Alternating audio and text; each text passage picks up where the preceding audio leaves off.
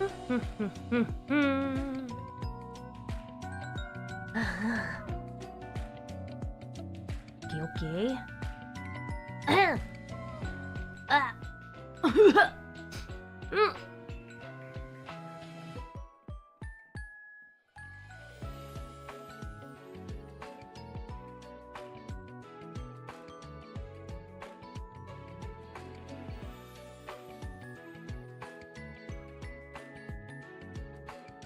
Well, hello. Hi.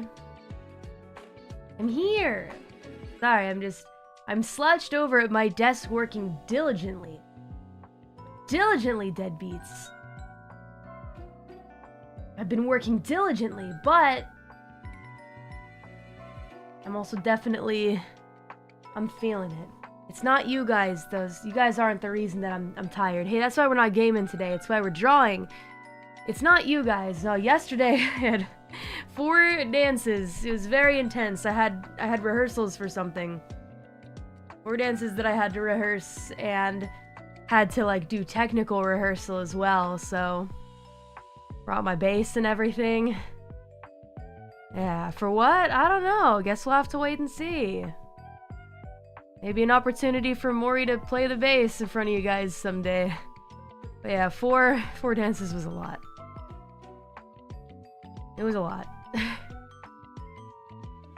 We technically had rehearsals. It was like a tech rehearsal, but you do the thing the way that it's supposed to be done in the final version, right? And it went on till late at night. Late at night. So I thought I was gonna be ready to go to sleep. I was like, all right, I'm locking in to go to bed. So that was gonna be hype, right? Locking in to go to bed, except for the fact that there were a couple factors that prohibited me from sleeping well. Right? Yeah, it's kind of like a dress rehearsal, exactly. And one of them was that my cats decided that last night would be the optimal night to ramp up the mischief levels to 11. Ghosty was jumping up on top of the TV and like he was practicing his jumps onto my bed from the top of the TV, which is super dangerous for him. I wish he wouldn't do that, but his balance is really good and he hasn't fallen or hurt himself, but man, I'm worried. Thank you, Michael C. I will be sure to read everybody's supas at the end of the stream. Sorry if they fly by really quick. Chat's zooming today. That's okay. I'm rambling too, deadbeats, so deadbeats are allowed to ramble as well. But thank you so much. We'll be sure to read at the end of this stream because we have time. We have time to read super chats after all is said and done. But yeah, I'm definitely worried about Ghost Cat because I feel like he wants to do as Tutu does. She's a bad example. Gets on top of the TV, and I feel like he wants to jump on top of the curtain bars. But he's too fat for that. It's not even that he's fat. He's just a big cat. Like, he's a big, heavy guy with really long legs. It's like I'm worried about him, you know? But he never does. He never does it. Like, he thinks better of it, and then he just jumps onto the bed, and he just repeats it over and over again. Like, it's like going down a water slide for him. I'm like, can you please not do that, Ghosty? I'm trying to sleep. And there's Tutu, who just can't decide where she wants to sleep. You know, she'll go from sleeping next to, right by my side, to walking on top of my head, to the other side, to under the bed sheets, and then she'll climb up her little cat tree, and then jump up on the curtain rails again. The reason that I put the cat tree there, right, was because I was thinking to myself, okay, fine. She can freely traverse the curtain rails as she likes, way high up in the sky in my room, and then when she's done being in that tiny little space, she can walk back to the cat tree and then jump on the top of the cat tree and safely climb down. Nah, she don't want to do that. She wants to jump on my head from the curtain rails. She uses the cat tree to climb up to the curtain rails and then jump on my head. Like it's a water slide. I'm trying to remedy this by playing with them a lot, but I feel like it only makes them more frisky. I love hunting Mori Calliope. Ah well. So whenever I can see her at the top of the cat tree getting ready to jump up to the curtain rails, I gotta spring up from bed, grab her, and put her on the ground or force her to go, leave the room, Tutu, until you stop being so mischievous, right? She doesn't care about that. She's gonna come back and do what she wants, because if I close the door, she goes on the door and I can't sleep. Tutu! Thank you, Spankenheim. Spank KFP and I'm sure you understand. Oh, thank you, Thomas Lee, as well. And that's pets for you, though. It was that, and then also Mori was training, and we upped the weights. We upped the weights to be 25.5 kilograms for the bench press. It was the first time that we kind of pushed it up a little further. I know it's not a lot. It's not a lot, but I'm not aiming to become super buff or anything. I just want my muscles to be nice and toned. But we upped the weight. And I did it, but trainer PT Sensei did have to help out in the last set just a little bit holding the bar because PT Sensei could definitely tell that I was starting to try to use my whole body to do the bench press. You can tell because you squirm a little bit because your arms don't have the power to push upward, and so you squirm a little bit like maybe I can use my abs and my legs. And that's when PT Sensei was like, all right, I'm gonna help you out a little bit. It's enough to beat Crony at arm wrestling. I don't know, we'll see. We're at a stalemate. Truly. I mean, this is a good weight for you. Yeah. I gotta keep practicing with that weight in a safe manner, of course, so that eventually it will become much easier for me to do. I'm not sure how much higher up I'll go than that. PT Sensei recommended maybe not going up much higher than that for the time being, just because of my goals. You know, my goals are different than everyone else's. Everybody has different goals for what they want, you know? So, yeah. But because of that, my right chest muscle that connects to my arm, it's not the full pectoral muscle, it's the part that connects to the shoulder, I think. It's just really, really tired. Need to drag all those souls to the afterlife, right? Can't do that unless my pectoral muscles are strong. Yeah, the pectoralis major.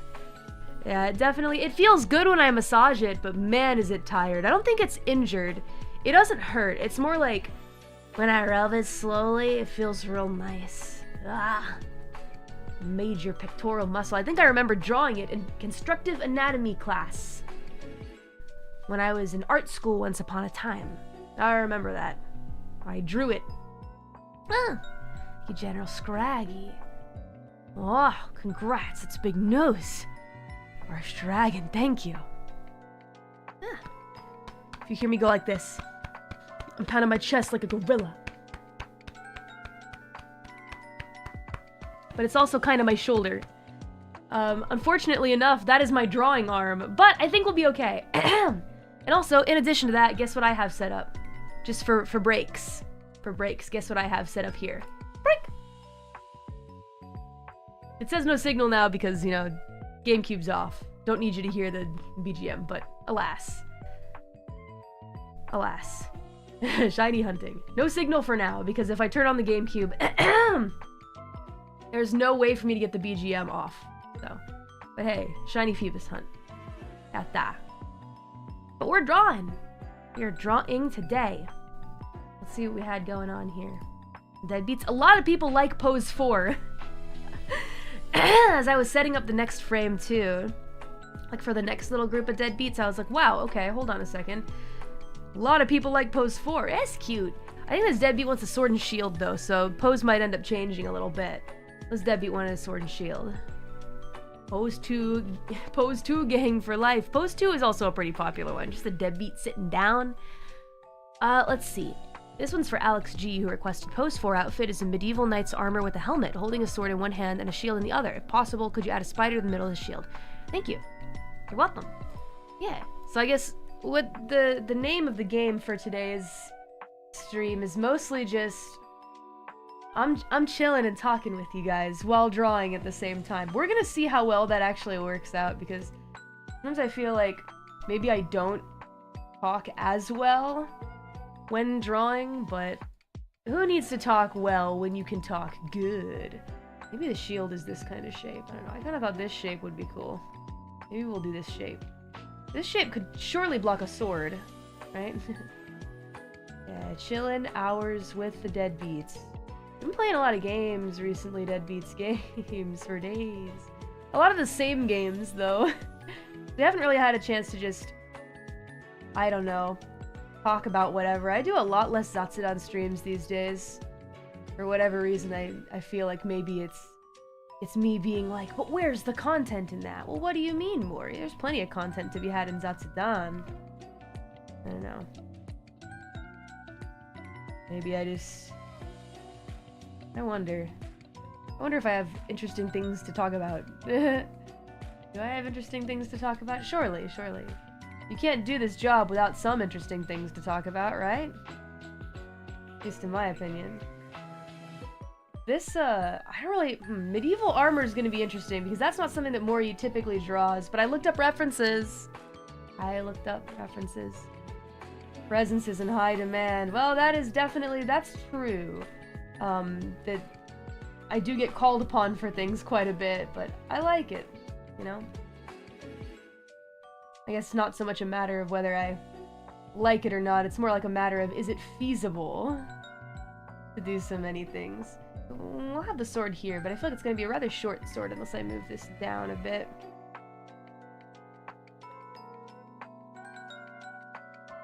This is a sword, though. This is definitely a sword. Maybe we'll make the arm. We'll turn it a little bit.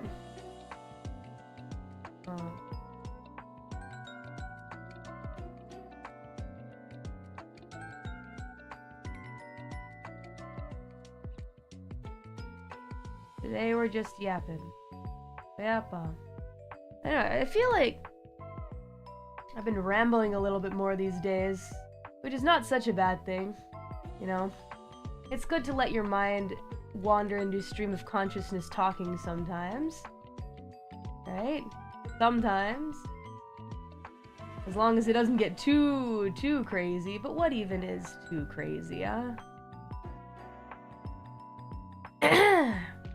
I have been going out into the wild and experiencing life a bit, so I suppose that'll do it. Maybe. Let's see. The helmet I'm just gonna base off of your helmet design, Alex G. Let's see. Good to touch grass, right? Every once in a while. Get out there and do something, but you know me, I have the curse of I want to always be productive. Huh? What do you mean? You don't always need to be productive all the time. Maybe I feel like it's a waste of time unless I'm doing something that will have some kind of like result or so. In the long run. Something that will mean something in the long run or so.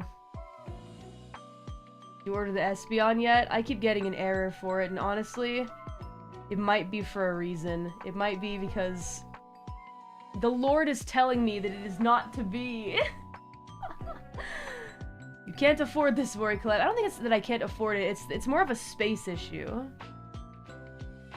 It's a space issue, truly. I mean, I only need one life-size evolution. I don't have my own, like, built home yet or anything like that. Once I get something like that, maybe I could consider having life-size plushes of things related to my hobbies. But not for the time being.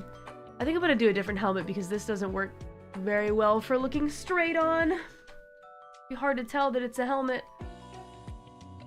Okay, let's see.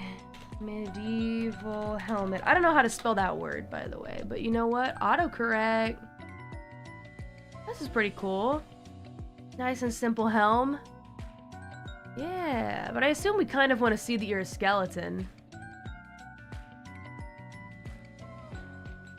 Oh, thanks, Deadbeats. But, you know, Google already auto-corrected it for me. It's very kind. And the conveniences that Mori relies on in her life. Oh yes, the simple conveniences. This is a cool medieval helmet. I assume maybe you just like the medieval setting, Alex G. I hope that's okay. Kinda reminds me a little bit Onion Bro right now. We gotta stop that. This is not Onion Bro. This is Alex G. Medieval armor. Yo, I caught a Mori Calliope stream. Welcome. Welcome to the Mori Calliope stream. I wonder if it's a bit on the unremarkable side today, but you know what? That's not how I want to think about it. Because it's not unremarkable to have the deadbeats here in just a setting where we just relax a little bit. Gosh, I need to take life so seriously, right? As you can tell, Mori Calliope is a chronic overthinker. Why I feel like my cats kind of get sick of me sometimes. They can tell that my vibes are not laid back. I feel like they tend to come around a bit more when I'm in a laid back mood. You know? When I'm overthinking though, I feel like they tend to stay away, which isn't the case for many people's cats. I feel like when some people are thinking too much, their cats come over and want to hang out with them. But my cats, I feel like they sense that my vibe is not chill. At all. I mean, I can be on stream, but in general, I mean, too much I'm doing. Thank you, G. Hard and Fire the Elements and Thomas Lee. Looking forward to reading these today. And Rena, thank you. You're watching to learn for technique? Well, yay! If you would like to take something from Mori's drawing and apply it to your own works, I'd be happy. Now we're gonna see how we draw medieval armor, and I finally am looking up references. Good for you, Mori Calliope, good for you. There's so many different types of medieval armor, so it's a bit tough to pin down what exactly would be the best one, but I think we'll do arm plates. When I try to draw along, I realize you're pretty fast. Really? I always feel like I'm extremely slow, but I guess grass is always greener on the other side, so... This seems like a cool bit of armor with a little turtleneck part here. And then... I don't know, I wonder, is it chainmail? They seemed to really like chainmail back in the day.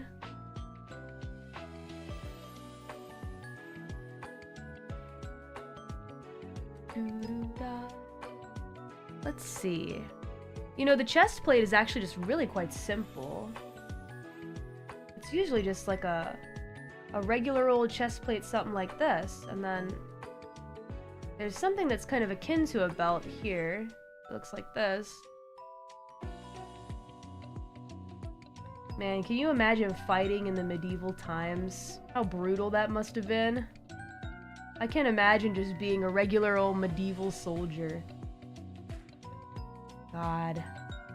How miserable. No playing Pokemon today? Oh, we'll play a little bit for a break. Yeah. Some of these deadbeats will undoubtedly take longer to draw than other deadbeats.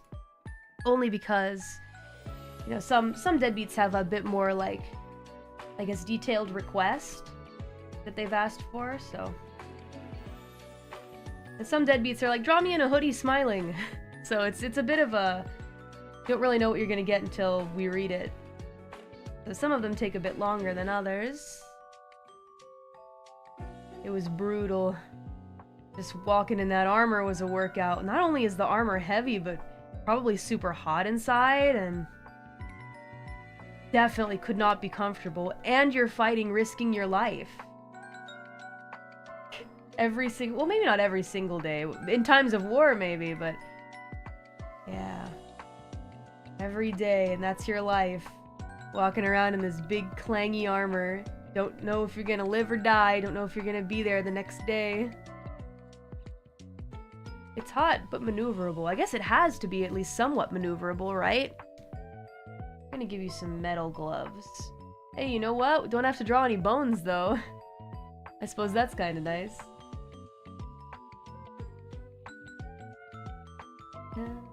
Imagine dying to an archer. I bet it was pretty common, as we all know archers are pretty OP. Alright, deadbeat. I'll go ahead and put some lines on you. That was quicker than I thought it would be.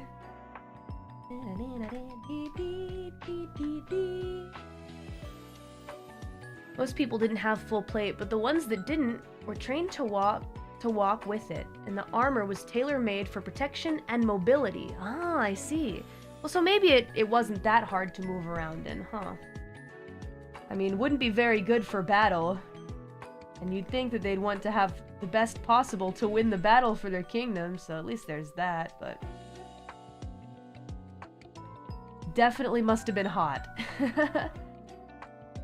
I guess probably pretty protective, but I mean, you know, in movies that feature, like, medieval battles and such, I feel like we've seen so many dudes fall to the sword anyway. Even though they're in full armor-clad get-up. Chainmail? I mean, how much can chainmail really stop, though? If you really force a sword in there. You ain't stopping anything. Not if they really force it. That was quite a cartoony little medieval helmet, but I think it's cute for this deadbeat. Hey, deadbeat, looking cute. These little bits here, are they screws or are they for decoration? We just don't know. We just aren't sure. Chainmail actually stops a lot, does it now? I mean, I guess it would be pretty hard to force a sword through there. I mean, it is iron, but maybe the way that you die from it is that, like, just the sheer, how to say, maybe the sword can't go through, but like imagine like someone's pushing full force with their sharp sword, and then, I mean, if with full force, maybe the chainmail just pierces you. Like, I don't know. Still gonna die. But you gotta find the weakness in every armor in order to slay your foes. Or just pummel them to death, I guess. I guess that works too. We'll give you like, I was gonna do like an angry look, but maybe you are just like a noble chill knight. Alex G. Is based on your profile picture. Something noble and kinda cute. Kinda cute. That's called blunt force trauma. Yeah, something like that. With the old copy paste. Just for the sake of consistency. Yeah. Brave, brave Sir Deadbeat. Sir Deadbeat ran away. Not Sir Deadbeat. I saw him the other day with Sir Deadbeat. And they were both together having a sparring session with Sir Deadbeat. And dang, how many Sir Deadbeats we got? Over 100 based on all these drawing requests, which I'm very grateful for. Actually, I don't think it was over 100, and it's something like 70. It might have been over 100. But... oh yeah, grab the sword by the blade and use the hilt and pommel as a mace. That seems to be the way to go. If I were in the medieval times, how would Mori Calliope fight? Well, you guys know that I have my signature scythe, but if I were to really be smart about it, how am I gonna take someone's life? I'd go with blunt force trauma instead of trying to pierce them with a sword. Because nothing's getting through that armor, for the most part. Or a hammer. Yeah, a hammer would be good. Hammer to the head. No matter what kind of armor that you have, you dying. I don't care who you think you are, or how much chainmail you have. You dying. It's going down. You're becoming a deadbeat. Unga bunga. That's why strength rules. Can't believe they turned me into a strength bully. I mean, strength Chad. Strength Chad. Gotta beat him to death. Yeah, beat him to death. That's the best way. That's how you get your enemies. You gotta be tactical about it. Let me see, how do I want this armor to go? Maybe, you know what? This front plate is gonna go in front of the shoulder plates. Let's try the shield first. Yeah. And then this shield's gonna have a spider in the center of it. As requested by Alex G.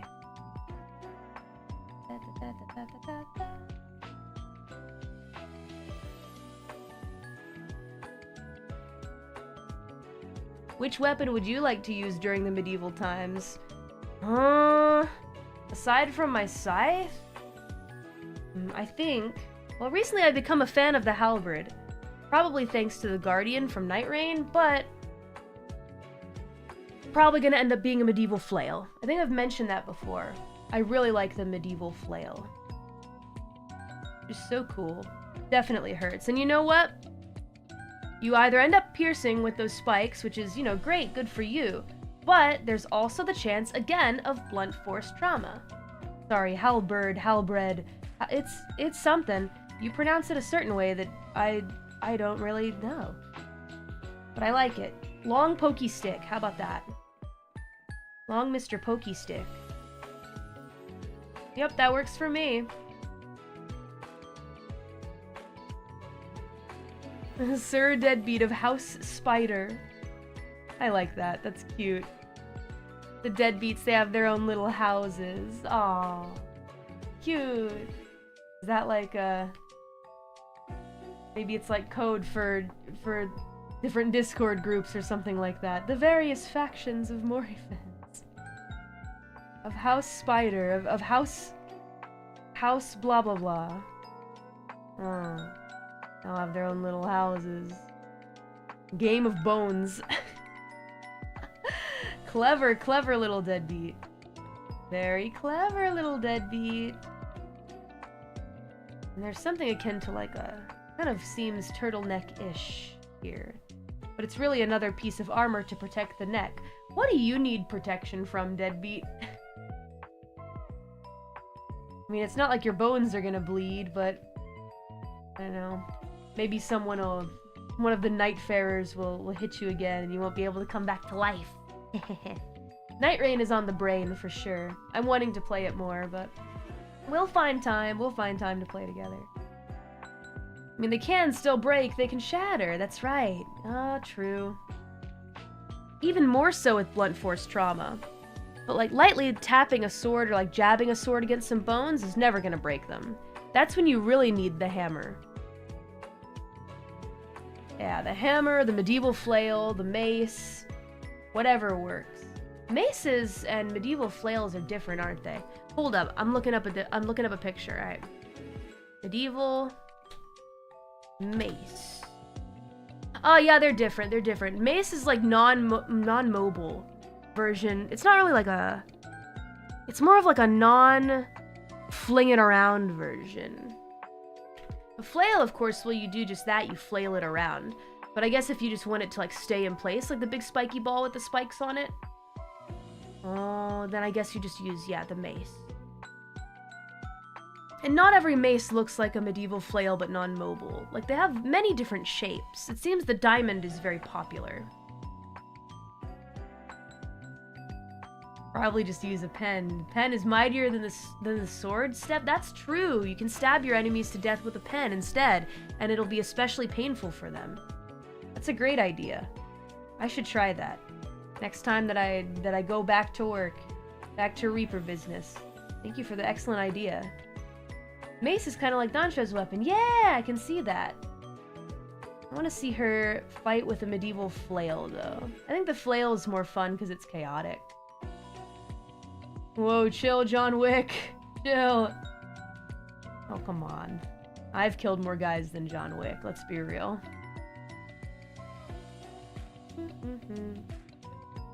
Actually, the sword has more reach. Yeah, it doesn't matter how much reach your sword has if you're not breaking my bones, you know? If you're not rattling me bones. A little bit, I don't know, giddy giddy.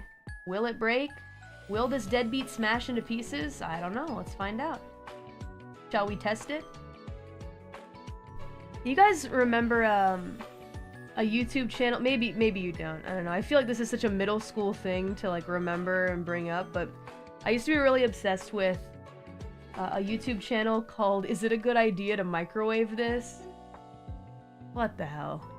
That just sounds like a channel from like 2009. Like the very beginnings, a classic. You've never heard of it? Oh man, maybe it's for the better. It's just, even just from the title, it's kind of like, yeah, that would be an early YouTube channel. I think I watched every single one of their videos. I was so inspired. I mean, I wanted to know. I sure as hell wasn't gonna microwave my lava lamp, though. The lava lamp one actually was apparently, it really caused an issue. And they said that it was extremely dangerous. And to do not do it. Microwaving a freaking lava lamp. You watched that one too? Ugh. Will it blend? Gee, I wonder why. One of those guys makes movie reviews once in a while. He is a big film guy. The more you know. He'd bring a shotgun to a medieval fight. Yup. That's right. Like the Evil Dead. My boomstick. There's nothing you can do about it. Everyone underestimates lava lamps, right? I mean, I've never underestimated lava lamps. I've always been scared of them. I wouldn't say deathly afraid, but I've always been pretty cautious of lava lamps just because, I mean, look at them. Inside of that lava lamp, you know that that is a substance that is not, it should not be outside of the glass. That's crazy. What the heck? I always imagined they would explode. I'm gonna be honest with you, Deadbeat. It's me, not speaking from experience, but just that I know from watching this channel quite a bit. Most things explode. In one way or another. I think that the answer is usually it's not a good idea to microwave the thing. Because microwaves are meant to be used on food. And that's about it. And maybe some other fringe cases like, oh, you need to warm up something to like put on like a sore muscle or something like that. But in that case, it's microwavable. They make it so that you're able to microwave it in order to warm it up a little bit to put it on your ailing bones or tendons or whatever, right? But for the most part, the answer is usually no. It's not a good idea to microwave that. But man, curiosity, right? I gotta see. I gotta see what it looks like. You know? What's gonna happen? But lava lamps, that's some toxic substance inside of there. On a bit of an unrelated subject to microwaving things, but related to medieval stuff. Guess what? I got the okay to play some fan-made Jump King maps. Well, I don't know if this person is a Mori fan. They follow me, but it's not like it's a Mori-based Jump King map.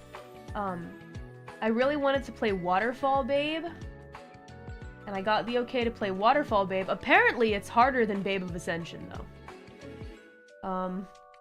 We'll see, but it looks so beautiful, I have to play it. And there's a possibility we might get the okay to play Babe of Ascension as well. Yeah, I mean, I really like Jump King Quest, but I will say, my fave is always going to be base-type game Jump King. And so that's why I really, really wanted to get the okay to play some other maps, I guess. If you haven't heard of them, you gon' find out. You gon' learn, Deadbeat. Would you say that Jump King is a dating game? Yes. Yes, it is. But the way that you secure the girl is just, it's different. Maybe shouldn't say secure the girl. I was gonna say secure the win. But you know, the babe, she's not a prize to be won. She's not just a trophy to be won, but Jump King, she kinda is. She kinda is. Right? Hey, where's my Jump King sequel where you play as the babe? That's, you know what? I would love to play that. But, you know, at the same time, I mean, she is at the top of the... They also don't really have much of a relationship until the Jump King gets there. I feel like their relationship only begins once he gets to the top of the tower. And then they really actually have their relationship. All before that is just... It's the same thing as a visual novel. You work really hard to make decisions that will lead you closer to the girl of your dreams. By the end of the game, you've either done it or you haven't, and you give up.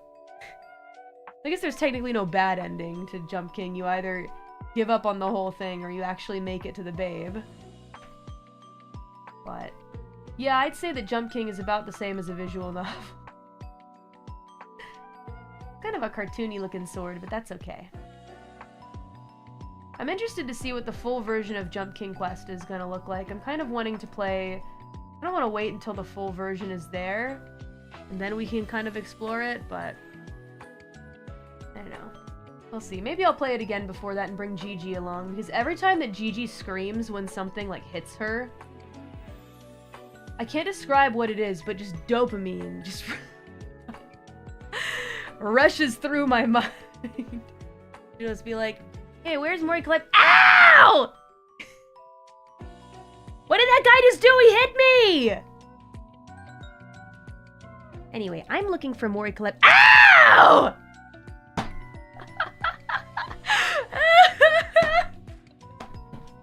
It's so funny. I prefer it to, like, even the horror game screams from Gigi. When we were playing Night Rain, it was so funny. It's the scream that specifically happens when, like, an enemy hits her. It's so funny. I don't know what it is about it. I need to play more games with Gigi where she gets hit by stuff. It's the only reason why I'm like, oh, Fortnite? I'd play that with Gigi. And I want to play with Cece as well. Do the three of us. You like her pain? No. It's not that. It's not that. It's just funny. It's like the same feeling where, like, remember in the early days of Lethal Company where everybody was starting to really finally get the comedy behind hearing your friend scream from several rooms away? It's that kind of thing. It really is, truly. Just Looney Tunes ass sounded scream that she's got. Now then, time for a little signature here. This one took a bit on the longer side because medieval armor, but I was happy to draw it for you, Alex G. Thank you so much for the commission. I was about to say the Mori mission, but that doesn't really make a lot of sense. Though you do look like— oh wait, the spider. I almost forgot the spider. You do look like you're about to go on a Mori mission, though. I'll draw the spider on the shield, and then we'll be good to go. Yeah, this is 2. Alex? The Calliope. That doesn't sound good either. That sounds pretty bad. What do spiders look like? Hold on. Looks up reference. If you don't know what it looks like, Mori, just— not that I don't know what a spider looks like. It's just, how would it look as a logo? Okay, that's the Spider-Man logo. Don't need to do that. But I can see now what a spider— the general shape of a spider. This might be kind of cool. Okay. This looks like a logo you would find of a spider on a shield. We're gonna have it be one color. 8 legs, right? Well, this spider only has 6, but I'm gonna make it 8. Because, you know, that's an accurate spider has 8 legs. 8 legs!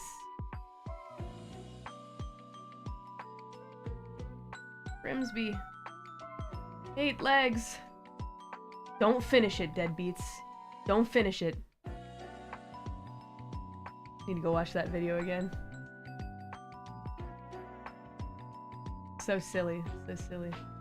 Imagine. Imagine. Stop. Okay, I started it though. I started that. Maybe more. Imagine. Oh man, what a classic vid. You guys should— if you don't know what I'm talking about, and maybe you're like of an age that is maybe, you know, on the older side, to give Ariel Needs Legs a watch on YouTube. That's a classic video. That was the funniest thing when I saw that in the day. Still pretty silly. You'll see creation.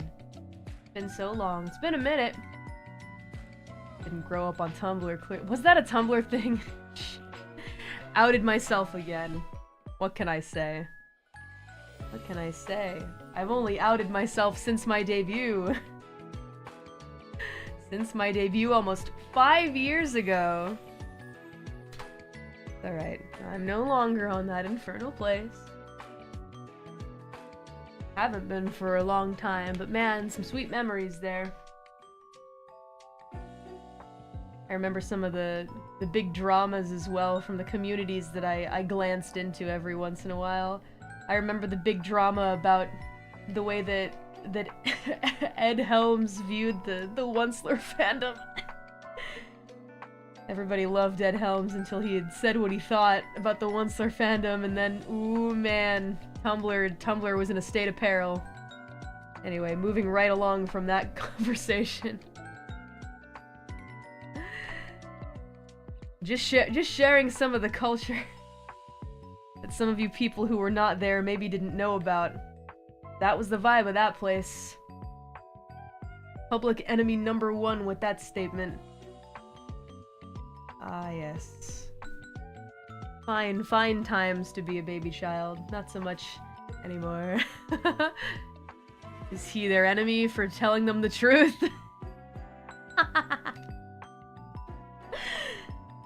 It depends on who you ask. I, personally, when I heard that, I was like, you know what? Fair enough. I just like the character. He did nothing wrong. Yeah. He said what he thought. They can't handle the truth. Huh. Well, Alex G, this is for you. Cute little medieval deadbeat. Ooh, nice. A redirect. Perfect. Just in time for us to not talk about the thing we were just talking about. Thank you very much, Alex G. I hope you enjoy your medieval beat. Now let's see what we got here. Next up, we've got Mystic Mark, Deputy Deadbeat. Ooh, Deputy Deadbeat? Are we drawing a cowboy beat? Post-war cowboy deadbeat wearing a duster coat. Sheriff badge. Cowboy hat with a longhorn. Okay, like one longhorn or like two horns from a longhorn? Cowboy boots with boot spurs, we'll figure it out. Pixel sunglasses, button-up shirt and denim jeans. A knife strapped to his belt. Belt buckle with small Callie. Holding a revolver. Oh man, am I gonna have to draw a gun? Gee, good golly gee, I'll do my best. Give him one long horn. A single long horn. Boots with the spurs, The whole saloon was looking at her.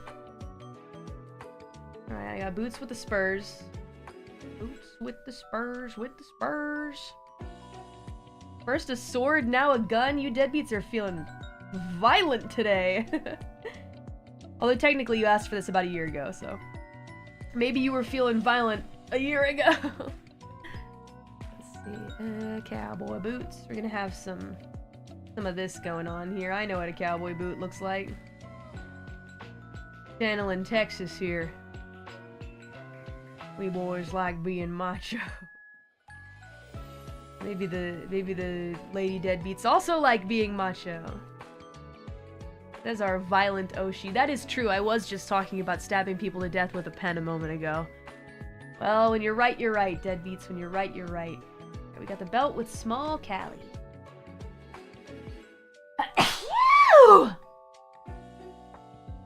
We'll just have it be here. He's here.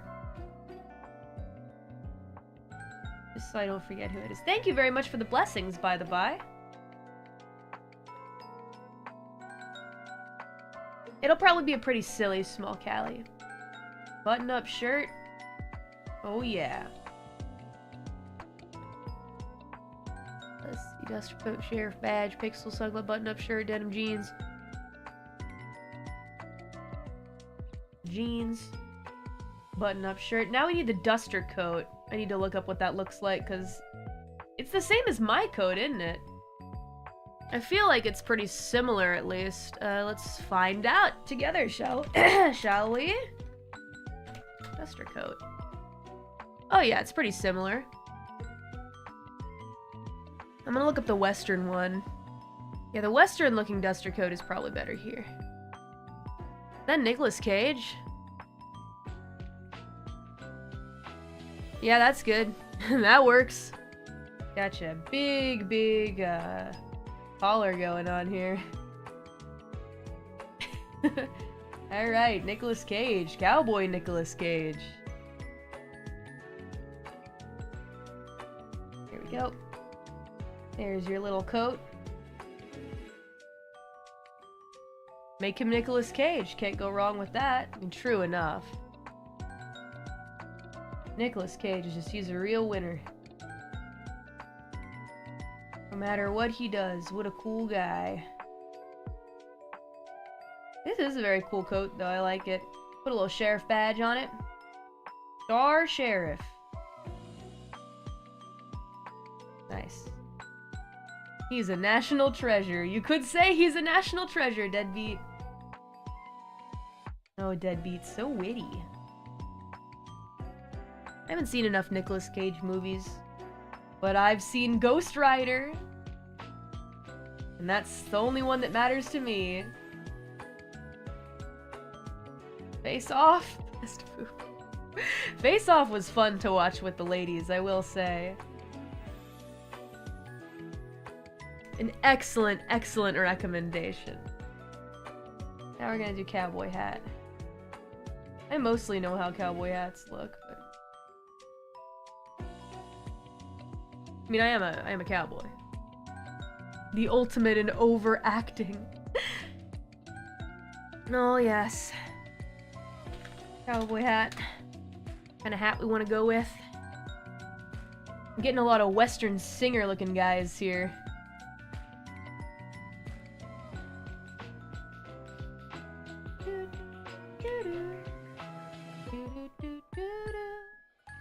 And then for the Longhorn,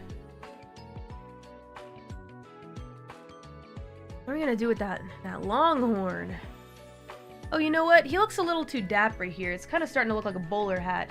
The way that these hats look like is more like, how to say, like straight here, and then they go up on the side. Kind of like this deal going on here. And then, I mean, I own a cowboy hat. I really should just go look at that. Nah, but that's fine. This is good. Alright. And now, Longhorn.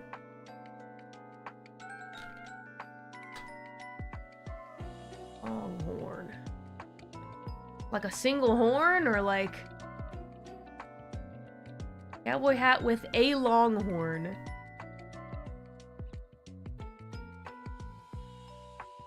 Like, what could it mean? Like a single horn? A unihorn. Longhorn cow, I assume. That's what I'm thinking too, but like, a single horn is like this. I mean, I guess that's kind of cool looking. You know, a singular horn. Cowboy boots with spurs, boots with the spurs, with the spurs. Pixel glasses. And then we're gonna need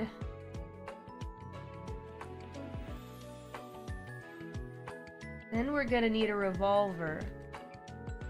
Trust me on these glasses. I definitely know how to draw them. I do. Just the way I draw them is a little... Yeah, that's fine. It's fine. Hey, one horn's also pretty cool. Kind of reminds me of Narissa. Narissa is a cowgirl? Revolver, Jesus. I'm gonna look up simplified revolver.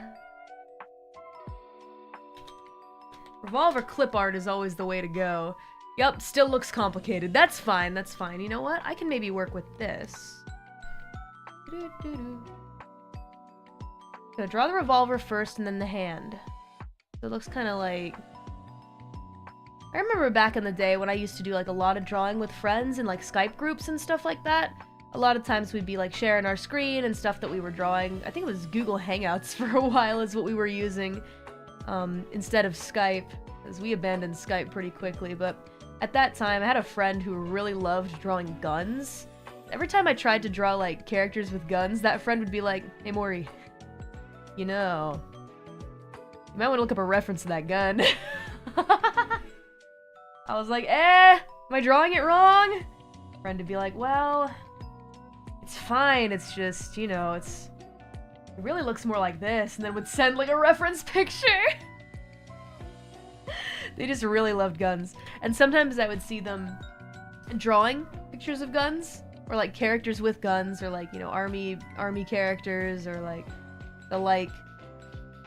Same friend who was challenging... That friend was challenging themselves to draw, what was it? The most complicated looking Gundam in the world. I forget what it's called. I forget which one it was, but we didn't make fun of it. We were always laughing at it because of how complicated it looked. I can't remember what it was called. But there was a meme about how complicated and hard it was to draw. Let me see. I'm gonna look up most complicated Gundam.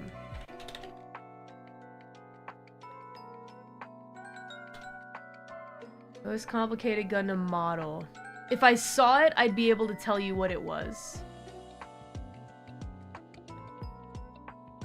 I know it had blue in it.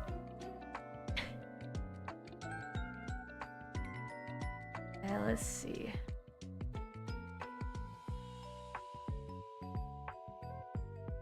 Most complicated Gundam model. Now, where is it? Oh, wait.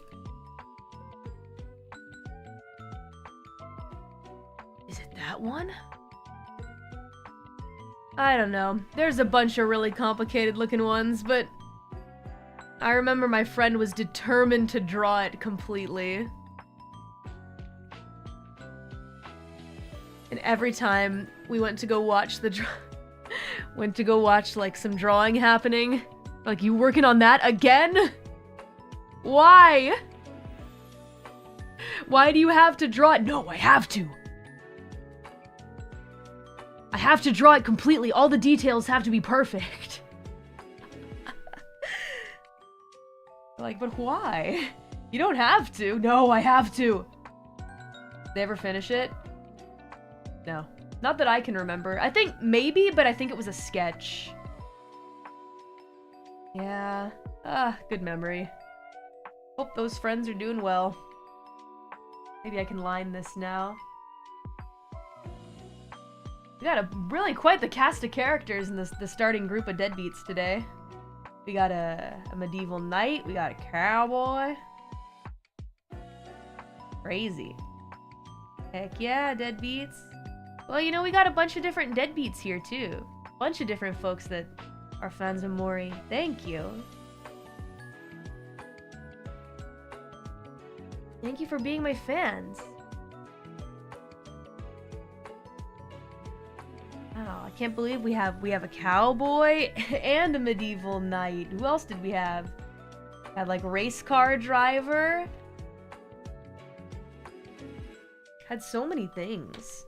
I think there was an astronaut too. An astronaut beat. Pirates next. Who knows? So many different deadbeats out there.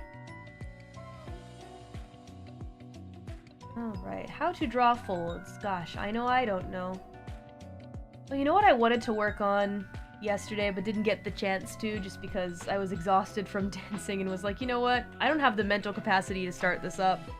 But I figured what I want to do for like my own personal shiny hunt is I want to hunt for shinies. I'm starting small, by the way. I want to hunt for shinies of every single evolution in Heart Gold and Soul Silver.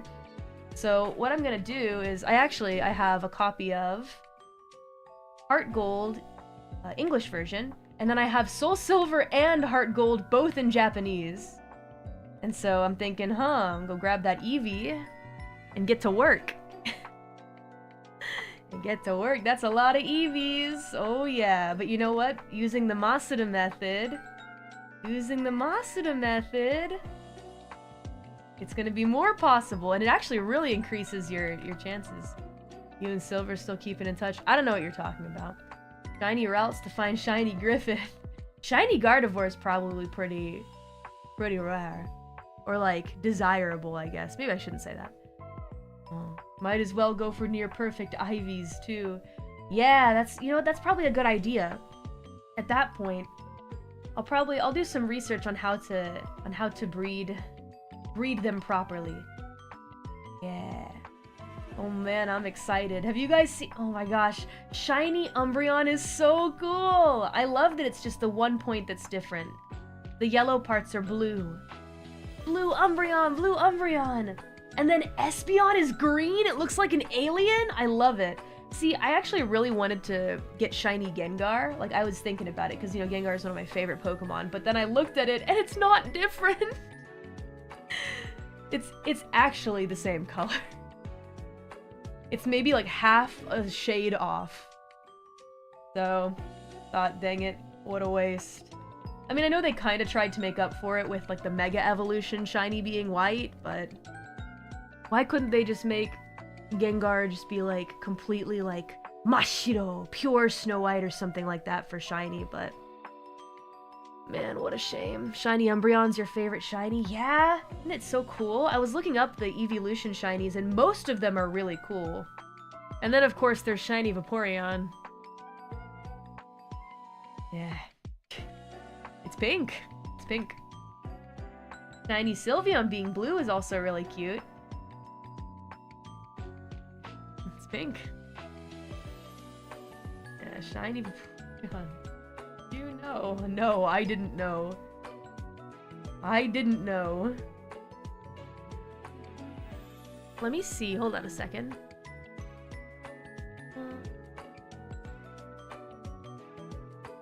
Okay. Let me see. I actually want to look them up right now.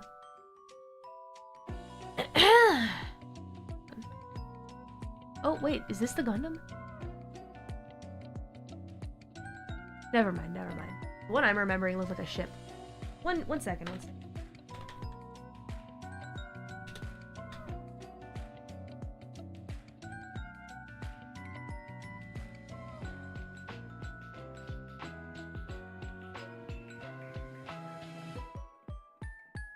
Hold on, I'm looking up the shinies now.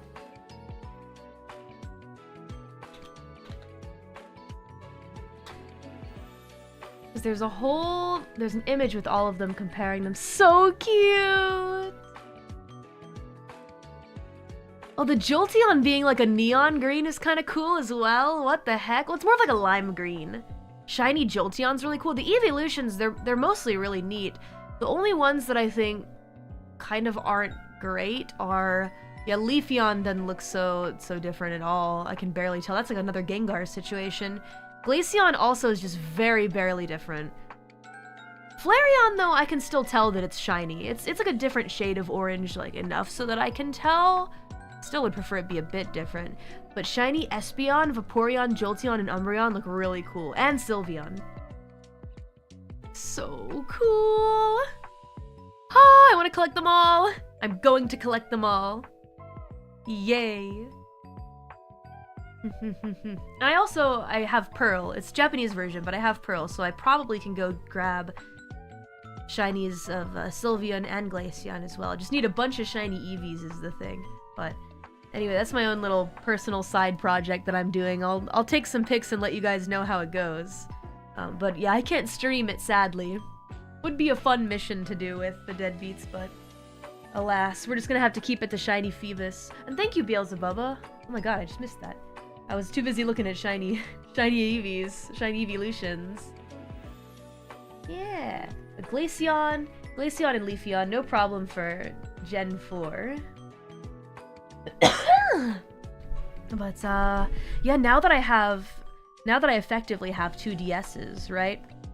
Now I can easily trade them around. And I'm very lucky that I have easy access to Japanese versions of games, so that's exciting. Yay. Breeding shinies in Gen 4, my favorite gen. One of my favorite gens. It's gonna become so much easier now. Still no shiny charm though. Shiny charm isn't shiny charm only for catching, or can you use it to hold while like breeding and stuff like that? I wonder. I don't know anything about shiny hunting, especially in Gen 5. I just know that they included the shiny charm to make things a bit easier. But I don't know. I'm excited. Gen 4 is one of my faves. It works for breeding. Oh boy. Oh man, we're making tons of shinies. I say all of this and I'm really excited, but I've yet to have a single shiny in my possession aside from Red Gyarados and Giratina. but Giratina is very, very special to my heart. I'm excited to get my Pokemon Bank 3DS. Let's go. Finally, I'll be able to transfer my Pokemon all the way through. Have I tried hunting in Go before? Shiny hunting? No. I did use Pokemon Go at a certain point, but I kind of fell off of it really quick, just because it didn't feel like Pokemon the way that I personally like playing it. And I don't know, I didn't really like the idea of going out into the real world and like seeing other people in spots that I wanted to go to. I'm too shy. I'm too much of a indoor person. I don't know, is catching shinies different? That part, same. The point was, yeah, definitely for more social people. I can see why they enjoy Pokemon Go, but I'm kind of like, don't perceive me. Higher rates during certain events? That's interesting. Pokemon Go, I feel like, did so much for the popularity of Pokemon, though. Like, it can't even be overstated how much Pokemon Go changed the game. I mean, at the same time, I can see the appeal of it, and like I wish that I liked it, right? I mean, it's just Pokemon LARPing. That's all that it is. But like, for people that don't know what LARPing is, that's what it is. They don't know. Mom, you don't know it, but you've been LARPing as long as you've been playing Pokemon Go. What? I don't know what that is. Live action roleplay, huh? No. That's what it is. I mean, in that case, I mean, I kind of like the idea of, wow, the Pokemon world is real now, but it's still kind of not. I don't know. There's this shy, pink-haired girl over there. She's training Pokemon. I'm gonna go say hi to her. No! I wish to be left alone. And then we become rivals. Rival Mori challenges you to a battle. Stay out of my way. It's LARPing, it's what it is!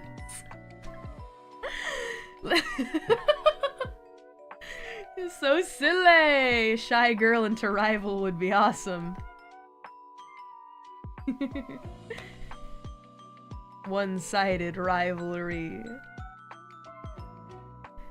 Oh man, I love Pokemon. I really do. I'm glad that I got back into it, because I feel like I'd gotten out of it for a bit. But now I'm remembering. I'm remembering how much I love it. Rival Mori chose the exact Pokemon that would have an advantage against yours. Yeah, I've played these games before. I'm gonna be the rival that chooses the Pokemon that beats yours. That's what I do. Give like a subtle pattern to these boots here.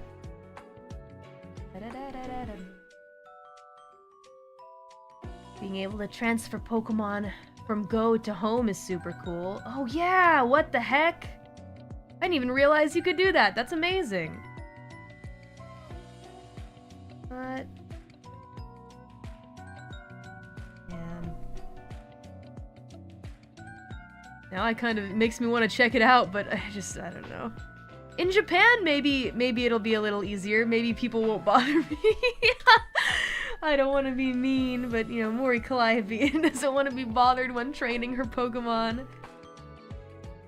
And thus, a rivalry began. I wonder how many people have gotten married from meeting in Pokemon Go. Or like meeting while searching for Pokemon in Pokemon Go. A real-life Pokemon love story. Surely, at least two. At least two people. Pokemon Go brought us together.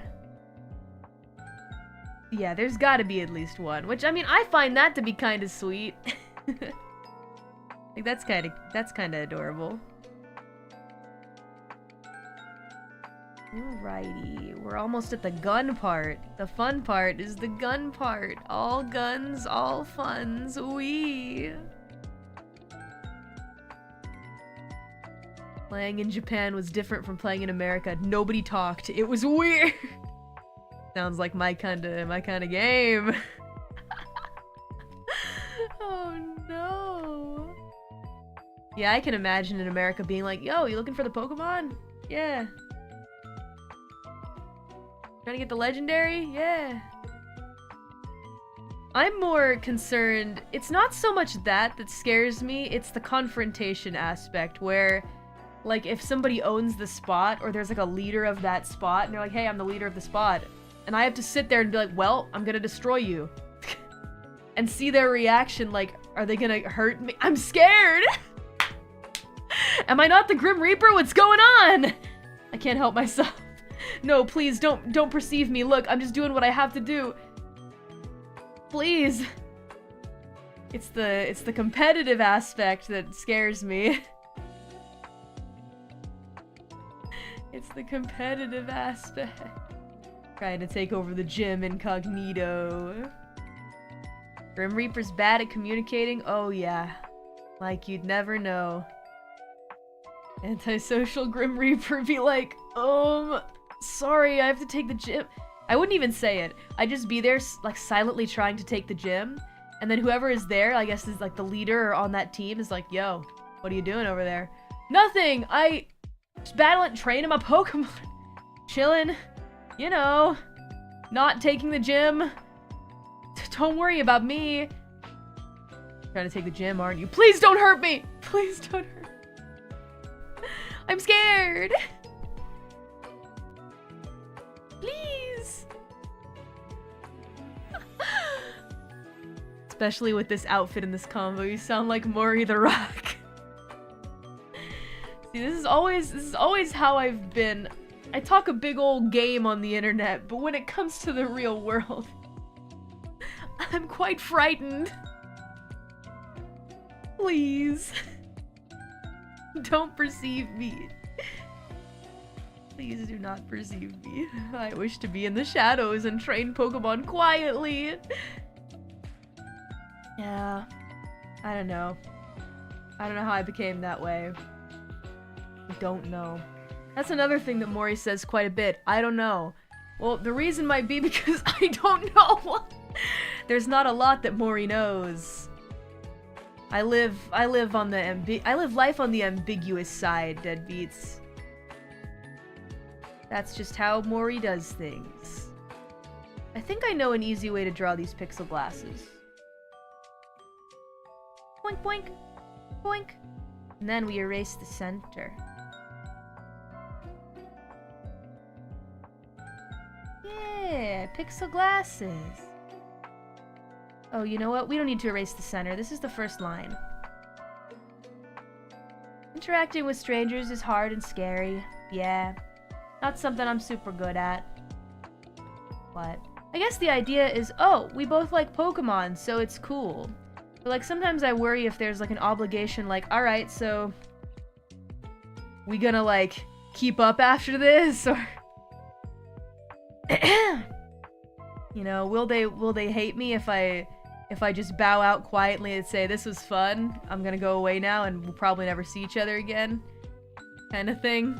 Are they gonna hate me for that? Is it okay for me to say that? Be like, hey, I'm gonna go. It was fun, but have a nice life. You know? I just don't want to be mean. What if they want to be friends, but I don't want to be friends? I have so many people in my life already that I struggle to keep up with, and I worry about being a bad friend. I have so many people that I care about already. I gotta focus on them. You've done that like 100 times. I've been like, oh yeah, this was fun. Goodbye forever.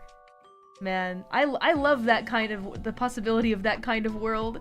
That's the world I want to live in, where we can just, you know, do that in like a chill way, you know? This is fun, but I'm out of here. But I always feel like, I don't know, what if they don't like that? What if they hate it, and then they hate me? Because I didn't want to hang out with them for longer. Yeah. I'm rambling. I'm rambling. Ah, anxiety, ah! Ooh!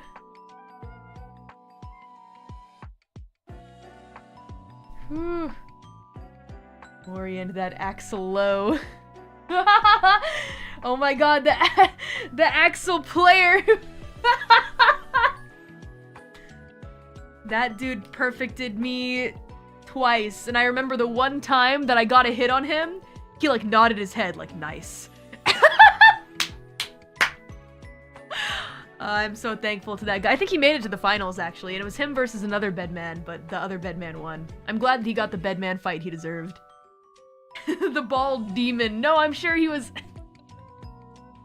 No, he was really nice, he was really cordial, but you know, it was very clear that he was a pro and I was a casual, big time. Dude was nice though, dude was nice. Just, the nod kills me. I think about it sometimes, I'm like, oh yeah. This dude is in awe of my skill. He's in awe of my skill. That was fun. I was feeling really confident because, you know, at the time they had a bunch of consoles lying around the convention where you could play with other Guilty Gear players, and there was somebody playing May, and I destroyed him. I destroyed that dude. It was a good match too. It was good. It was a good match. But I felt really up on like a really high pedestal there, being like, yup, I can totally make it in this competition. And my friends, I think I told this story before, my friends that came with me, they were so sweet. While I was like playing a little bit after the competition, my friends came up to me and said, "Here, we got you your reward." I was like, "My reward?" They're like, "Yeah, for being in the competition," and it was a Persona 3 scroll. I still have it to this day. I still have the Persona 3 scroll my friends got for me. It was very cute.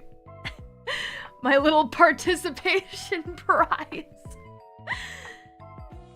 She managed to hit me one time. Good for her. She's got a bright future in the Guilty Gear community. Like, I love Guilty Gear's characters and story, but no way I can sweat it out with the rest of them. That's okay. Shirtless chin scroll. No, that doesn't exist, and for good reason.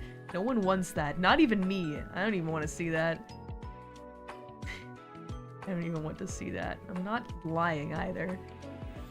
Have you seen the new girl? There's a new girl in Strive? No, I haven't. Sorry, this small Mori is very simple.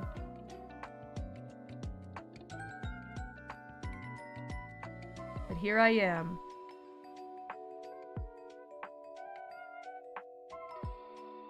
That looks better. She's from the anime. There's an anime for Strive? How did I miss that? I'm really not keeping up with things, huh? Oh my lord. I sit here saying like, oh yeah, my timeline's great.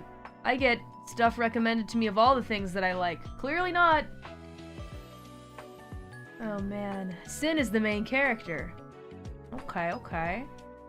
I'll check it out. I can't guarantee I'll watch all of it, but I'm gonna try. I don't know if you'll like it. Yeah, I tend to...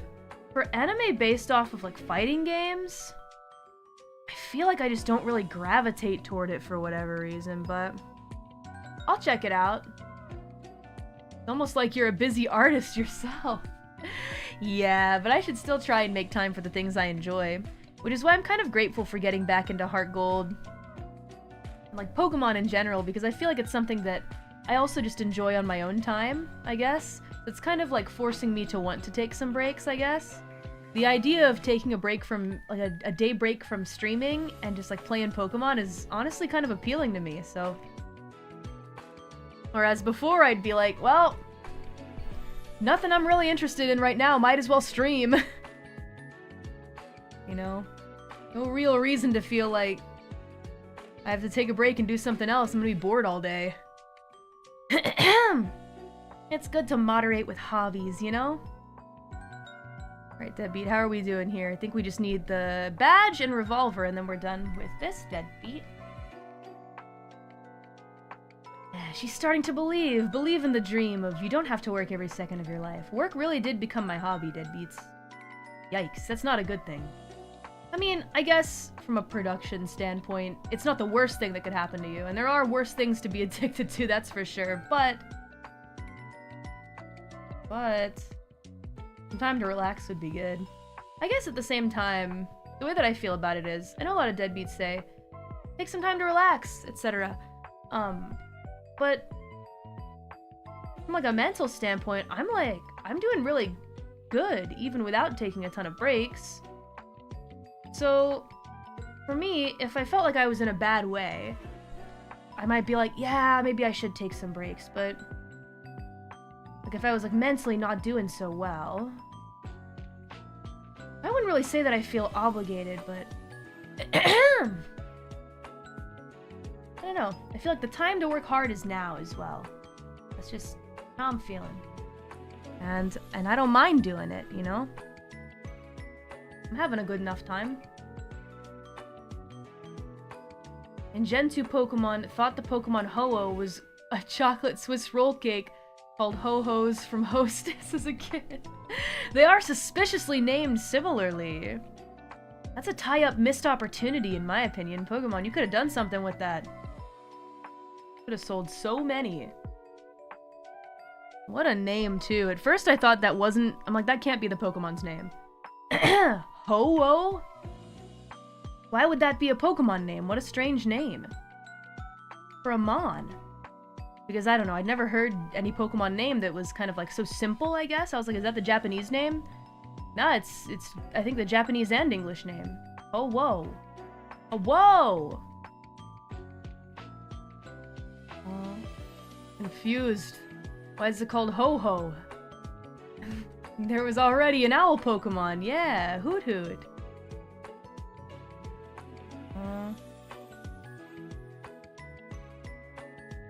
Oh.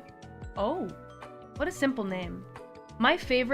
One of my favorite recent Pokemon names, though, that I really like a lot. I'm not super into, like, the new gen, but I really like the name Necrozma for a Pokemon. When I heard that, I was like, yo, that's sick. The design of that Pokemon's pretty freaky, too. Like, it's just black shapes. It's just like a geometry dude. Like, what the fuck? Huh? Yeah, that one's from Sun and Moon. I really like that name. I think it sounds cool. Necrozma. Very extra-dimensional, yeah. Oh. And I think, out of the recent games, I also really like the Pokemon called Eternatus, as well. It's so freaky! Like, if you look at it, it's like this big space monster with, like, a skeleton and everything. It's so awesome! Big flying space monster, and I'm reminiscing about Sword and Shield now, because I did enjoy Sword and Shield. The dogs, too. I love the heroic dogs, as well, from Sword and Shield. They're so cute! I love them. I don't know what it is about, like, the Sword and Shield dog, but they kind of reminded me a little bit of how older Pokemon legendaries would be like. We had, like, the legendary beasts, right? From Heart Gold and Soul Silver. Just, you know, animals. I thought that was really cool. And they're so noble, saving the world from extra-dimensional space alien Pokemon. Like, I really like that. Sif and Shield Sif. Good doggies. Yeah, I actually really like those legendaries a lot recently. Like, because I was watching a video about someone had ranked what they thought were like the most good the most noble, like, opposite of evil. Because we think the opposite of evil, is it good? The most noble Pokemon? I don't know. It was a slider for evil, most evil to least evil legendaries. And of course, Giratina was right there on the evil side. Though I don't think that any of the legendaries are inherently super, super evil. I think some of them are just wild beings that exist out in the wild like any other wild animal, and they're just trying to survive. How evil is Giratina, really? I mean, he's supposed to be Pokemon Satan. Like, that's what he's supposed to be, but, you know, there's a whole lot of, like, lore about, you know, him being cast out by Arceus, but at the same time, like, he cared a lot for his extra-dimensional home on the other side and such, and he's really not that bad. He's kind of, I can understand him a little bit, you know? I can understand him. He's cute. I'm also a little biased. Yeah, he was pretty much banished, but he's also done some good things, like in Platinum, for example. Well, the argument that people use for Platinum is like, yeah, he dragged Cyrus away into the other world, and he stopped his nefarious plans and stuff like that. I think it depends on how you view it. I don't care whether Giratina is evil or not. I love him. He's my favorite legendary, no matter what. No matter how evil he might be or how good he might be, he's my favorite. But I think he gets a bit of a bad rap. Yeah, they also said that they thought that, like, Kyogre and Groudon were on the evil side, but I pretty much completely disagree with that. Just because I feel like they're just wild animals that fight with each other, and that's it. I wouldn't call them evil. Yeah. The Necrozma's pretty evil, though. Yeah. Well, here is a deadbeat for you. Yeah. They're just forces of nature fighting. That's all that it is. It's not like they're looking at the human beings like those guys suck and we want to go out of our way to hurt them. It's more of like, they don't even perceive, I don't even think they care about human beings at all. Like, they're just kind of like, if they're in the way, they're getting hurt. If they're not, we won't go out of our way to hurt them. And I don't consider that evil. This is for Mystic Mark. Deputy Deadbeat.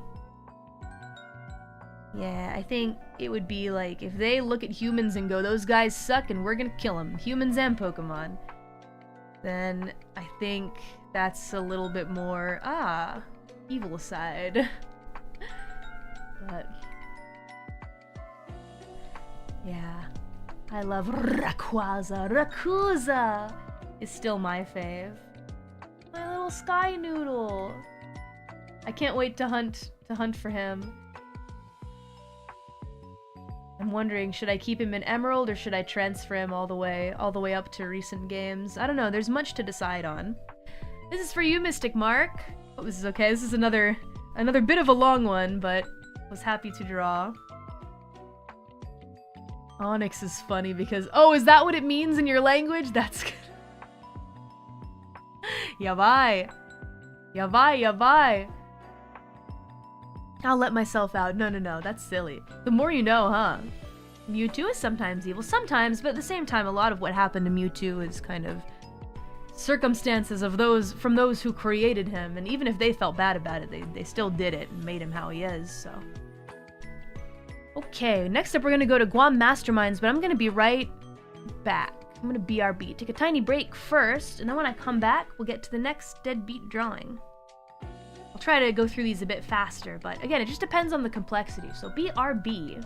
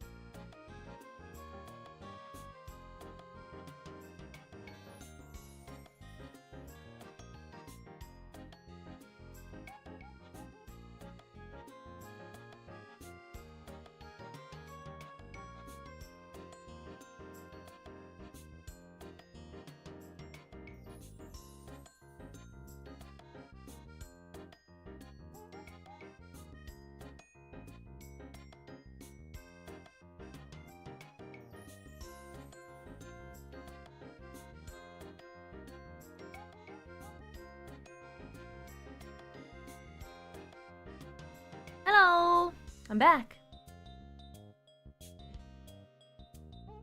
Tutu was sleeping in her cat tree. I went up to her, I'm like, hey Tutu, of course you're sleepy now, you were bothering me all night. Sitting her fat butt right on the top of my head. Bother her back. Oh, I did. But it was with pets and she liked that, so I didn't win. She won again. Sneeze. Sneeze.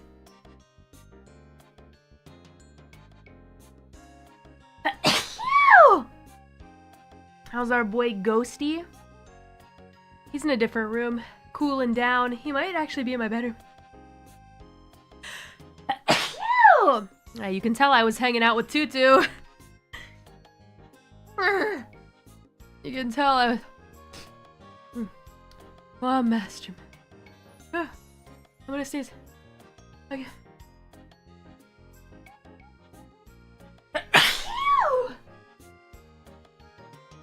Ugh. Sorry. Hold up. You would think, like, nose being kind of, like, in bad condition is more for winter time, but man, it's, like, almost about to be the dead of summer. Maybe not the dead of summer. It's just the beginning of summer. It's just the beginning. I'm gonna sneeze again. Ugh.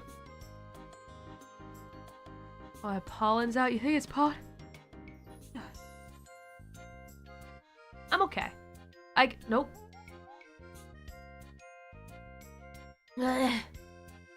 Or hit combo. Time you say it, it doesn't happen. That's true. I have to not be thinking about sneezing, or else the sneeze just whacks me in the face. Well, Mastermind says, please draw me with pose 2 Shaka Bro gesture. Can I get zipper hoodie sleeves rolled up with baggy jeans and forward baseball cap with brim flat and hoodie covering the cap partially. Also dog tags round your neck and either abbreviated deadbeat for life or tombstone with FB and F on it. Okay, sounds good.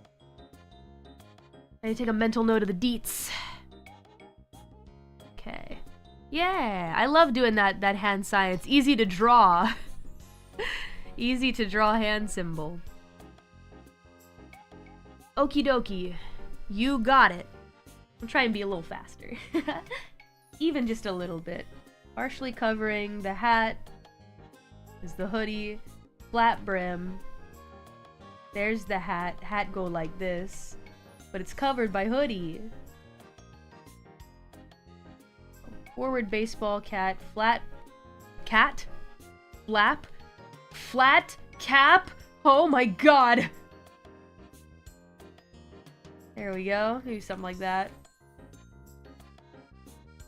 And then, alright, we are speed deadbeats. We're speedy today. Big speed vibes. Cats on your mind? Cats are always on my mind. Always, always.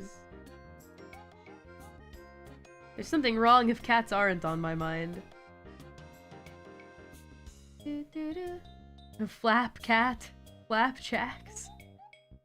I don't know. There's a lot going on. Talking is not always my strong suit. Especially when I'm doing something else, right? We were talking about legendaries. We were talking about legendaries.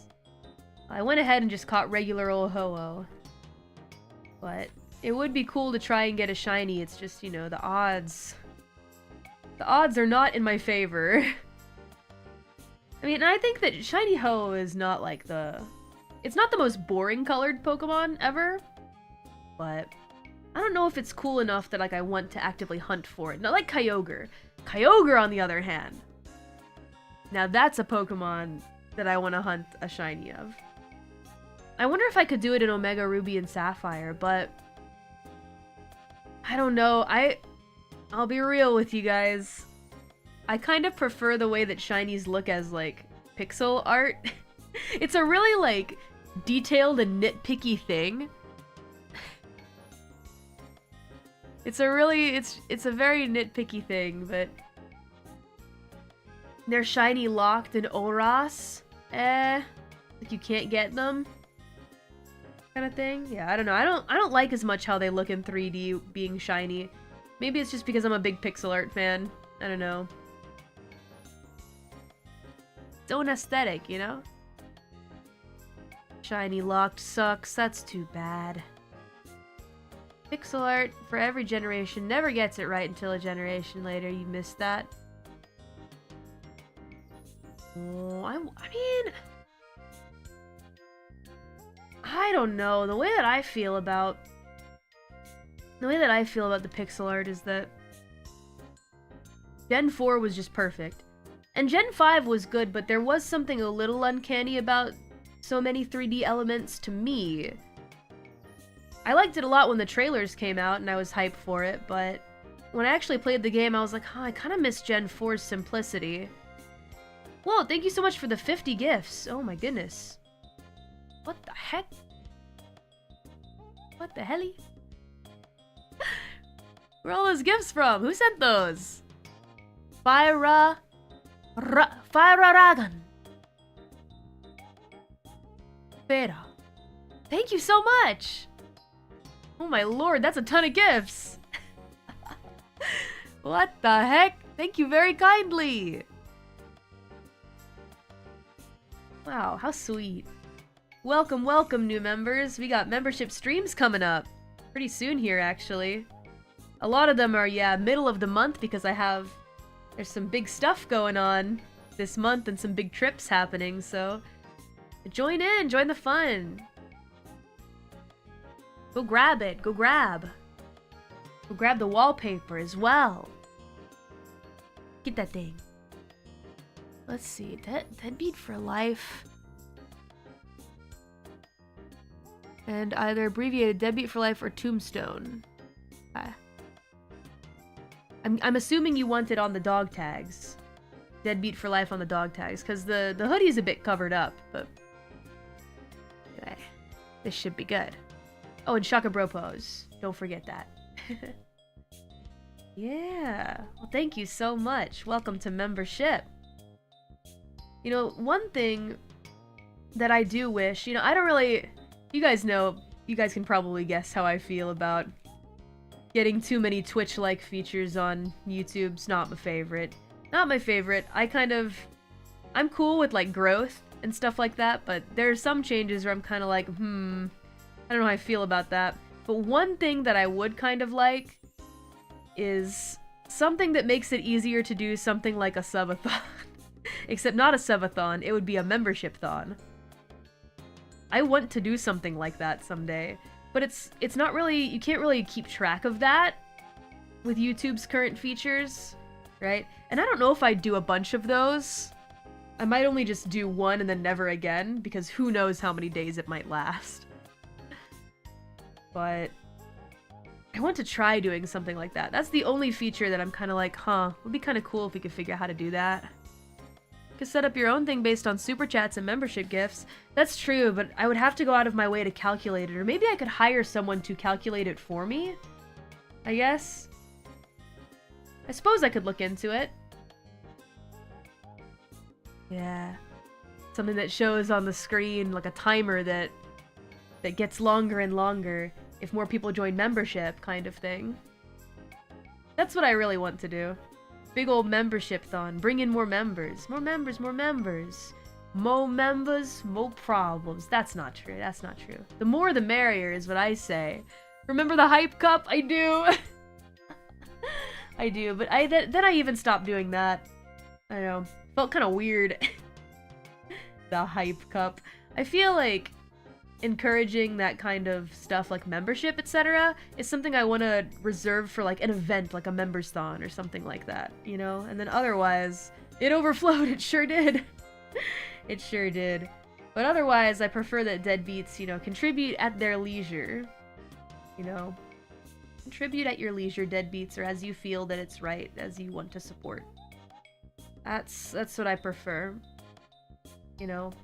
There are definitely other ways that I'm able to put food on the table, so you shouldn't feel pressured, but it also means that I can invest in doing other stuff and making more content, like more covers and stuff like that, or more backgrounds, or a stinger or something like that.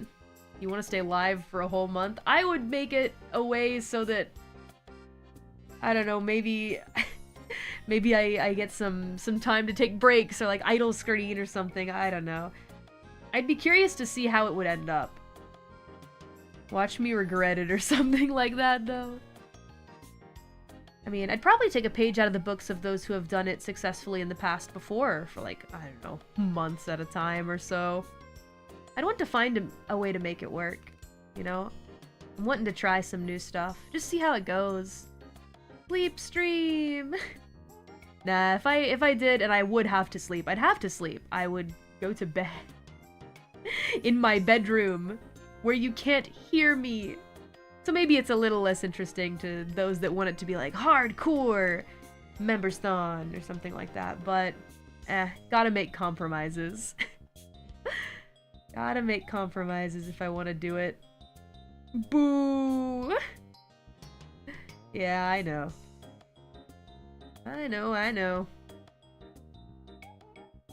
At least no one can watch you sleep. What do you mean? I'm sleeping now. And you're watching me. It would be interesting to set it up that way, though. Pre-record myself. No, never mind. I'm not gonna break. What was that? Nothing. Break the magic.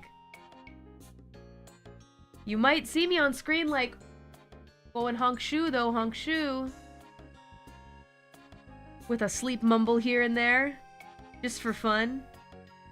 Just to keep you guys on your toes. I would plan well for something like that. Trust. But that is something that I've always wanted to do. However, there's another... I already have a big other stream coming up this month, so... Something like a members-thon isn't really something that I can think about right now, but might want to set up for the future. I think at a certain point... People would probably get kind of sick of Mori, like, alright, I've had enough. I've been watching Mori Calliope for a month. Enough. Dang, I'm sick of this chick. I'm over her. Been watching Calliope Mori for a month straight. Sick of you? Not possible. Something I already do, 24 hours of Mori. 24 hours of Mori Calliope. That's their loss and my dream. Oh yeah?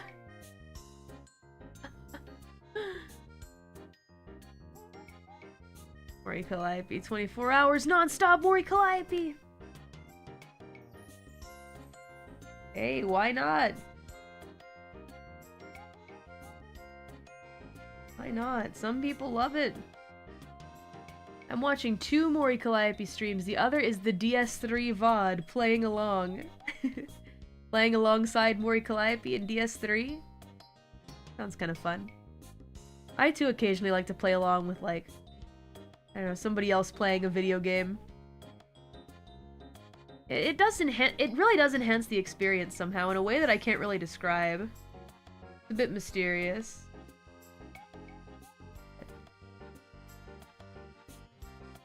Hope that you're getting some good progress, though.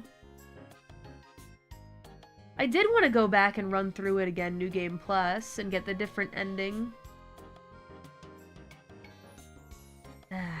So many games to play, dang it. I also need to get back to the Expedition 33 stuff as well, but what I'm thinking I'm gonna end up doing is, like, we'll touch Expedition 33 again if something like some DLC comes out, and then we'll go do all the stuff. I think that could be fun. I'm sure it will come out at some point. It might be a year or so, but I think that just fits in more with how I like to do things. We shall see. We'll see how we're feeling, though. If I get the urge earlier, then I'll do it earlier. But it just depends. It just depends. Hope you guys will be there for that when it is time. But some others are playing Expedition 33 right now, so... What a fun game. Really had a blast with that one. Even better to experience together with the Deadbeats. Ah, great memories. Da, da, da, da, da. Fun? Oh yeah, it was fun. I loved it. I am definitely curious about the extra content, but we'll get to it in due time.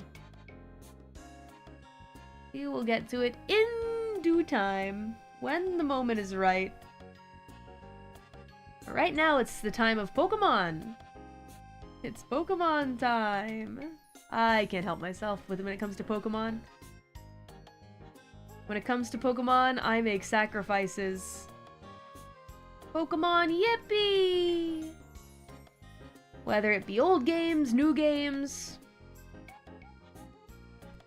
Maybe play the Scarlet Violet DLC. Say hi to the old team, the old Nuzlocke team. I don't know if we'll do a Nuzlocke though for a DLC. Word on the street is that it's pretty difficult and not great for Nuzlocke, but we'll test the waters. Pink guy, visitor grave.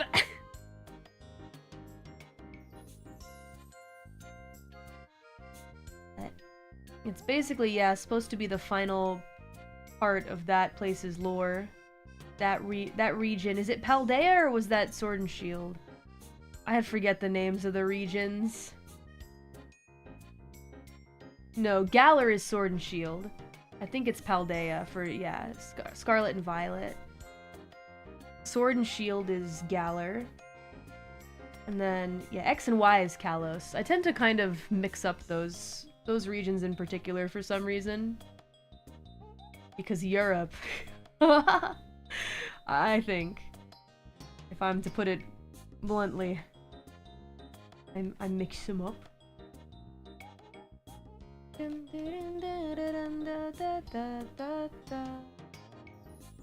Cool. Kanto, Johto, Hoenn, Sinnoh, Unova, Kalos, Galar, Paldea. Where was Jared? What was Gen 7? Alola! Alola. What it was. The Alola region. Now I'm remembering. There's a lot of regions. And you can't forget the location of Pokemon Masters X, which starts with a P. It's like Pop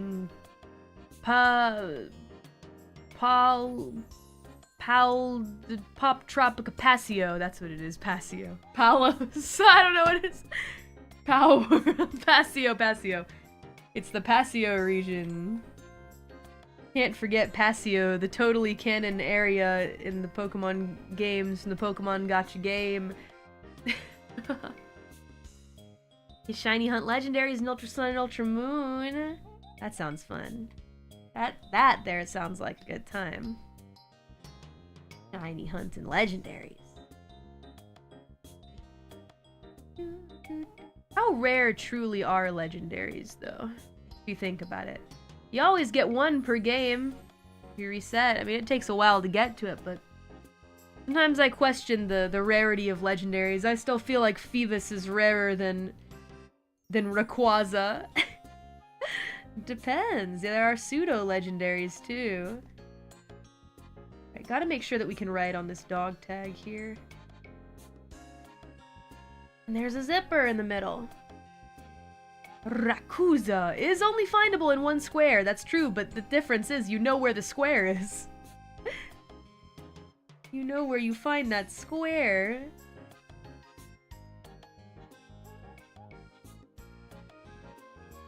Yeah, wouldn't really call those guys rare. I know they're legendaries, but I don't really think that they're the rarest. But in the lore, I guess, I was like, whoa, legendaries! This is a rare Pokemon! But here in the real world, it's like, yep, we can easily access those. I guess they're cool in their own way, but... Dead. This one says dead. Beat for life. Hang on, I really should just turn the canvas. Quit being lazy. Dead. Beat for life. Yeah. There you go. Beat for life. Hello, Lady Mori. Having fun drawing the deadbeats? Did you eat anything yet? Yeah, I did.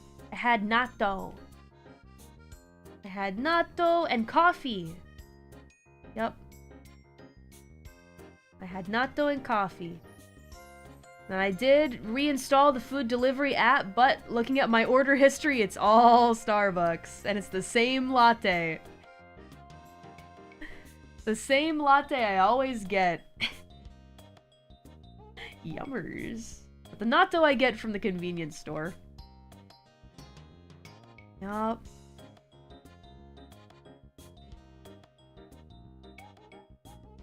What did you get? It's a secret. It's a secret latte. I get it a specific way, with certain specific milk. Eternatus has a 100% catch rate, meaning the Pokeball you use is purely for aesthetic purposes. Nice! I can use a luxury ball, or like a heal ball, so that hearts pop out when I send out Eternatus. I like that. Mocha Latte Frappuccino Deluxe. Nah, it's a lot more boring than that. I'm boring. I really should just get like an espresso maker or something like that. It would make life much, much easier. I just let myself get some espresso from my kitchen. I've had bad luck with coffee makers. Every time I get them and I try to make coffee, it's like dirty water comes out. I'm like, I'm doing everything right. What am I doing wrong? Need a mechanic to come fix it. Someone technologically smart. Maybe I'll ask Cece to come over and help me learn how to put together a coffee maker. Not that, like, I think she's, like, an engineer or anything like that, but I feel like Cece's just, like, a smart person. And, like, if she wants to figure out how to make something work, she'll make it work. I admire that. I admire that so much. I'll ask her to come help me. Cece? Coffee? Shh, we'll tell her it's a tea maker. Yeah, no, it just looks like a coffee maker. I'm actually, making tea with this Keurig. See, look, it's a tea packet. Ah! She'll definitely refuse on the grounds of coffee. She'll never forgive you. She doesn't have to know. I don't think that's gonna work. Please, I need your help. There is such a thing as coffee tea, by the way. They should just bury the hatchet, put aside their differences, and accept that coffee tea is the way. Isn't that like double the caffeine, though? Gotta be careful. She's the kind of base that would help you anyway. Even if it was for her beloathed coffee. Alright, this is for Guam Mastermind. Thank you so much, Guam Mastermind. For the Deadbeat Commission. And just like that, we got a whole page done. When are you posting these, Mori? When are you posting them? Oh, soon, I hope. That's the real reason why I need to take a day off. To focus on only the computer. Yep. Getting the glass back on it. I mean, I've been leaning the glass up against the PC so that dust won't collect inside, and none is collected in there yet so far, but... here I am. Still not using the new PC.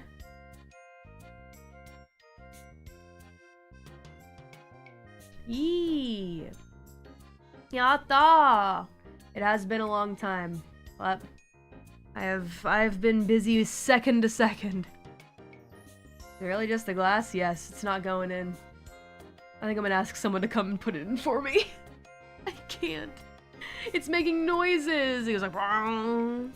I'm putting it in wrong. Ugh. But it's such a beautiful PC. I just don't want to get it wrong. I also have, this will require me to take the PC that I'm using right now, which is the height PC, pick that up, move it to the other side of the room and replug everything in on the other monitor, and then take that big computer that's on the other side of the room, bring it over here, put the glass back on, and then hook everything back up, and then set it up on my main streaming computer. So it's gonna take a day of work, for sure. It's not something that I can commit half a day to. I think I need morning to night to kind of make sure everything is perfect. A lot of lifting, too, and making sure that I don't drop stuff.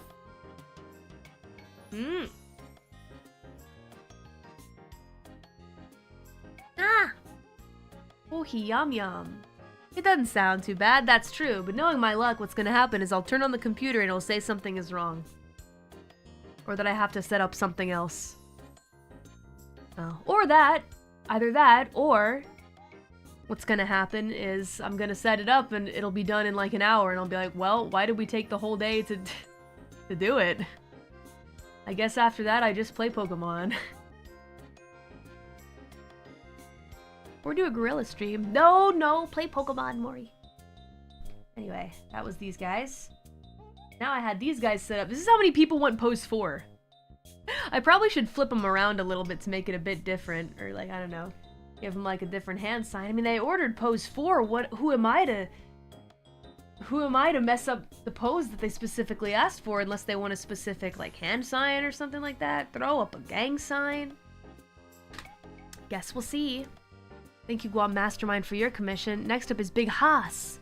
Pose 4 with peace sign. If possible, outfit for my profile pic or Kingpin style suit. Dealer's choice. Okay, you want like a Mario looking outfit? Yeah, you got it. Okie dokie. I can do a Mario looking outfit for you, Big Haas. With peace. Peace sign. Isn't 2 the least chosen pose? No, the least chosen pose is the one where the butt is sticking out. Looks like this. Hold on. The least chosen pose is 5, I believe. And then 3. But 4, 2, and 1 are the most commonly chosen, I think. Cowards! Cowards, all of them! Okay. We'll do some Mario overalls then. Little Mario overalls. Cool. And there's a belt. Let's go Mario cosplay. You would choose 4? Yeah, it's the popular one. It's very simple and straightforward too, you know? Simple, sometimes simple really is best. Truly. It's a him, a deadbeat. Wonder when the next commission set opens. Probably never. Probably never. I'll be real. I don't think that I can safely deliver these commissions in a timely manner. But that's okay. It's okay. It was a fun experience. I'm glad that I did it. Glad that I got to draw some deadbeat sonas for you guys. I feel a little bad for the new deadbeats. They're like, hey, I want one. No, I can't get one. But it's just a shame. Them's the breaks. You know? Who even knows if I can deliver it to you in the timely manner you deserve it?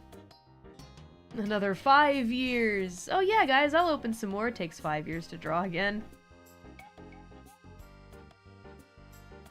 It's a lot.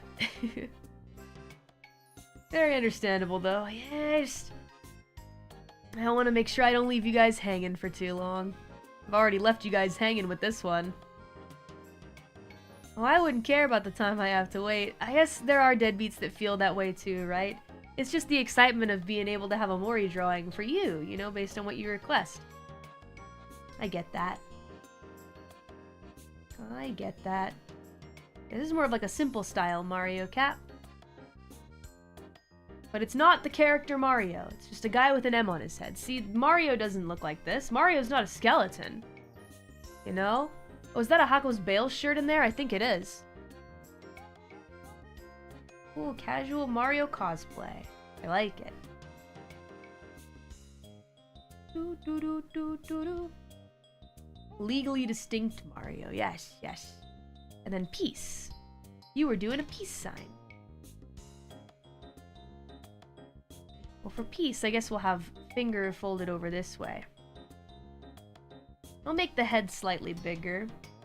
This is a fairly quick one to sketch out. Some of them are quicker than others, you know? Some with more details, some with less. It's a Mario hat with a hat. It's a Halloween costume. Yeah, it's a Halloween costume. Mario or Green Mario. Don't do that to Luigi. He doesn't deserve that. He doesn't deserve that.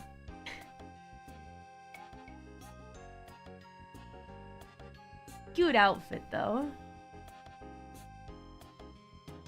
Wasn't Mario dead in Odyssey when he used the hat to possess enemies? I don't know. Man, what a fanfic. I don't know. What do you guys think? I haven't played Odyssey, but I hear it's lots of fun. I know Ahmed played Odyssey. Yeah, she did a whole playthrough over on her side.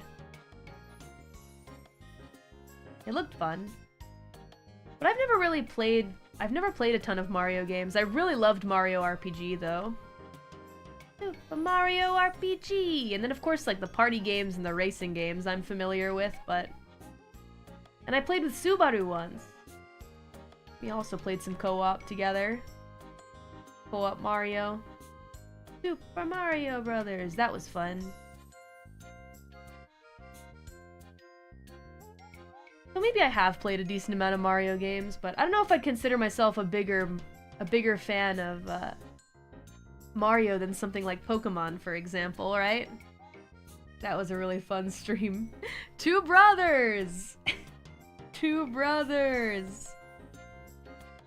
Ah, Subaru-senpai, so funny. Great English from Subaru-senpai.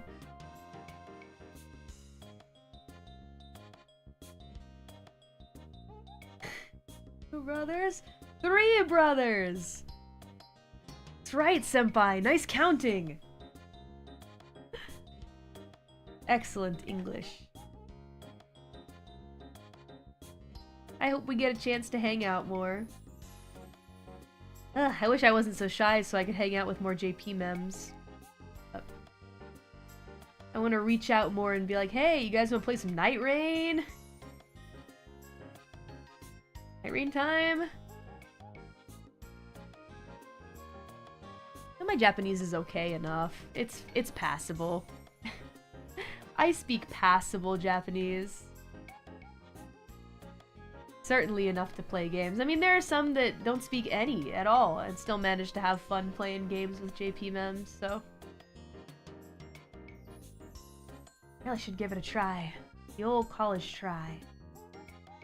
Especially since I'm here in Japan. It's like, why the heck not? Timelines, they just line up. We can hang. Pekora collab still on the table? Yeah, we're trying to figure out a time that works. For both myself, Ina, and Pekora. Yeah, we're all busy people, but I want to make it work. Feel like I'm gonna get carried. That's okay, I want to practice a little bit first. Maybe you deadbeats can help me get better first. So that they won't have to carry me. All my wins have been carries. That's what I've heard from other friends, too. I've heard some friends be like, yeah, I beat the game already. I'm like, really? Like, yeah, I got carried. Carry me to victory. No, I want to be a part of it. I want to fight, too. I mustn't let them carry me. I gotta get better.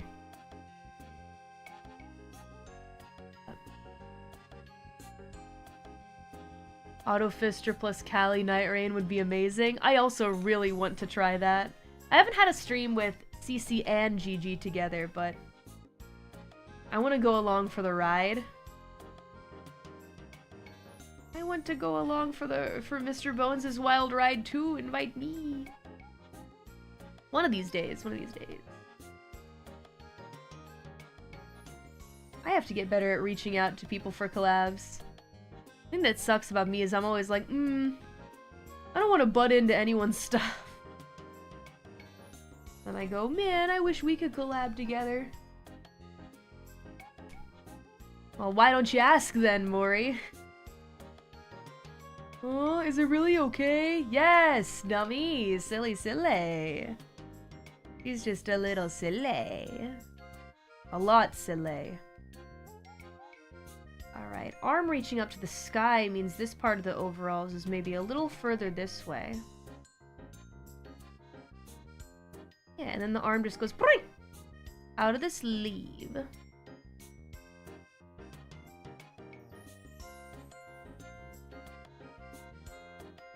Okay, and then regular shirt, it just kind of goes down into here. We'll do it this over here too, so it looks symmetrical. What am I gonna do for dinner? You know, I think I want to make pizza toast. I thought it might be a good idea to go to my favorite bakery and get some, like, you know, shokupang, which is like, I know you guys maybe think like, oh yeah, bread, right? I typically can't really eat bread, but you know, I had natto this morning, so I don't feel bad about eating a slice of bread or two this evening. But the thing about shokupan that's different than regular old bread that you get from the store, like, you go buy bread from the store and it's just like, yeah, there it is, there's bread, sliced, tastes like bread, you know, it's decently soft, it's like, fine, it's bread. But shokupan's different, because it's freshly baked at the bakery and it's extremely soft, and like the slices are thicker and it's like slightly chewy, and it is delicious bread. So freaking yummy. My favorite bread ever. Shokupan makes me want to go back to eating bread and switch to, instead of no carbs or barely any carbs, it's barely any fats, and then I can continue eating carbs. But no, I mustn't do it that way. I mustn't. It's fluffy, it's freshly baked, it's delicious. I prefer very soft bread. That is just my preference, though. And it's also very good for making pizza toast. Yeah. Unless you like really thin crust. I also like thin crust for pizza, but pizza toast that you just pop into the oven is so good. You make it yourself. It's so simple, too. Grab some pizza sauce from the supermarket, sprinkle some cheese, some oregano, pop that sumbitch into the oven, toast it for a little bit, and there you go. Perfect. Couple it with like a little mini salad and like a homebrewed iced tea or something. And then continue the shiny hunt. That's why you need an air fryer. Do I need one? Is it a need? Is an air fryer something that you need to have, deadbeats? Not a want, but a need. Is it really? Yeah, they're very helpful. Nuggies. No, but they're useful. I appreciate the honesty. Maybe for this year's holiday festivities, I'll get my family like something nice, and then for them, I'll ask for an air fryer. Surely that will work. I'll just ask someone else to get it for me. I'll ask someone else to. I feel like I'll never end up doing it if I'm the one that's supposed to buy it. Hey family, here's a new grill. Please get me an air fryer. Then I'd have to transport it back to Japan. I don't know about all that. I don't really know if I'll use it or not is the problem. That's the main thing that's holding me back. I'm like, what am I gonna use this for? We'll say anything. You use it for anything that you want. On the real? Anything?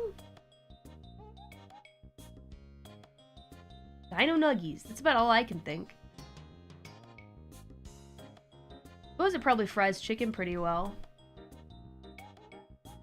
Oh, Bibu's got one. Maybe I can give it a little trial run. Go bother her at her place. Be like, yo, mind if I try out your air fryer? Can I take it for a spin? You take that air fryer for a spin, if you please. It's like a mini oven, so they say. Naruhodo? I already got an oven, though. Well, there's nothing wrong with trying something new. Only one moment for you to live. How do you want it? Do-do da-da-da-da. Do-do do-do da-da. Do-do and goes cat. Do-do and goes cat. Do-do and goes cat. I love that. I love that I can just put their names into anything. I already got a rice cooker. Why do I need a pressure cooker? Is it really like that? Is it that different? You wouldn't put rice in a pressure cooker. So I guess it makes sense. Unless... I don't know, maybe you would. Maybe... A mini oven, though. Have a mini oven. There's a lot to think about here. You know what, Mori? There's not. There's not a lot to think about. Just give it a spin. Why not just give it a spin? For the fun of it. For the love of the game. Oh yeah, did you guys see that there's another tweet on the official Holo EN Twitter from Fuamoko? What kind of hint do you think they gave? What kind of hint?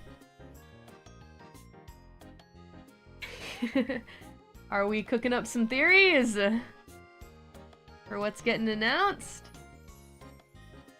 Keep cooking. What could it be? What could it be?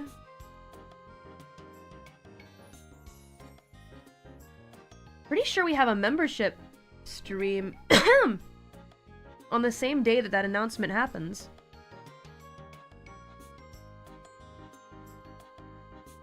Hololive racing game to rival Mario Kart. We drive actual cars. Sorry, I have the hiccups. Hold up.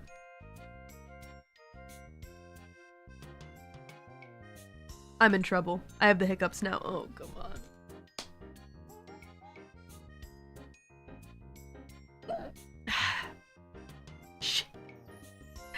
Stop! Remember, you're not a fish. I'm not! I haven't been a fish. Ever. So there'd be no need for me to hiccup. Because I'm not a fish. And only fish do that. But I'm a human. I'm not a fish.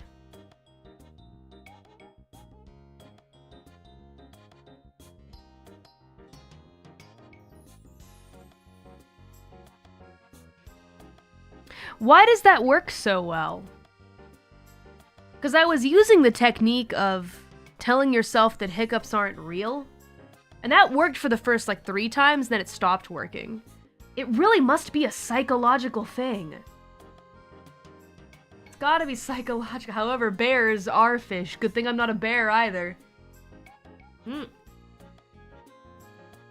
Good thing I'm not a bear either. Thank you, Big Haas, for the commission. Cool outfit. Not a Mario. It's Big Haas. It's not a Mario. It actually worked, again.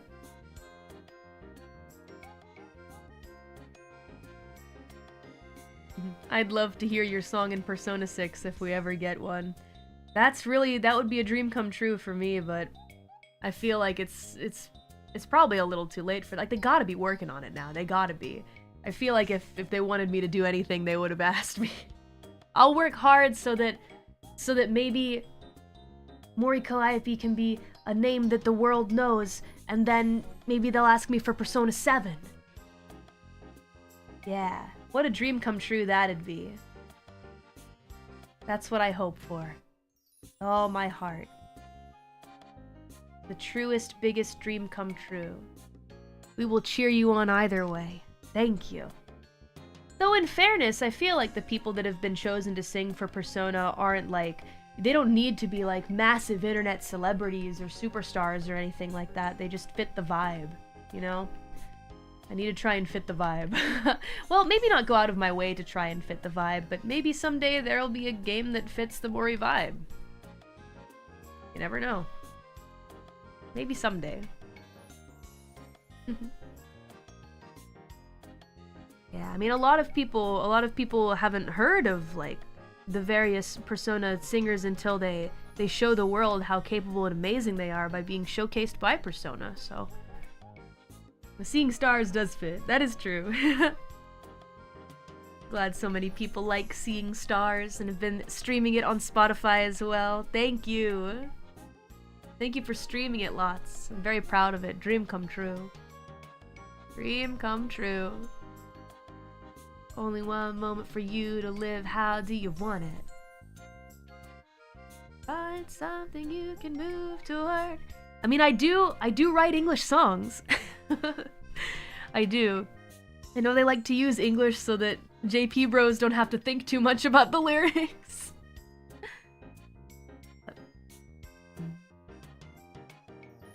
They've been busy with Metaphor, P3R, P4R. Don't think they're far along with Persona 6. I wonder. Now, that would be a dream come true, but I'll keep dreaming. I'll keep dreaming. Things in French. Maybe next time we get French songs. Other languages that aren't English. Anything could happen. That means anything could happen. Now we've got a drawing for Prospa. I want to wear your rapper outfit, and I like the pose number 4. If it's possible, let me carry your scythe on my back. Thank you for giving us this opportunity. I'm very grateful. Oh wow, okay. New Underworld Order. Dang, I probably gotta look up a ref, huh? Let's see. Or I can just change on my camera. You guys won't see, though. You guys won't see that I'm changing. Changing phases, enveloped in moonlight. I can see the stars now, running through an endless sky. Only one moment for you to live. How do you want it? Do-do-do-do-da-da. Okay, I'm looking at it now. I have to turn myself around. Do-do-do-da-da-da-da-do-do. I'm gonna turn the tank top into like a shirt variation. Maybe a bit on the simplified side. This is for Prospa. We got the Stay Puft Marshmallow Man jacket. Stay Puft Marshmallow Man. I also really love this remix for Seeing Stars, too. Yeah. Alterclad really knocked it out of the park. It's so cute and full of whimsy. Ah, whimsy. Whimsy is important in this day and age. I think. Not the Stay Puft Marshmallow Man. Oh yes, it's the Stay Puft Marshmallow Man. In deadbeat form. Oh, stay the same. Burning strife. Like I burned my bread. This thing will be my strength. Do-do-do-do-do-do. In this moment. Maybe it's hopeless. Not knowing if I never try. Changing faces. Enveloped in moonlight. To see the stars now. Getting fine for this moment. We're no longer broken. Yay!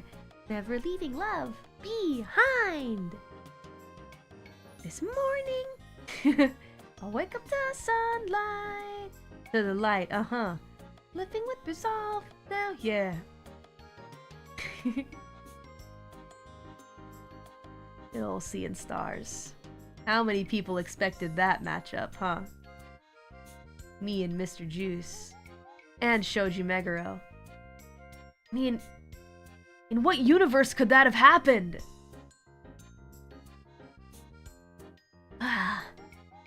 I'm glad I was born into this seed. I am truly living in my happiest seed. I think it's the happiest seed. I'm pretty sure.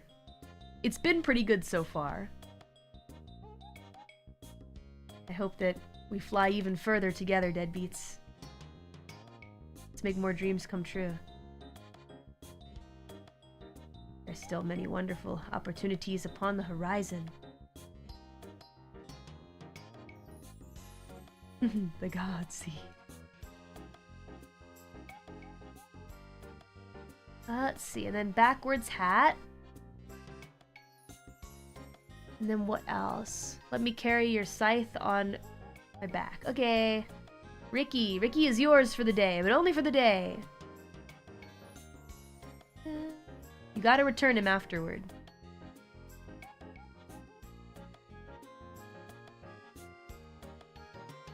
Yeah, you can't keep them forever. Only for a bit. Only one moment for you to live. How do you want it? He looks something like this.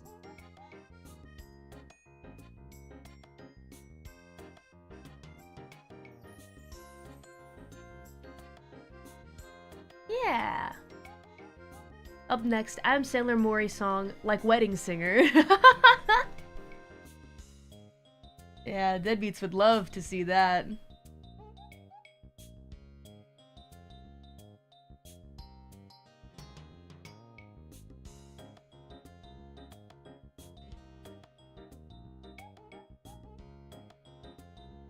You know that Ricky transforms into a bass and a gun? He sure does.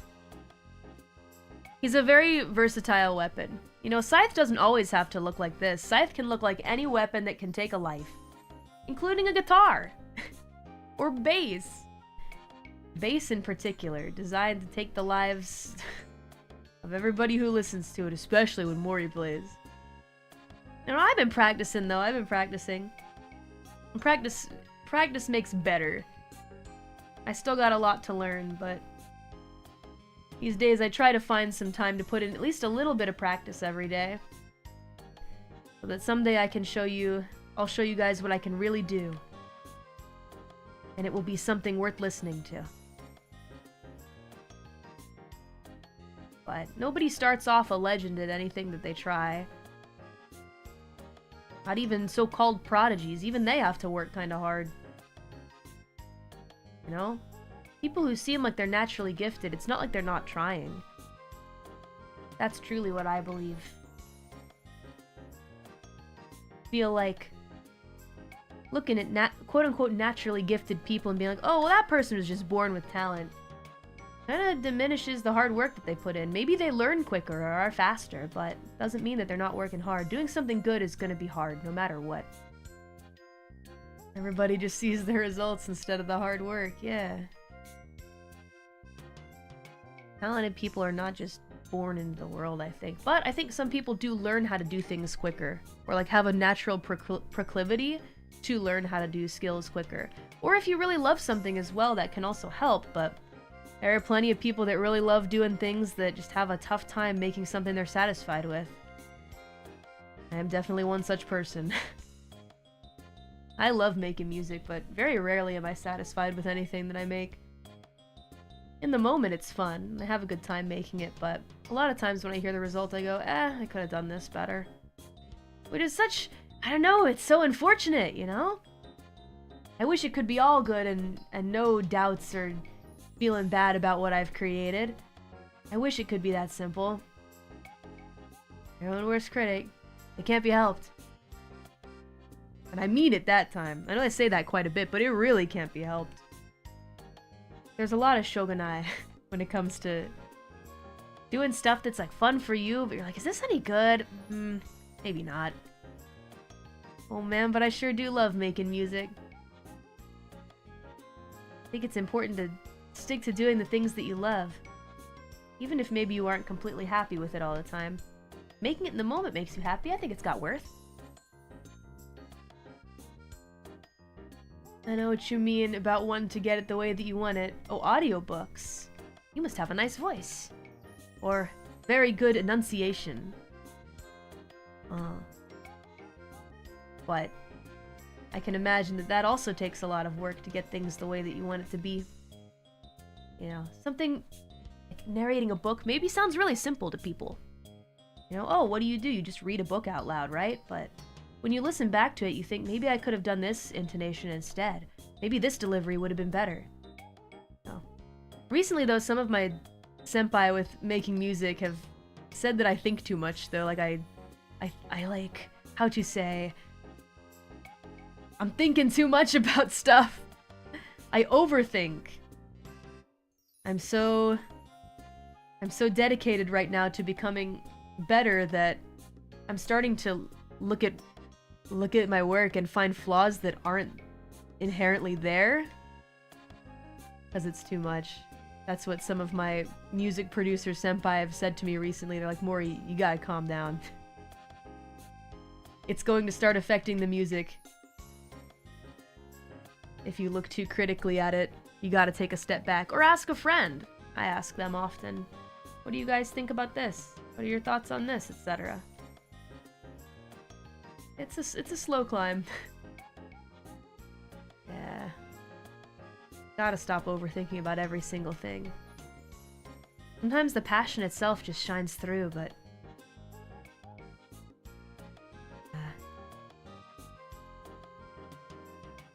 keep trying to make... Sometimes I feel like I try to make things that are just impossible for me to make right now. With my level of skill. I get frustrated pretty easily, but... I'm not giving up. Making music is so fun for me. Sometimes your mind finds faults because it's looking for faults, and so it makes them up. But then how do I discern what are really problems and what is just my mind coming up with problems? Man, I guess that's part of being a professional too, huh? And it's probably related to skill. The skill to be able to tell the difference. Yeah, being a perfectionist really can be a headache, but it's a competitive world out there. You know? I want to make something that stands out and speaks to people. It's like, I gotta really put my nose to the grindstone. But at the same time, didn't I get into this just because it was fun and I was having a good time? Can't forget the reason that I started all of this. Can't. Remember who you are. I'm Mori Calliope. I like making music. Making music makes me happy. Simple as that. Sometimes it's something as simple as that that takes you on a crazy, crazy adventure.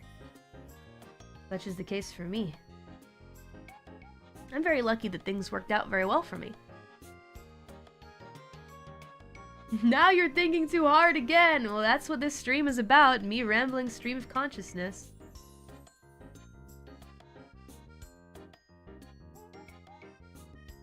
Certainly been a journey.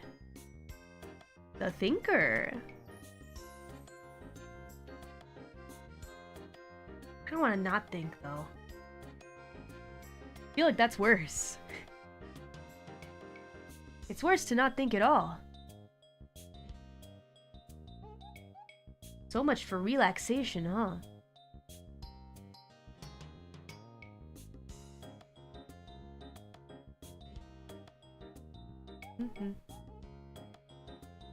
Because my brain is huge. My brain's just too enormous. Truly the smartest of all of us, Mori Calliope.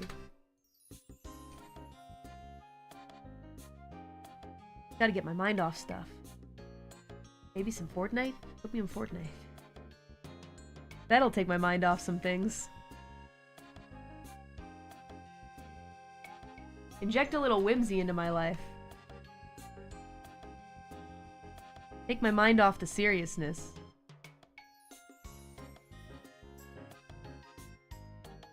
Are we dropping deadbeats?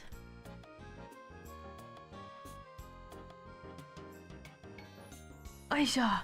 Hang on, let me at least crack my neck. Just want to tell you, I love you more. Thank you for the love! Aisha! That was nice. Ah, nothing like a nice breaking my own neck to snap me out of my thoughts. I'm honed in on this drawing, which equals even more overthinking time. Oh, the thoughts in my head, staring at the ceiling in my bed. What's the meaning of life?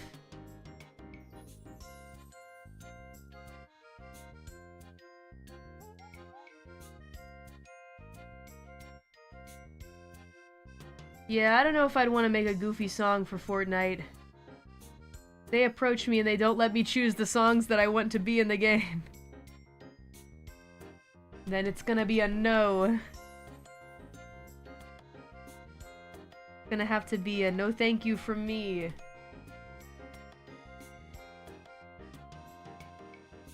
Them's just the conditions, deadbeats. I do make the rules. And them's the conditions.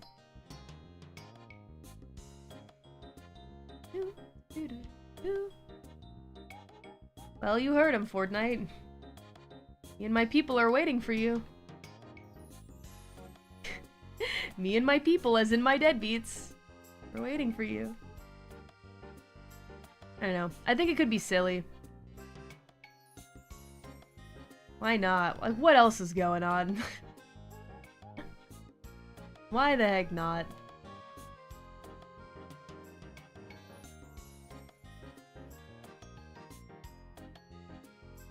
Yes, we'd like to play Reaper Ka Rapper. Well, it's been nice talking to you, Epic. Thank you very much for the offer. I hope that you find somebody somebody else who will fit the role.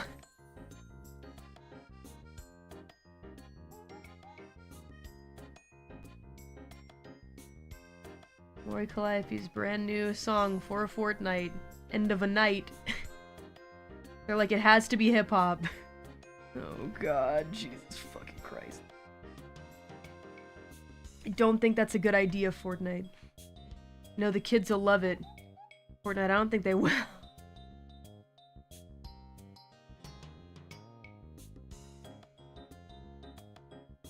Cursed Fortnite. Like a remix of Cursed Night. Using Fortnite. Lingo. Yeah, I don't know about all that. It would vary quite a bit on their conditions. Ugh, perish the thought. I feel like this has way more folds in it than the other side, so we gotta delete some folds. 1, 2, 3. 1, 2. Maybe here. Can be kind of ambiguous. There. Nice. Now it's about symmetrical. We've been drawing some detailed outfits today. You never played it? I mean, in fairness, I'd never have played it either. Me, Mori Calliope. Not much of a Fortnite player, but if I was with people that I like a lot, I think I could handle it. I'm pretty sure Ahmed played Fortnite, didn't she? And was it with Gura? I don't know if my brain made up a memory of them playing it together, or maybe it was a dream I had. With Gura? Okay, it's not a dream. It was real. Well, there you go. They played it, so maybe I'll give it a try. But there have to be some fun friends there. Gigi and Liz also gave it a little try. It was a fever dream. Truly a moment in Holo-EN history, I'm sure. A Holo-EN moment in history of all time.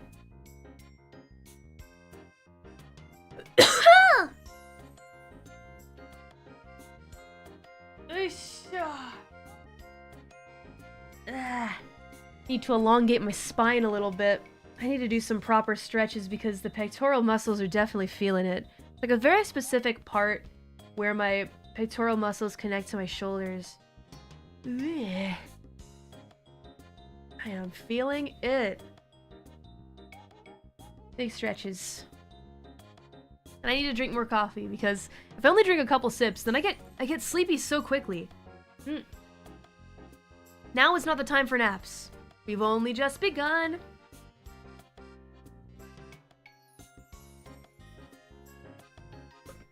Have you guys ever talked for 7 hours straight while drawing? You should try it sometime. See if you can beat my record.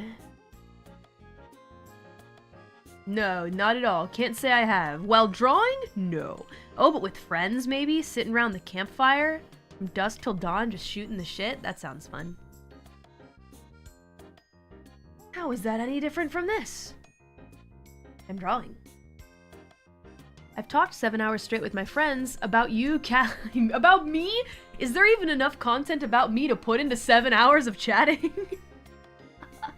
I can't envision it. What even is there to say about Mori Calliope that could... Yes, yes. There's plenty. 5 whole years. You've been here for 5 years. Well, just a play-by-play of this stream. The whole play-by-play. They're recording it. The Mori Storians. That's what you guys are called. Why I don't make a list of all of the things I've achieved and done, because I know the Mori Storians are on it, and I'll read it somewhere. Somewhere in the future, I'm like, what did I even do? I didn't do anything those past years. The Mori Storians are like, no, here's the list. And it's actually a decently long list. I go, oh, I guess I did do those things. I did sing a song for a One Piece ad for the new volume release. Huh. I did do that. I did make a song with Lotus Juice and Shoji Meguro. Atlas did sponsor me one time for a Persona 3... for the portable port. Portable port. I did do that. I did perform in front of the Emperor of Japan. I guess I've just forgot. Is it my bad memory, or is it just me refusing to believe those things happened? I don't know. Probably the second one. Maybe a little of both. Unica Vision performed with Creepy Nuts? Man!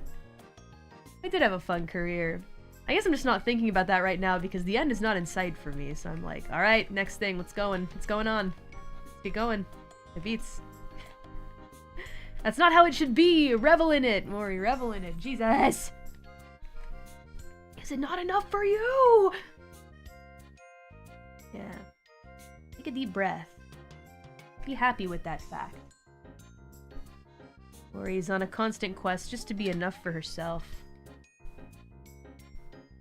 How is that quest going, Mori? Are we making progress?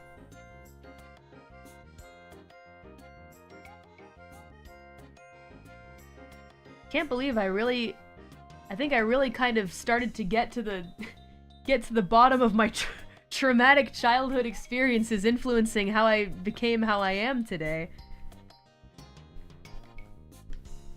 And it was with the deadbeats of all people. How?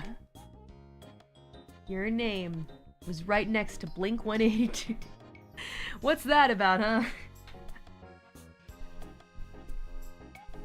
Crazy.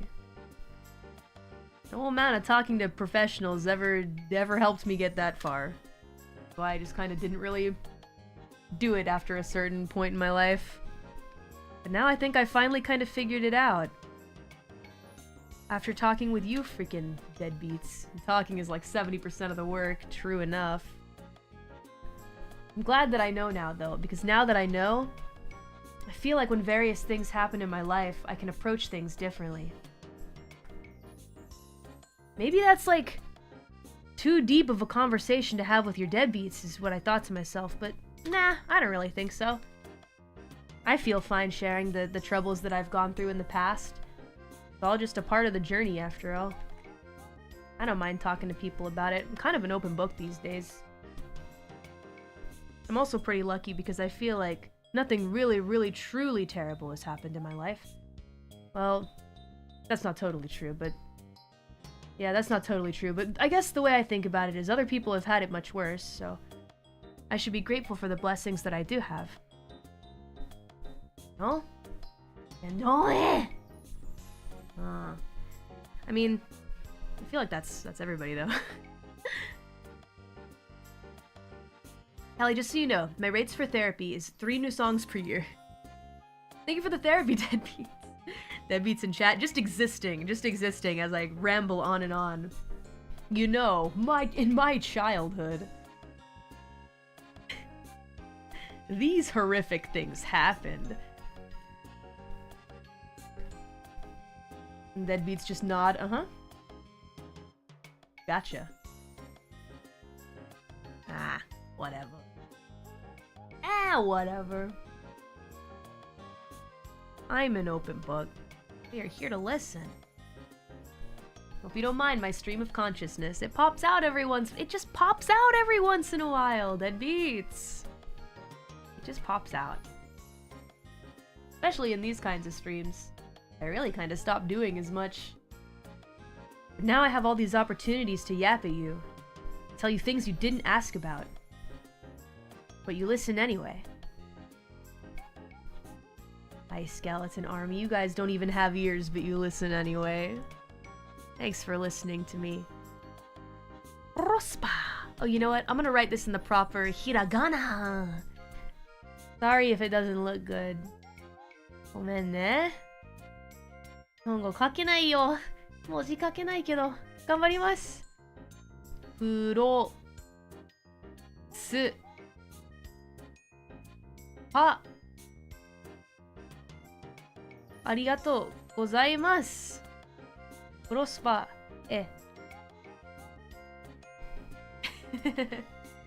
やったー。できた。This is for you, Prospa.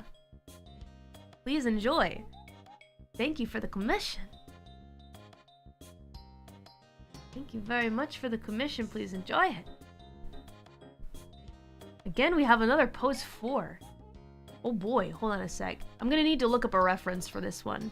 Amp18K says, my deadbeat son is a deadbeat wearing glasses and a suit of armor similar to Iron Man without a helmet. It has the number 18 on both shoulders and the chest. Holding a scythe, angrily defending Callie. Pose 4. Okay. A scythe. Doesn't have to be Mori's scythe, but holding a scythe. Okay. I have to look up what Iron Man's suit looks like. It might be a bit on the simple side, but I'll do my best. And we'll do angry eyes. Yeah, angry eyes. Should be good. That's a lot. That's a lot. We'll figure it out. Shouldn't be too bad. How does one hold a scythe? Maybe... You would think that Mori would know this, right? This is my area of expertise, is holding the scythe. I am a master of the scythe, after all. I have taught people how to wield the scythe. So how do you hold it again? Have you seen what Iron Man looks like in that new Arc Systems fighting game? He looks like a Gundam. Wait, really? I'm curious now. Hold on a sec.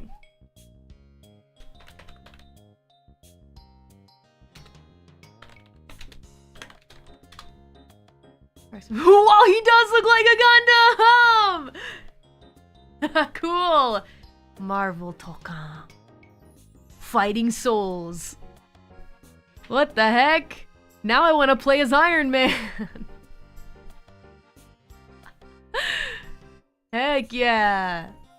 I love that. We'll look up the traditional suit as a reference for this picture, but... That's so cool. What a cool design. I love it. Yeah, Ghost Rider. Wait, hold up. Okay, Arc System works. Ghost Rider.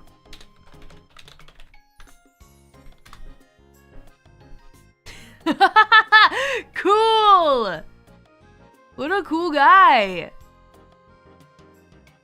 I want Ghost Rider to be my main.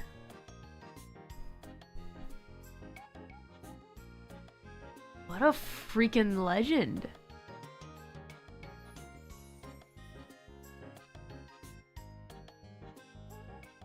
Sorry, I'm looking at all the different shots of him.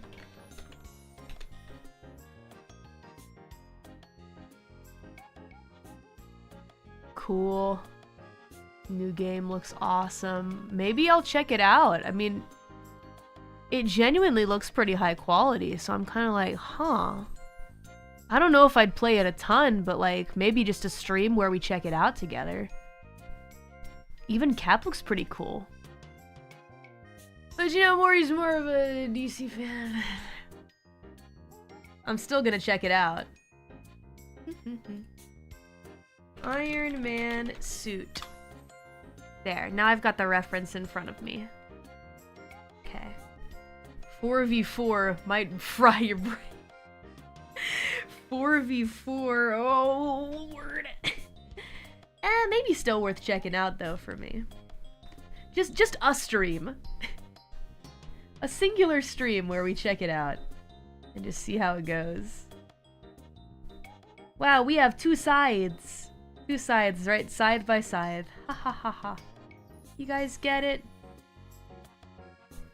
Angry. Rah.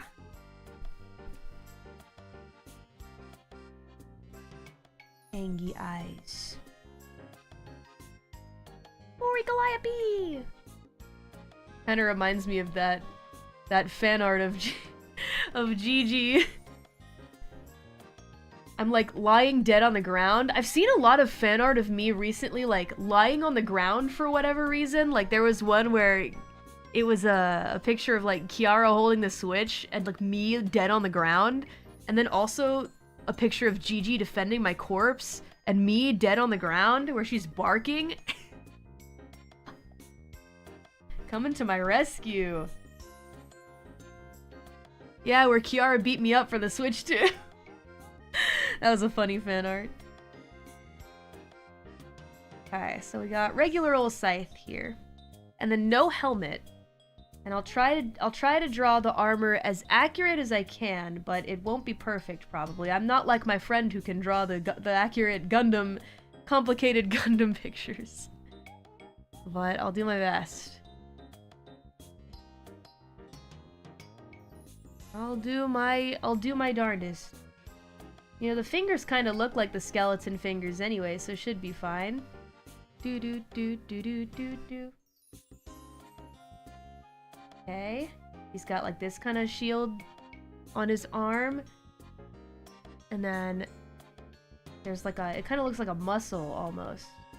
A big iron muscle. Feral Gigi was great. It was certainly the picture of all time. Oh. The Protector. There's a chest plate here. And then right here we'll put, yeah, the number, I guess, 18 is what you requested. 18.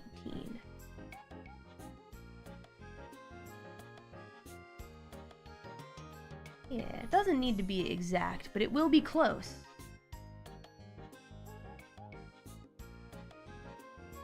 Close replica. And people who can just draw this kind of armor on the regular, especially like imagine person writing the Iron Man comics? You're crazy. Probably having to look at like a model the entire time to make sure that it's correct as well.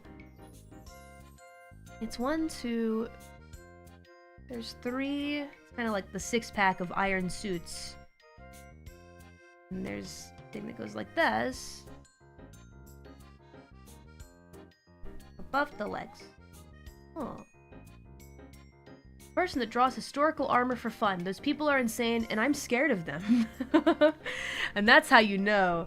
That's how you know that they're crazy. When someone who draws historical armor for fun is like, yeah, no, those guys are nuts.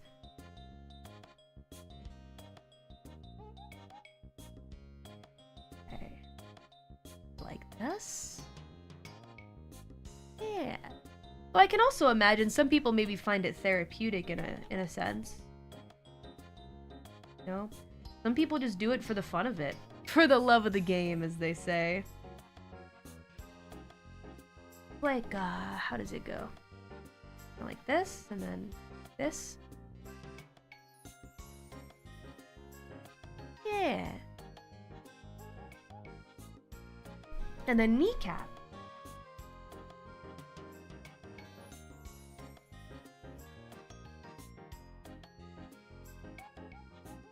Speaking of plastic models involving armor, do you think that you'll do another Warhammer painting stream? I want to, but I want to do it with a friend. I want to like mix it up a little bit. I still haven't posted the pictures of my finished painted models, and I felt like they were so simple for how long that I took on it. I'm like, isn't it kind of embarrassing? But it's not embarrassing. I should just share anyway. I know I should just share them anyway with you guys, but they're sitting on a big shelf in my home. Out on display. So a lot of times friends will come by and be like, oh yeah, are those your Warhammer figs you painted? Yeah, I'm proud of them. Especially my Blood Angel. I'm really proud of that one. But I still have some leftover models to paint, so I'm thinking like maybe I'll invite someone to paint with me. Then we do another painting stream. I think that could be fun. Yeah, the studio setup also with like the camera situation was also kind of like, I was like, dang it! I need them to get a better camera first before I want to do this again. Need to get some functioning technology first. And then and only then.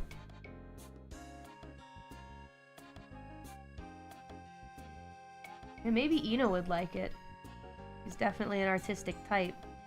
There, now it will definitely be the correct armor configuration.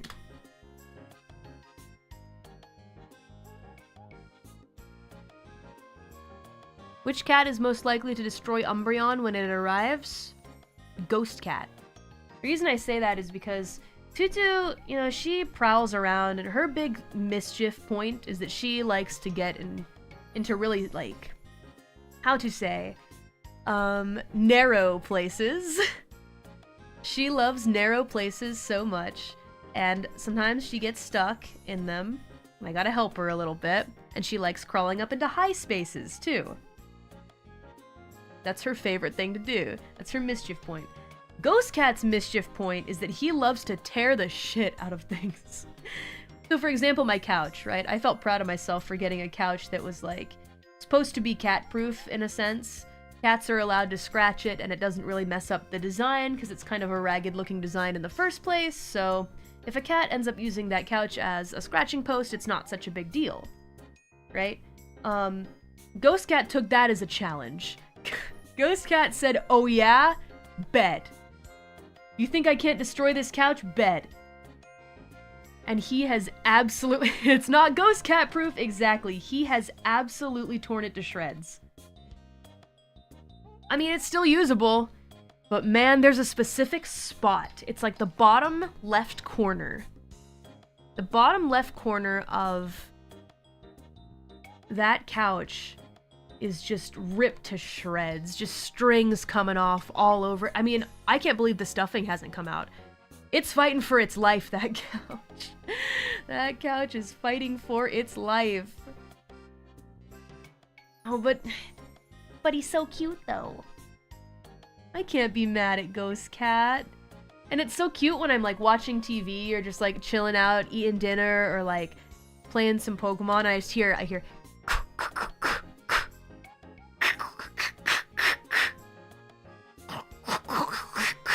And I look to my right, and there he is. He's latched onto the couch. For dear life, he's got both paws, both legs, just all claws out, completely glued to the couch. You're gonna find that Umbreon with a slit throat. He's gonna ruin it. It's because he wants to take out the competition. He's trying to take out the competition. And we can't forget the glasses. This cat was like, what? I'm just living here. Living my best cat life.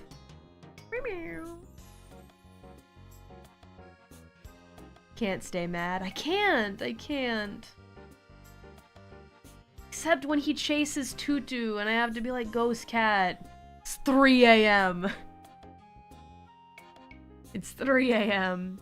And last night I booted him out of my room and then I grabbed my favorite fox plushie and I kind of swung it in front of his face, like, go, back, move back. And he took that as a challenge and started attacking it.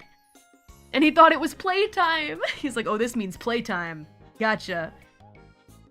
And he started, like, wrestling with it. Like, it became like a Godzilla fight.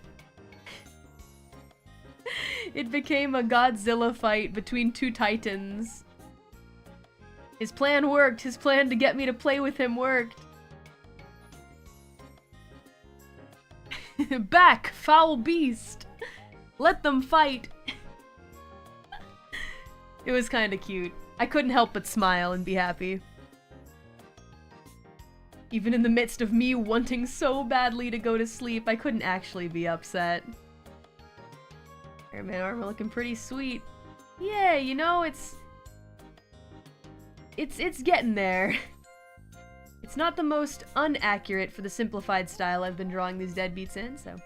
Did he beat the fox? I mean, the fox retreated at a certain point because I was tired. The fox had to make a tactical retreat so that Mori Calliope could go to bed. And then he eventually settled down and took his place, at like this little side chair that I have in my bedroom. He really likes to sleep there, so I think he figured, alright, fine, playtime's over. I'll go sit on the side chair and go to sleep. And then Tutu, of course, came in and buried herself in the sheets. And I fell asleep finally! Yay! 3 a.m. Which is so sad considering that I got into bed at like midnight. I was like, alright, can't wait to fall asleep, get tons of good rest before the stream tomorrow. 3 hours later, 3 hours of cats moving around and sleepless thoughts. Yep. Oh boy, 3 a.m.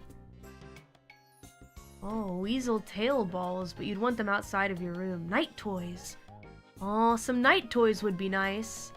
To just have them be kind of occupied while I'm trying to get some sleep. That certainly would help me. Who fights a fox at 3 a.m.? Oh boy, 3 a.m. That's Ghosty, alright. He's so playful, and even when I play with him, because I've been making time out of my day to actively, like, play games with him, it's so cute how they each have their own, like, favorite type of toy, right? Tutu, for example, she really likes what I like to call kasha kasha type, which is, like, plastic. Like, kasha kasha ball. It's the shiny plastic that's kind of like foil, but less rigid. And quite soft, actually. It's like streamers, or like confetti and stuff like that, but it's attached to like a little stick. My dog's scratching the fuck out of my door when I come home from a graveyard shift. Owner, I missed you, I missed you, I missed you. Yeah, cats do have their own personalities and toys that they like, right? So, for my babies, it's Tutu likes the kasha kasha, like plasticky type, foil type, and Ghost Cat likes the mouse type. Yep. He's mouse type toy lover. So whenever a mouse toy comes out, he's so hype, he's so excited. I think that he likes toys that look like actual creatures, because he's a really intense hunter, I would say. Baby boy, he loves to hunt. He's my hunter. That's why I never have to fear cockroaches in my home. Why? Because they will protect me. They love to hunt. I'll leave it to them. But then the problem is they might come offer it to me as, like, you know, a present. Thank you, kitty cats. Don't really need this, but thank you. Look, mother. Look, mother, we destroyed the beast. We banished it from this realm. Thank you, cats, thank you. It was a hard-fought battle, but we did it in your honor. It means they love you. It's a tribute. They pay me tribute.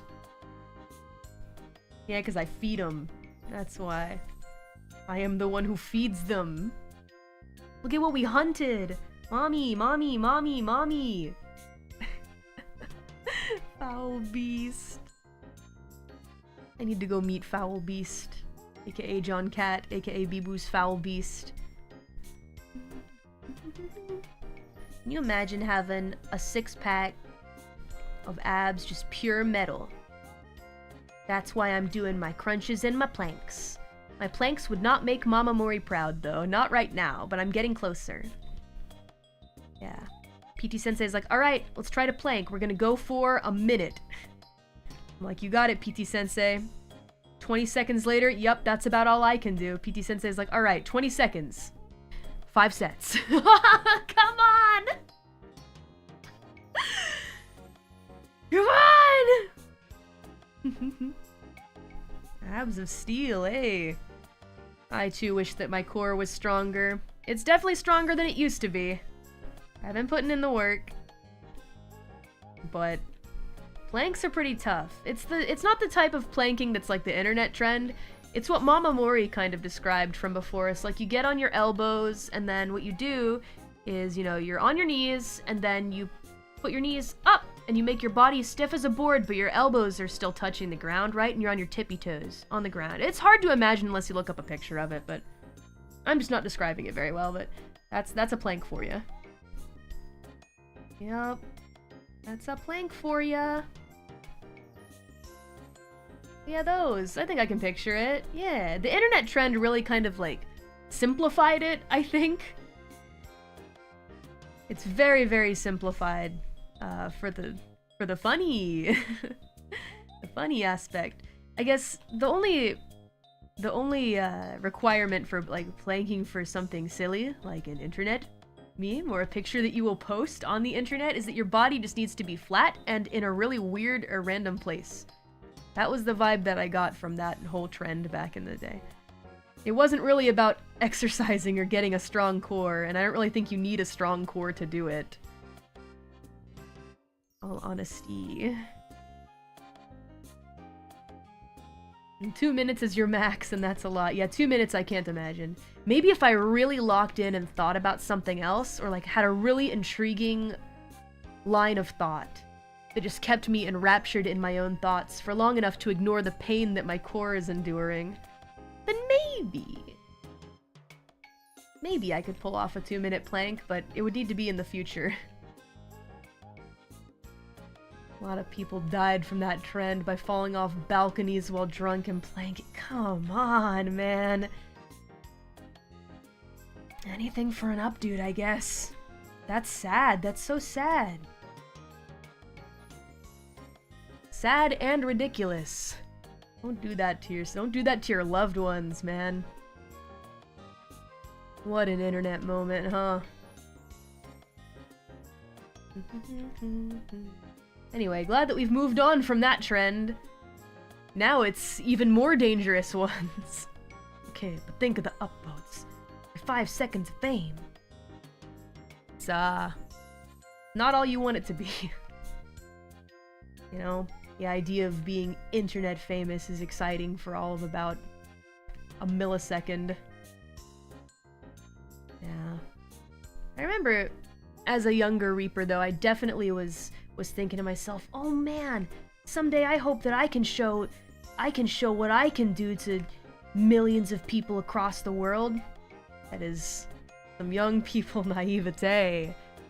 But I'm glad that I met the deadbeats through it. That's like a nice thing that came out of it, but not what you think it's gonna be. But digital number go up. The charm wears off very quickly. Have you considered making a song about it? Have I not already? I'm sure that I have somewhere. I have lyrics sprinkled here and there with my own thoughts and opinions and feelings about that kind of stuff, but going into it too much is a bit redundant. Not only is it redundant, it's also not very relatable. I guess that doesn't totally matter, right? You should write songs that are your thoughts and your opinions and your feelings, even if people can't relate to them, right? But these days, I don't really feel the need to. I'm kind of tired of talking about myself. I'm kind of sick of it. Make a skivvy toilet rap. Chase that trend. I'm okay. I'm good. Thank you, Ziply. Thank you very much. How kind of ya. Yeah, this is a bit of a, it's like a bit of a different interpretation of the armor, but it's pretty close. Hopefully it'll be alright. Oh. And the right audience if your message is authentic. Also very true. You find the people that, I guess, relate in their own way to the things that you sing, and then it's great. Because you can still write the songs you want to write and speak to the audience that understands and feels the same way. Which is nice. I've definitely found that in the deadbeats. Thank you. Oh, you too, Ghost Cat! We were just talking about you, little buddy. Meow. Hold up. He wants to say hi. 1 second, hold on. Might clean up. Bow. Meow. Buddy. Huh? Meow. Meow meow. It's the boa. B-O-E-H. Boy. Ow. Wrong.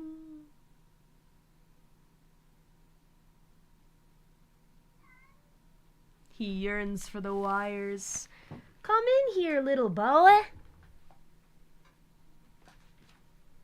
They hear you.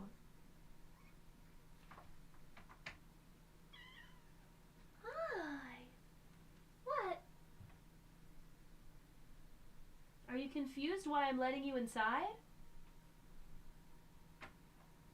Yeah, that's nice. That's my chair. Meow. Oh, okay. On the rectangle again. What? What do you have to say to me, huh? What? Oh, okay. You want to leave? No. Don't jump there. Don't. Okay, that's where my drinks are. Please, do not knock the. Oh, that's my mic. You saying hi to the deadbeats? Ghost cat stream now. Okay, please don't nuzzle them too hard. They have sensitive skulls. Oh, good boy. Please don't knock my drinks over. Coffee. GameCube doesn't like coffee spilled on it. Little baby boy. Oh, where are we going now? Where's... Oh, Tutu! No, Tutu, you're not allowed in here. Tutu, get out! Oh, God. Now they're both on top of the rectangle. Are they gonna fight? What are you playing with? Are you chewing wires? What's going on? Behave. Oh, Tutu left. Behave. Be a good boy.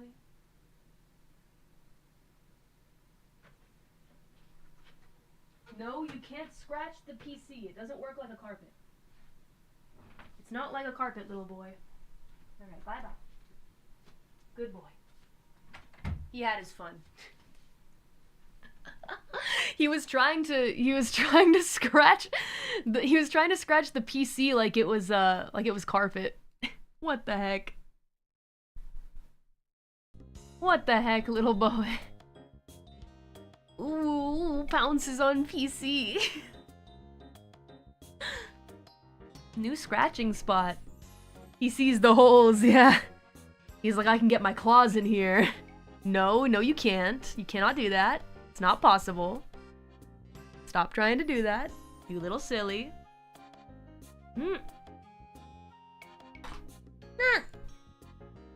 He made, you know what? He's making his dreams come true day by day to scratch every single thing, every single possible thing there is to scratch. He's gonna scratch it. That's my boy. That's my boy. It's important to try your best to make your dreams come true if that's what you want. Isn't that right, Ghost Cat? Ghost Cat's dream, scratch everything. Mark every territory. Perfect, just perfect. My baby boy. He's so sweet, I can't be mad at him. Meow, meow. I'm gonna give him treats. Treats today. Can't forget to give treats. I promised him a couple extra treats. Why? I don't know. It's not like he knows I promised him extra treats. He doesn't know that I did, but I did promise him extra treats. Why? Because he's cute. That's enough of a reason. Cats, they don't really know, they don't know anything. they don't understand or know anything, but... Man, I love them. It's almost part of the charm. You don't know what's going on. You can't be mad at them, they're cute. Yeah, like Full Moko, right? You can't bow your way out of everything. Actually, I think they can. I think those two can bow their way out of everything. Bow. And they did anyway. Well, I think they can. Meanwhile, Fuki, you can't bow your way out of everything. Yes. On the contrary, I raise you. Bow. Bow.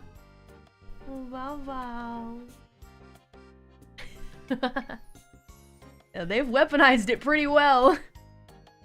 Look at me, even I'm convinced. Even I am convinced of their power. Such is the way of cute animals. Never underestimate their power. They've weaponized cuteness. They've gotten good at it through centuries and centuries of evolution when it comes to cuteness.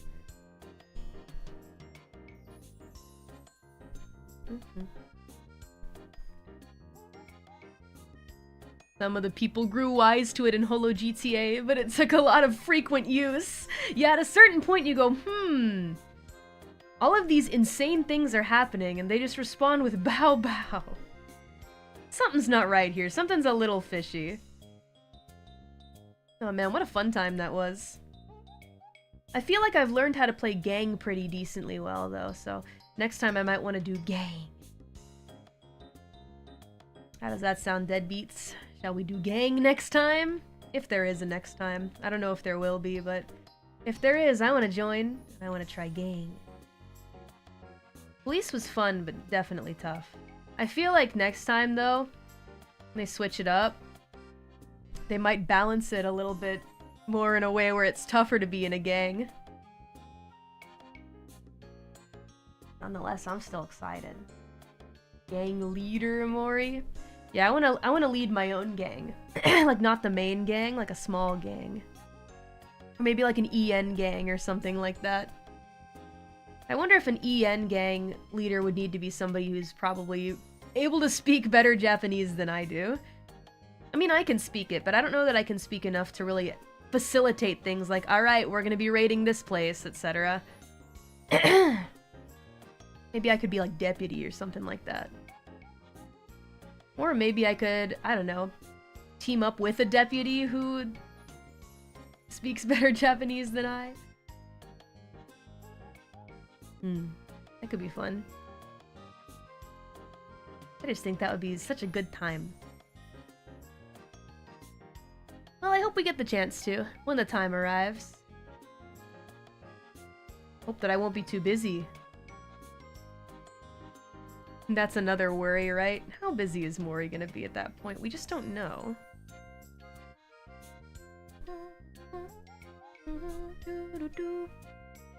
Ah, the sheriff of crime.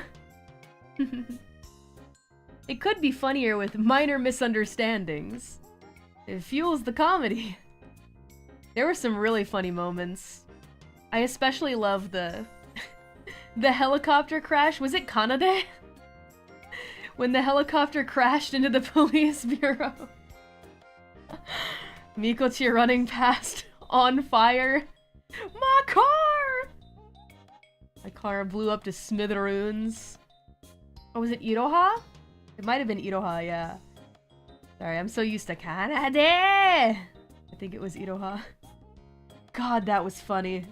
That was probably my favorite moment. The police bureau was on fire!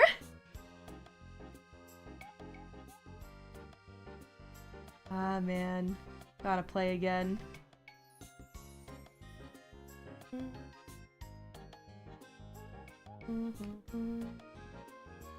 Such a well-timed comedic moment. Kanade! Momoko! Iroha! This part's probably gonna be in shadow, so I'll just put it here like this. Nice, nice. Poor Laplas took a lot of beatings from everyone, including you, including me! I'm sorry, Rapu. I am so sorry. She was an excellent co-leader, though. Could not have done it without her help. Oh, 'cause I think that she had experience being police.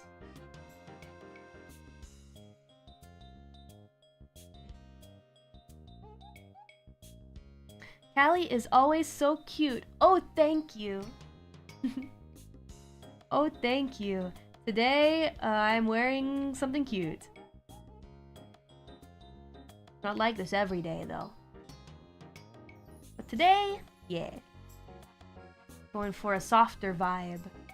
I do miss the other outfit as well. The one with the Shiori jacket. Rock and roll, baby. We'll put it on again soon, I'm sure.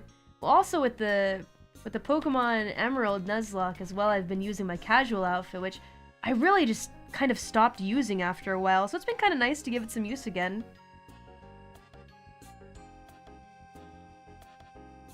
The pizza date sting set up on Crony. She figured it out so easily, though. Oh, it was hilarious. The Crony thing. The sting operation. Oh, it was brilliant. I don't have $1,000. Another excellent memory. And me and Bibu really ran around a lot together, too. I feel like me and Bibu bonded. We bonded together. As police. Fellow police. Yep. It was good to look out for each other, considering that not everybody could speak English on the police force, so... Me using the mini car? Oh yeah. Star Sheriff. I mean, I could not use anything else. That's my car of choice. That's the only way to travel. Bonded at the Club of Stripe. The club scene, and then Subaru Senpai coming in to clock us in the face for not working. Oh man, that was good. I'm lonely. The pineapple. There were some excellent moments. That's why I really hope we can do it again. More excellent moments, please, in this moment. The perfect timing, crashing the car, sending Ollie flying.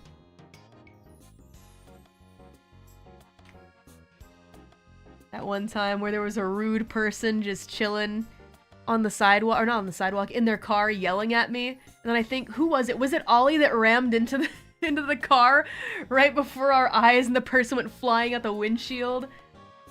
Good stuff. It was Bibu. Now it was Bibu. Bibu did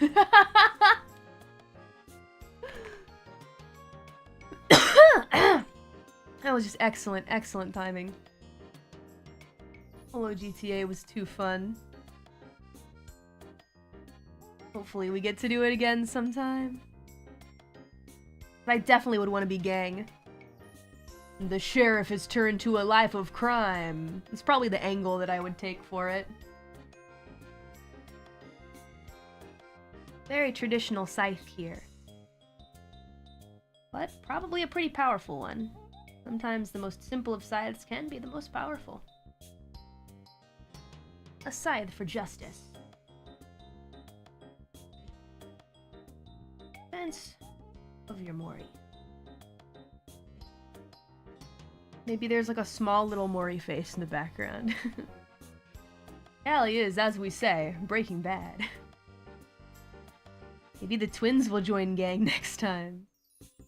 An all-EN gang. I wonder how it'll shake out. Gotta keep it fresh, though.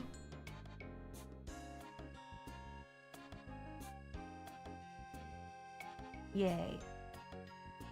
The gang. I did learn a little bit more about, like, how to do gang activities in GTA Online, so... I could definitely help out those that have no experience, but... oh, I'm sure there will be somebody that's even more used to it who will also teach me a few things. I request their help. Jokes aside, you'd be a good lieutenant to help direct the EN members with translations and such. Yeah, I would like to if I can. Again, my Japanese isn't perfect, but I feel like it's good enough for basic communication, and... you know, if all else fails, if there's nobody else on the gang side that can do translation, I'm happy to try and help. Oh, my vocabulary is rudimentary, but I know how to communicate. I talk to Japanese people every day. Whether it's doing dance lessons, or recording a song, going to hang out with friends, going to the supermarket. Those are about the only times I go outside, though. I also read a lot of Japanese Because it's all up in my timeline.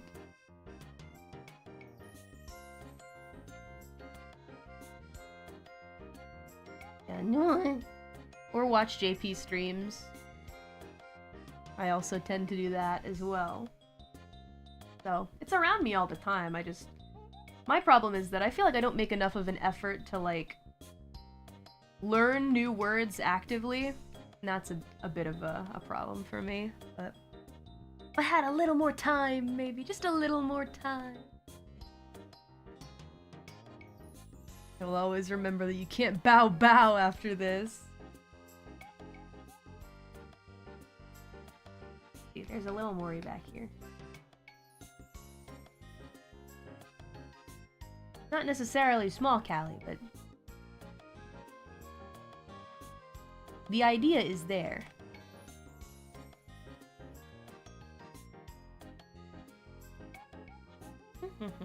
Any JP streams you've watched recently that you recommend? I've been kind of skimming through the Minecraft server that Botan Senpai came up with. I wanted to join that too, but I actively stopped myself. Like, Mori, you don't have time for this. Fuamoko joined in though, which was pretty cool. And that seemed like a lot of fun.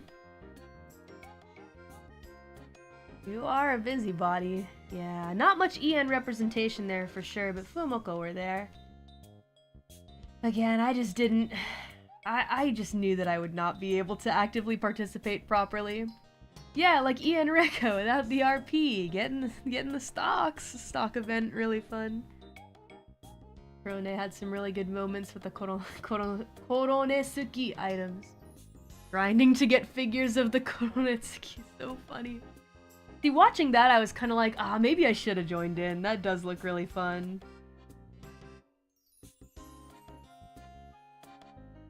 There, it's little Mori.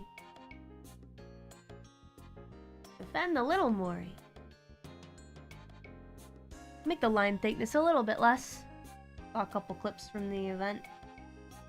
And also I checked out Pekora Senpai playing some Night Rain recently. With some of the others. Korea and Noeru. That was cool. And also Pekora's been playing with fans as well. I just wanted to see, I'm like, how good do I have to get at this game to make sure that she doesn't have to carry my butt to the finish line? I don't know. I gotta do some work. Cause she's already beaten it. So. I can only imagine the clips that came out of Gold Rush Survival. Well, you'll be fine. You'll be fine. Yeah, it'll be okay. I'm not too worried. We should do... Well, I always think to myself, like, oh, maybe we should try, like, something cool like that, like a big event for EN, but then I remember, EN Recco exists, and we just did that. I know that it was, like, what, a month ago, but still, it's kind of a bit recent to me. I'm kind of like, we do more group stuff. I think I want to give it a little more time to chill, you know? Dead by Daylight, still want to do that again this year. With this, maybe the same server, but I'm thinking that we do it at a time that's a little better for EU this time, just for the sake of fairness, you know? Sorry, it's not Dead by Daylight, it's 7 Days to Die. I always mix them up, their names are so similar, sorry.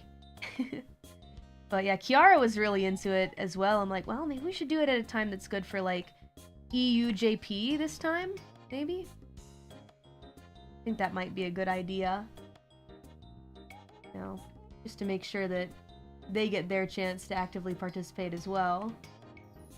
So, yeah, maybe every other day would be good too, so that people can, like, have some time to, like, do their own streams and such. So that it doesn't always have to be the same thing every day, yeah. Because I know for sure during EN Recco, I was definitely feeling like, I want to stream something else today. Do I have time? I'm tired from Enreco. So... And that's why I started playing Expedition 33 at that time. But, yeah, maybe we do it like that. I wonder if there's a way we can facilitate it. And also, yeah, catching up as well. It would give it would give people time to catch up with the archive, you know?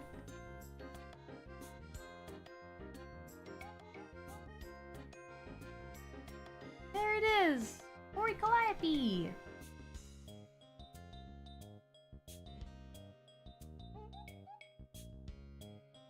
Mori Calliope! Yay! We did it! We drew an Iron Man suit. Let's go! I was looking at the request thinking, am I gonna be able to do this right? I don't know if I can, but we did it! Yatta! Thank you very much to Aunt Brunny 18 for the commission. From Calliope Mori. Iron Deadbeat. Iron Bone, Mark 18. Thank you so much. Let me make sure I spell everything correctly. Sorry that you had to wait like a year. Sorry to deadbeats that had to wait like a year.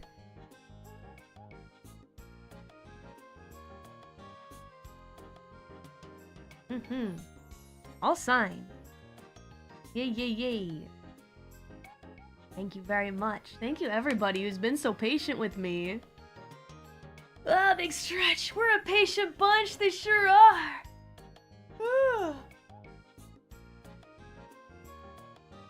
We built this in a cave with chads. The only way to do it. Jarvis, clip this. Jarvis, do not do that, Jarvis. Good things that come to those who wait, though. And then, let's see, the next up that we have is for Demetrius Burnett. Thank you so much. Been a fan of your work for a long time now. Thank you so much, Demetrius. Who says, and I quote, hold on just a sec. Reading from Demetrius. Hey there, Callie. Been a fan of your work for a long time. Was hoping you could draw the post forward with a short mohawk, band around the forehead, rectangle glasses, hoodie, ripped jeans, Team Skull Chan, and turning the point into shooting the devil horns. Hold on a second. Team Skull, do you mean like a Team Skull shirt? Turning the point in to shooting the devil horns. I'm not sure. Are there devil from Pokemon? Team Skull? Team Skull logo. Okay. The hand that's pointing is maybe... Oh, like with your hand. Oh, okay. Turning the point into shooting the devil horns. Maybe turn the point into like... Yeah, horns or something? Like, yeah, like this. Hold on a sec. I think I get it. So, like... Your boy, Guzma! It's your boy, Guzma! Happy Guzma! I mean, Guzma really is just Adam's... Don't say it, don't say it! Like rock and roll. If there was a Pokemon live action Sun and Moon, I just feel like it would be really appropriate if Adam Sandler played Guzma. You know, when you go to Guzma's parents' house, it's like the golf clubs. You know, Guzma was gonna be a golfer, but he has anger issues. You know, you go into the house and there's the destroyed golf clubs everywhere. You should voice Guzzlord, do the ah! Ah! Just a scream. It's just a scream. Right, hoodie and ripped jeans. Let's see.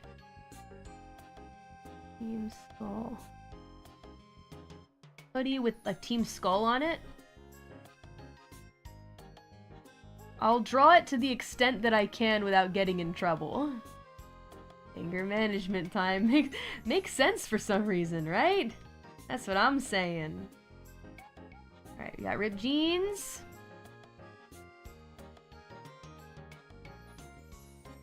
What else? Rectangle glasses. There's a short mohawk, too. We need the band, the Deadbeat Fan Band, and a short mohawk.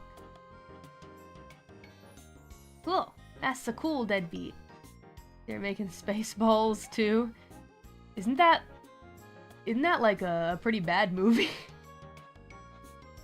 I love it so much. Your scythe is an HF scythe, like Raiden's katana named Alistair, named after your favorite gym leader from Pokemon Shield. That's cool. Kind of forget the gym leaders from Pokemon Shield, but are those the ones that included rhyme, or was that Scarlet? It's a parody? It's an old parody. Oh, okay. Never mind. Gotcha. Pretty well regarded. Then I was thinking of something else. I was thinking of a different movie then. Scarlet had rhyme. Okay, gotcha. And Larry? Larry as well from Scarlet? I'm trying to remember Sword and Shield. I really liked Sword and Shield, like, climax and, like, ending part with the legendary dogs and Eternatus. That's the one where, like, battling Pokemon's like a sport, yeah? That they do at a stadium? Okay, I'm putting it together in my head. Sometimes Scarlet and Violet blend with Sword and Shield in my head. Oh. Larry is also Scarlet. Okay. Gotcha. I need to go replay Sword and Shield then. Like I said, I really like the climax of the story with the legendary beast dogs. I like those guys, but wearing a hoodie. You know, everybody loves hoodies. A band around the forehead, rectangle glasses. Okay, and then rectangle glasses. And then we got the horns. Here's to drinking a bottle of wine after an 11-hour shift. Time to listen to you yapping. Mon ami! My friend does not mean my love, unlike what I thought it was when I was playing Expedition 33. Why am I being called my love by all these characters? Esquier just called me his love. No, friend! No.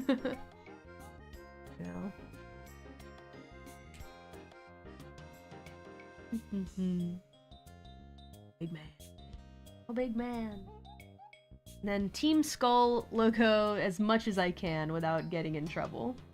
You got it. We haven't really drawn a lot of deadbeats with like shoes that just go down like this, so maybe I'll do like just some regular old shoes that aren't at a strange angle.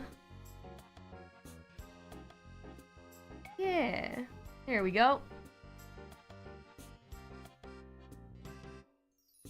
Iris was confused by the sudden story shift. Yeah, without any spoilers or anything like that, but yeah. Yes, she was. I mean, what? I was also confused, but at the same time, I also thought it was brilliant. And there were a couple things that I predicted. It was interesting. But I only predicted those things, like, when we were right about to learn them. So I don't really know. Does it count? Does it count? Yeah, sure, it counts. But I mean, I don't know. It's just, I had all the clues put together in my head at the time we were about to get the reveal. That's something that I really liked a lot about Expedition 33. I felt like it very slowly drip-fed you these clues, and like if you really paid attention, you could slowly put together kind of what was happening in the story before the reveal. So it wasn't like all of a sudden, da-da, twist! There are two red ones. Yeah, I mean,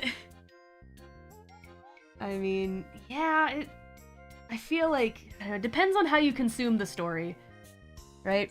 I was thinking real hard about a lot of things. My overthinking self, my overthinking brain actually kind of came in handy when it came to deciphering the story, I guess. Because I overthink things, it ended up, I was able to sniff out a lot of the clues and put some of the pieces together beforehand. And so for me, I had basically almost just about figured it out by the time that we got the twist.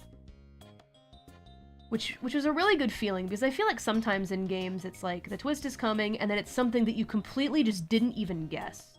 And you never could have put together the pieces at all. It's just out of nowhere. kind of thing. But with Expedition 33, I feel like it was something that I was slowly unraveling over time. And by the time it came up, it was like, yeah, that's pretty much the answer to all the clues that we've been putting together. I'm trying not to spoil myself on the game. I'm not gonna say what the... I haven't had like a super long conversation with Bibu about the game just because she's finished it, but we haven't had like any time to like sit down and talk about it since she's completely finished it. But I want to know what she thinks. Anyway, no spoilers for that game. No spoils, don't worry, I won't go into it. And me and Bibu are gonna go on a trip pretty soon. Me, Bibu, and some other people that will not be named right now, and I won't say where we're going, but we're going on a trip. We'll tell you about it when we come back. We'll get together and tell you about it when we come back. I think we are planning to do a quick little stream together, though, while we're on the trip. So there will be a quick hello from Mori, Bibu, and some others while we are vacationing, but it'll be a quick one again, just because we got tons of stuff we want to do, so... Hope you guys have fun. Thank you, thank you. We will be talking about it and sharing pictures because there are specifically like certain things that I want to talk about and show pictures of. In like a collaboration stream of sorts afterwards, so guys will hear about it. Maybe a silly short content or two. Don't worry, we'll rest and have fun. It really will be just vacay time, but I'm sure we'll want to talk about it too.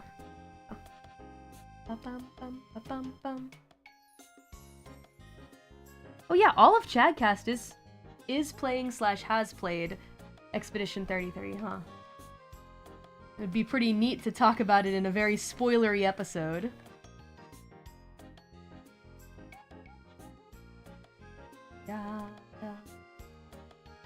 You better actually relax for once, Mori. There will be relaxing happening, don't worry. It's a very relax-centric vacation, I feel. The things that I have planned on the docket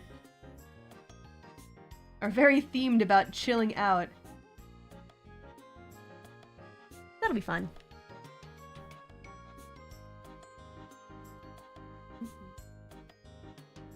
I hope more mems get a chance to experience Expedition 33, even if they don't stream it or anything like that. It really is such a special game. You planned the vacation? Yeah, I planned a lot of things for this summer. Yup, Mori was in charge with this plan. Excited. Oh, it's gonna be so fun. We all got together and had dinner, just to talk about the stuff that we want to do. And I can tell this group is gonna be hype.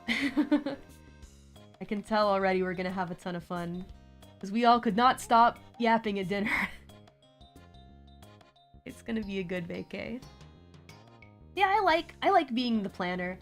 You know, I love sitting back after like a day of work and then like looking at fun stuff to do together with friends, or like sites to go see together and stuff like that, planning like a dream vacation. Planning is like part of the fun for me, right? Whenever I say to friends, like, hey ladies, you guys want to go on a trip or something? They're like, yeah, sure, but, you know, what should we do? I'm like, are you guys cool with me planning everything? And everyone goes, please do it. Please do it. Yes! Yes! Put me in charge! Because a lot of people don't like to plan.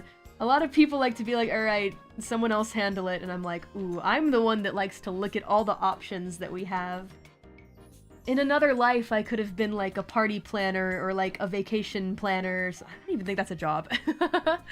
Vacation planner? You don't need one of those as long as you have one person who's like, alright, I'm looking up the stuff to do. I don't think you need a vacation planner, but... I could be a travel itinerary planner, party planner, etc. I love doing stuff like that. I feel like, it's hard to explain, but I feel like I can suddenly become super creative doing it. It's almost like an outlet of creativity for me, right? What kind of party are we doing? Like, what's the theme? Maybe we should do this. Maybe we should, for our day out, we should go here, here, and here, depending upon who's coming. I know these girls like this thing, and And this person likes this. So-and-so likes strawberries. Let's go to strawberry tea. I don't know. It's like an outlet for my creativity, and like it's a challenge for me to think about what my friends like to do and try to come up with like the perfect activity for us all to do together. Ooh, a wedding planner? Maybe I could become a wedding planner if all else fails. Yes, yes. I don't know. I feel like I might get bored of that pretty quick. I think party planner is more what I like to do. Rapper, singer, artist, manager. Party planner! As like a tour guide of some sorts as well, yeah.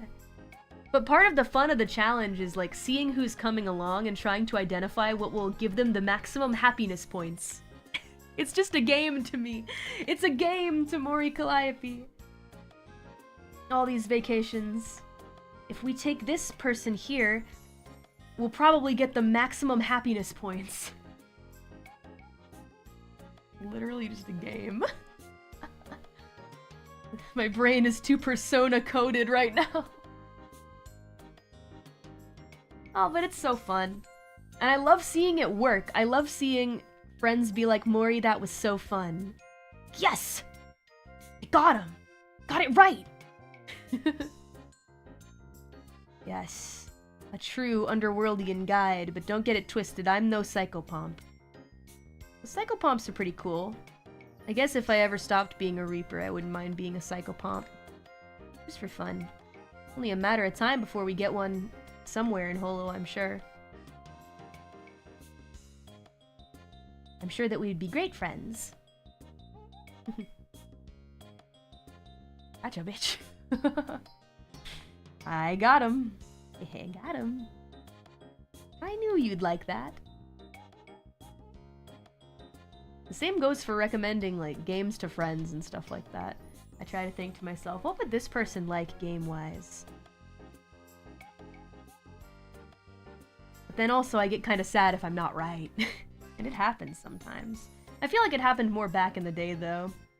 I'll never forget when I had first met one of my lifelong friends. She was really into, like, robot anime. And I had gotten to the point where, like, I was in that phase of my life where I had only just begun to check out seasonal lists of what was premiering.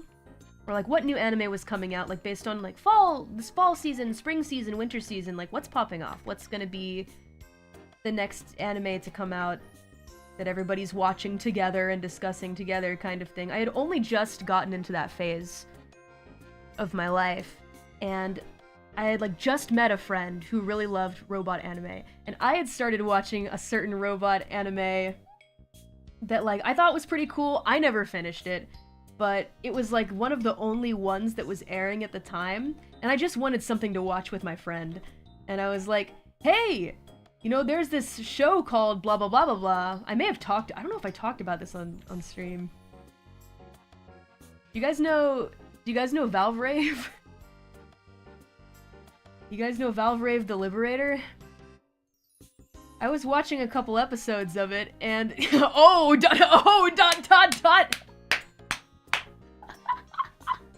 Ah, Valve Rave. That show was a ride. So weird. I sent it to my friend. I was like, I'm watching this season. Maybe you should check it out. It's got robots in it. And my friend's like, yeah, cool, check it out. And we'd just become friends. And I hear back from my friend. She sent me, like, a message.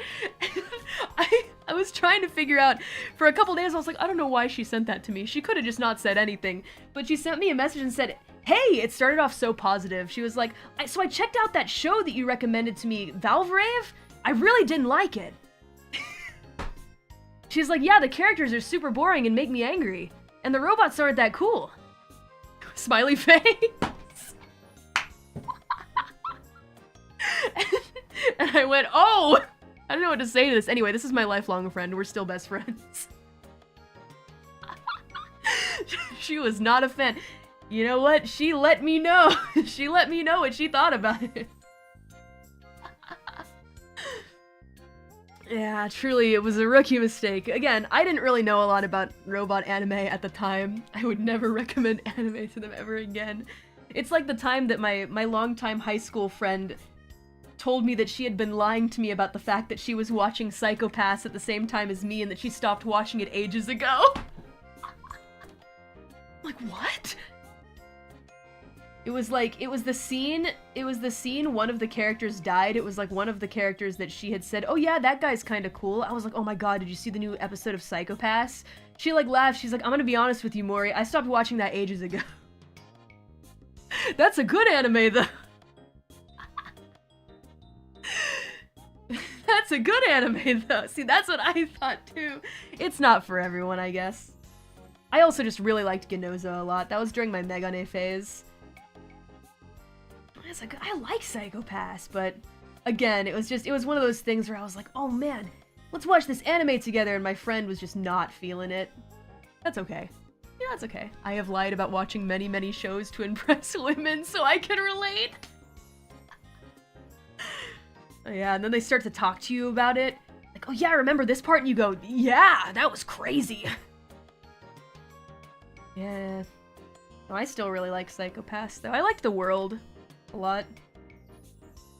I like the world they came up with for it. But at that point, I was like, yeah, I don't really know if I'm gonna recommend an anime to you again. I mean, for Valvrave Friend, I mean, I shouldn't call her Valvrave Friend, she did not like Valvrave. The one that I recommended Valvrave to, even though I myself kind of stopped watching it, that's fine. She was just being honest with me and giving me an honest review. But my friend who pretended to watch Psycho Pass, just to drop it on me like, yeah, didn't really like that. Why did you lie to me? Just tell me, honest. You got two different types of reactions to me recommending anime to people. One person is brutally honest and the other completely lies.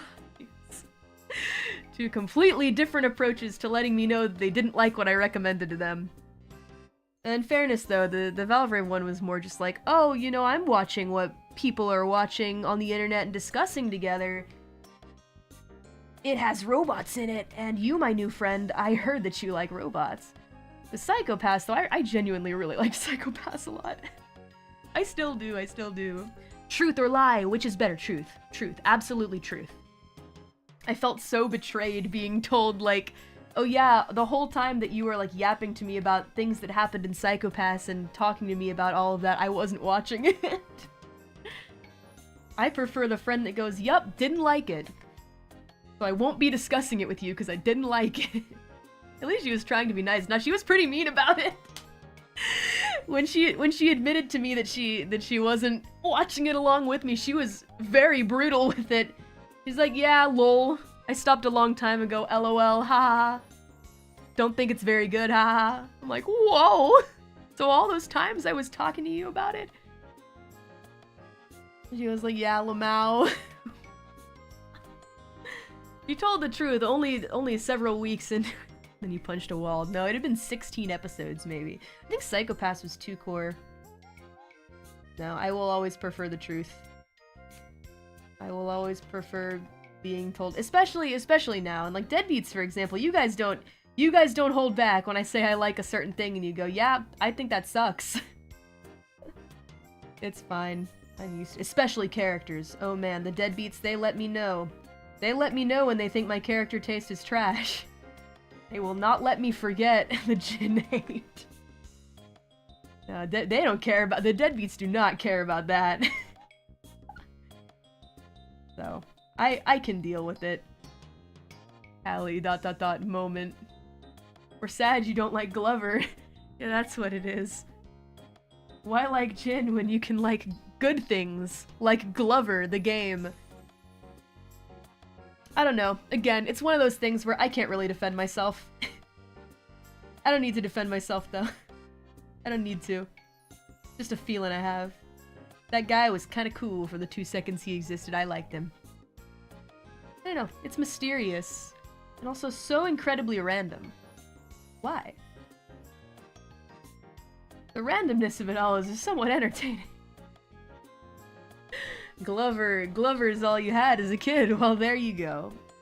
You've got a very personal attachment to Glover. Hello, Monhim Sang. Thank you so much. There are many different types. Gundam is closer to reality. Gurren Lagann is the hot blood, over-the-top super type. At the end, it's just a nice thing to share what you like with friends. Right? I agree. 100%. 100%. I mean, me and that friend, we found plenty of other anime that we love to watch together. Man, the ride that we went on watching Kill la Kill as it aired was incredible. You know, I have like conflicting opinion. I say conflicting. I enjoyed the ride that I had with Kill la Kill, from learning about its existence to watching the whole thing with my friend. And man, it was an adventure. Would I call it one of my favorite anime of all time? I don't think so. I don't think I would, but I enjoyed the time I had with it. Who was my favorite character? Who do you think my favorite character was? Who do you think, at that time in my life, who do you think my favorite character was that I defended until my last breath and no one else liked? Who do you think? Glasses. Jin. Glasses. Can't even say his name. The Megane, the glasses guy. Why yes, Jin but blue. The character with the worst fight in the series, you know what? Yeah, it was the worst fight in the series. It was god awful. Oh, I was so let down. I was waiting. Oh man, I was clenched, thinking, oh man, what's his fight gonna be like? He's so cool, that cool, like, nerd hacker guy. He's blue. He looks so stylish, and then what did they do to him? They put him in a skin-tight morph suit with keyboards all over it. Gathering data. Data man. Tragic. Absolutely tragic. Anyway, the keyboard suit was funny though. It was funny, but it was getting tough to defend him after that. After that one, it was a little tough. Hacker Man. So that's Hacker Man. Green Dude was your favorite. Sanagayama actually became my favorite by the end of the series, just because everything, the arc that he went through was like, it was shocking. I don't know, maybe people will say, oh, it was all shock value, but I liked the arc that he went through, and that dude was hardcore. You don't have to defend a character for being lame. Lame doesn't mean bad, that's true. That's also very true. There's no need to defend, that's okay. But it was very silly. I did feel my like of the character go down a little bit after that. Yeah, but lame means lame. Ugh.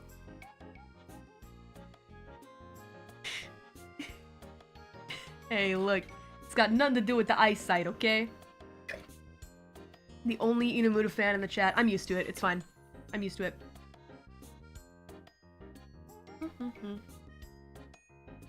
As for Ryuko or Satsuki, I like both of them, but I like them for different reasons. Like, I found parts of them that I liked from both of them. Now, it's kind of a cop-out answer, but I really couldn't pick a favorite because I just liked both of them very much. Although, if I'm to choose who I think is the most, like, personality-wise, I really liked Ryuko because many reasons. She's hot-blooded, fiery. In my view, I viewed her as a tomboy. Maybe not everybody views her that way, but I do. And it made me like her more. You know, she's the cute, tough girl. She's cute and tough, you know? Shadow the Hedgehog as a lady, right? She is the tomboy. I like her very much. And then Satsuki, she's so regal and beautiful, though. If I were to look at the both of them, I never wish to compare hot women with each other. I never wish to do that. But if I were to choose one, that I personally look at and go, woo, oh my god, my face is burning up, and she's pure, but like also so salacious but pure, and I would choose Satsuki. She was hot, man. I don't know. I saw her and my face turned bright red.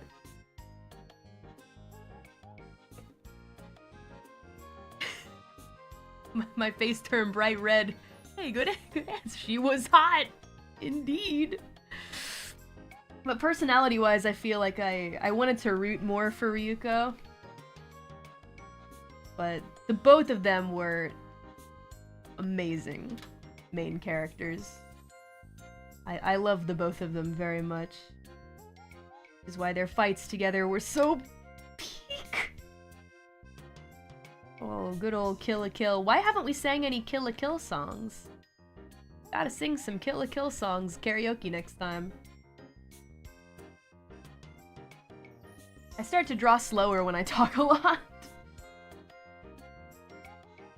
Draw slower when I talk a lot. Don't lose your way in your mind. You have to be as one, don't be afraid. Do-do-da-da. Thank you very much for the commission. This one was for Demetrius. Thank you. Put that on the to-do list. You got it. Do-do-do-do. Been about 4 hours, but I feel like we haven't drawn too many.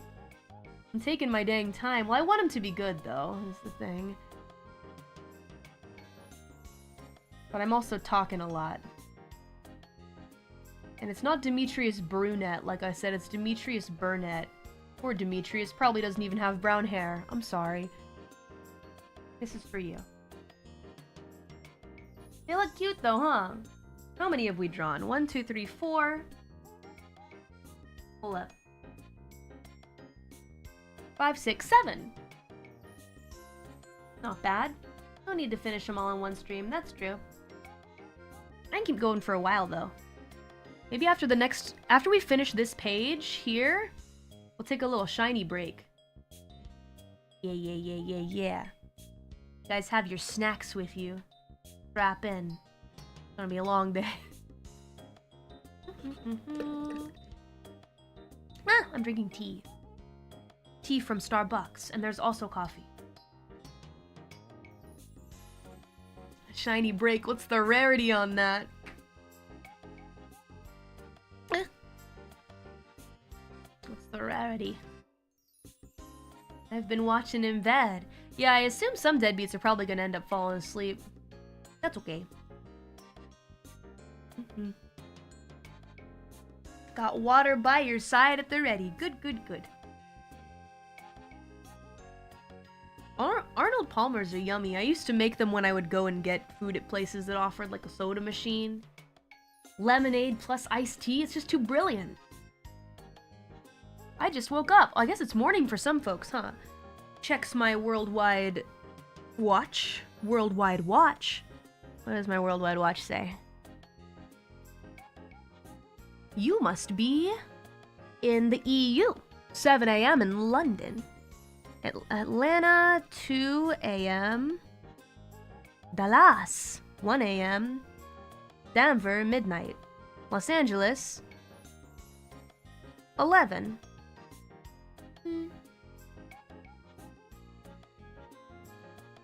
Oh man, some people pulling all-nighters. You guys are stronger soldiers than I am.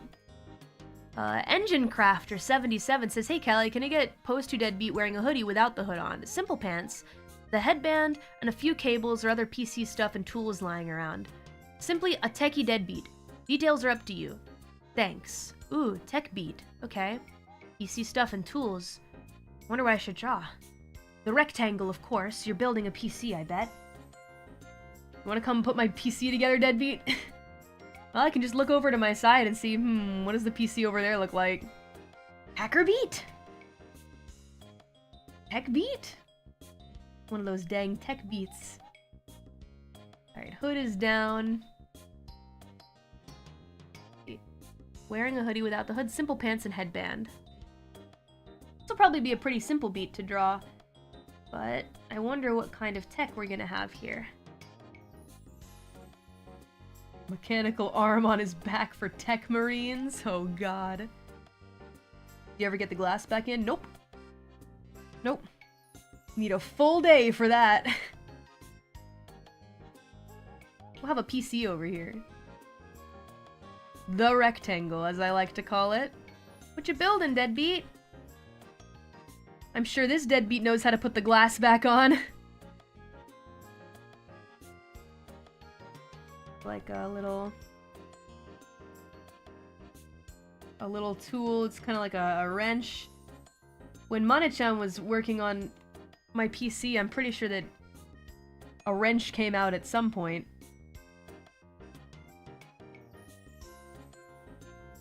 And then some cables, maybe? I'd say that's pretty tech beat-esque. It was like a small wrench, though. It was like a little... maybe a screwdriver. It wasn't a wrench, I think it was a screwdriver.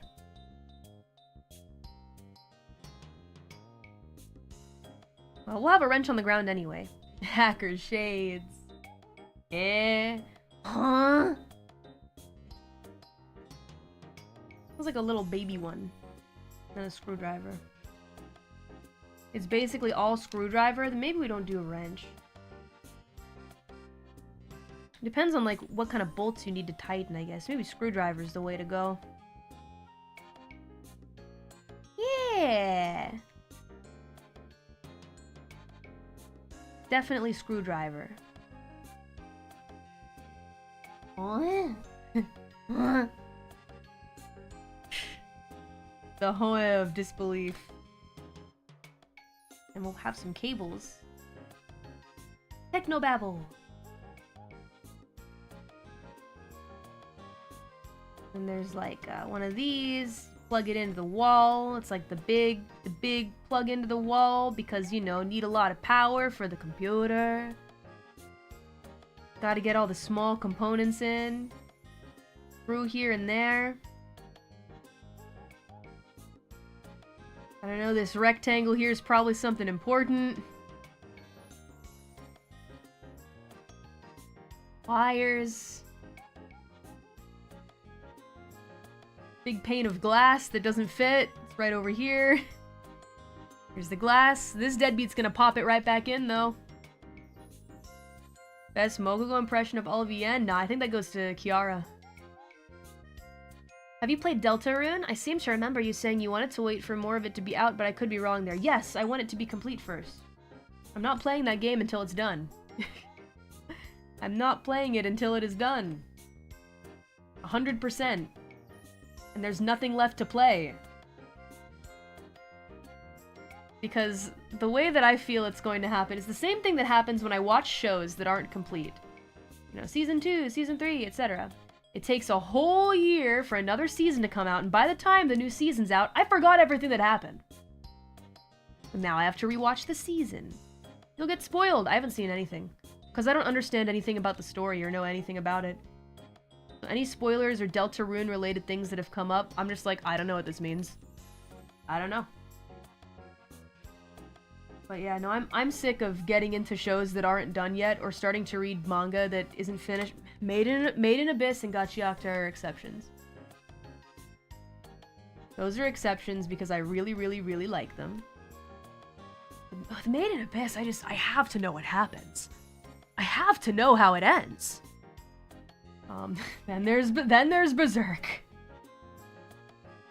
But especially when it comes to shows, right? On Netflix and the like, wherever it is that I'm watching stuff, like, I want it to be done first. No, because then I feel like it's a waste of time because I'm just gonna go back and rewatch everything again to refresh myself on what happens. I forgot what happened this season. Where did we leave off? Why they do recaps, I get that, but I want it to be done. Did you quit playing Guilty Gear Strive? I hope not. There's a new character. I don't don't really play it these days, but I really truly feel like Exard was more my game, and that was when I was super, super into Guilty Gear. I feel like I need to allocate time to get back into Strive. I was so excited for Strive when it came out too, which is why I'm kind of like, it's a shame that I don't really touch it anymore, but I really love the characters, I adore the music, and the world, but when it comes to playing the game, I feel like, I don't know, it's another one of those situations where it's a fighting game, and fighting games are they're really not my forte. I feel like I get more stress than anything playing them. Because I keep thinking to myself, if I'm to feel like I am allowed to continue enjoying this, I have to be good at it. You know, and then there's this pressure from myself to be better at it, and when that doesn't happen, because fighting games are hard.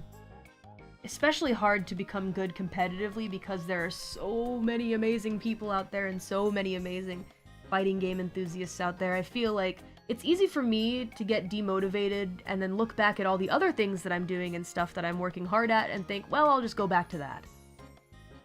You know? Stuff that I already have a bit of a head start on. Is just how my mind rationalizes it, you know?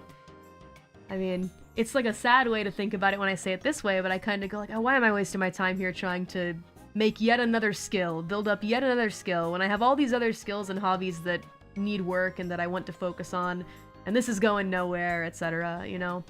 So I feel like I really enjoy the story and the characters and whatnot, but when it comes to playing the game, I think it might be kind of tough for me to get back into it. Watching others play might be fun. I remember I heard from somebody, I think I got an offer once to like commentate on something, but I turned it down because I just don't have the knowledge of the game to make an appropriate commentary. So I said no. Yeah. It's just there's a lot. There's a lot. But still really love everything about it, and I think people who are good at fighting games are really awesome because you guys put in the time to learn, and that shit is not easy. And commentary in and of itself, I feel like you need to have a certain level of skill in order to like be able to make like apt commentary that fans will be like, yeah, that is what happened. Or like, you know, you're doing something else, but you hear the commentator giving a play-by-play of the match, and you can envision it happening because the commentator knows what they're talking about. You need a lot of knowledge, and that is knowledge that I am not privy to. Yo, I'll commentate on someone playing Elden Ring, though. Or anyone playing any Souls game. I will commentate on that. But even then, there are still probably some places where I fall a bit short, but I could at least give a basic commentary. It's probably one of the games I'm a bit more knowledgeable about, but there are still, like, little things that I didn't know until the Deadbeats told me, so. Yeah, Jump King. Jump King, on the other hand. That's my territory.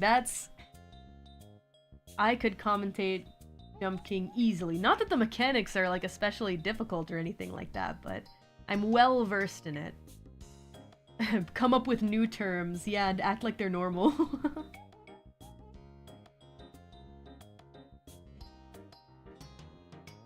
You pretend everyone else is supposed to know the vocabulary. It's perfect. It's perfect. It's too good of an idea. Someone else should definitely use that. You look so comfy. Look at this comfy deadbeat.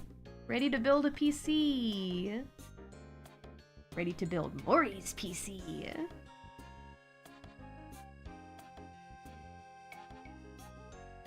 Even if you were super knowledgeable, you don't think that you'd be able to commentate well? Oh.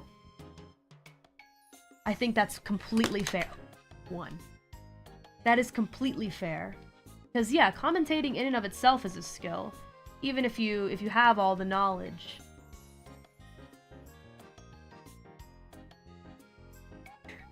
What would your response be if someone you barely know asked you to hang out? And you asked why, and they said, well, if you don't do it now, then I won't have enough time to max out our social link and unlock my ultimate persona. I'd probably laugh and walk away. I'd be like, nice one, man, haha, and then go away. I feel like in Persona, though, generally it's them asking you to hang out. And then that's how the link continues. But I guess you do go up to them and you go, hey, what's up? Spend some time with this person. Or like, hey, oh, you want to walk home? Yeah, sure. Yeah, I don't think that the protagonist would say something like, oh, my social links. And maybe that's why the relationship tends to work out for them.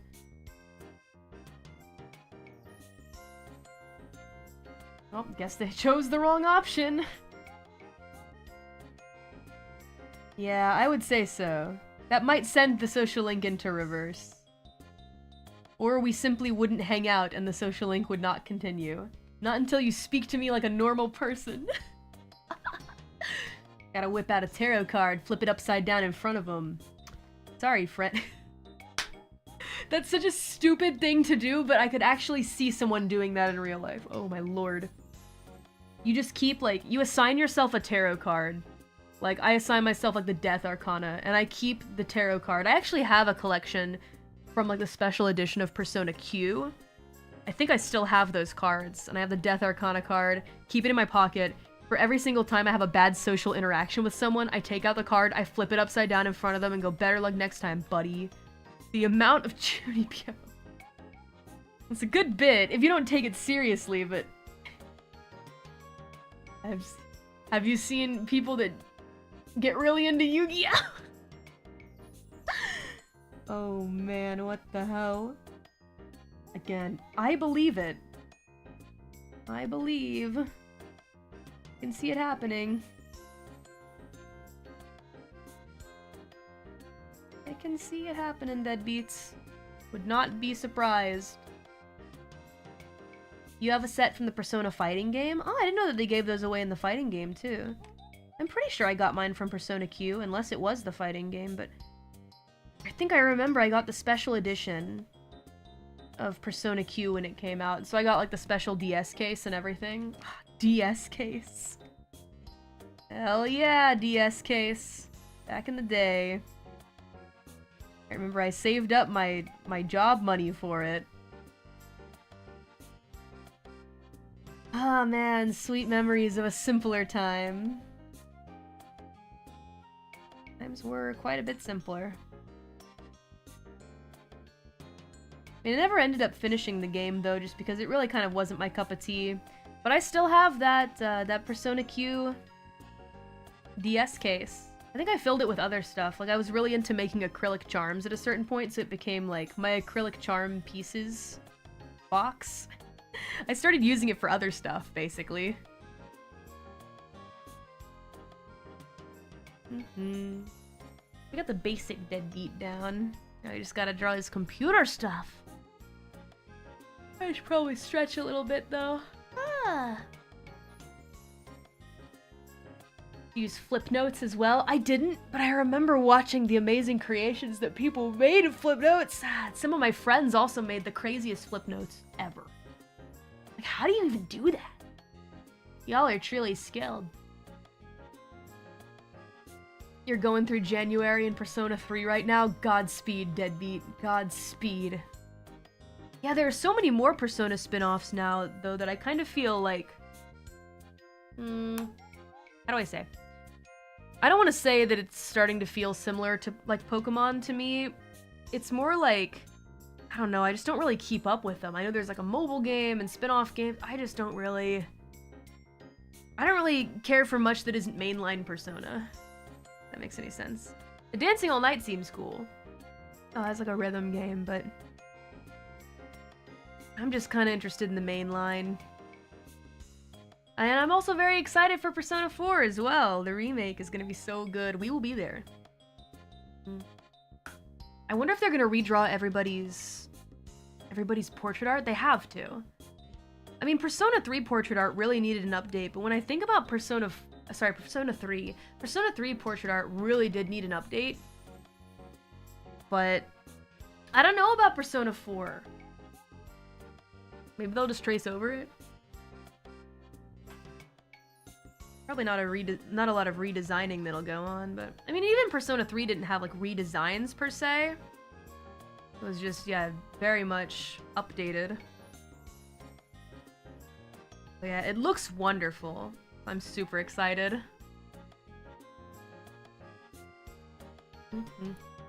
Hold on one sec. I have to sniff. To do a little sniffle.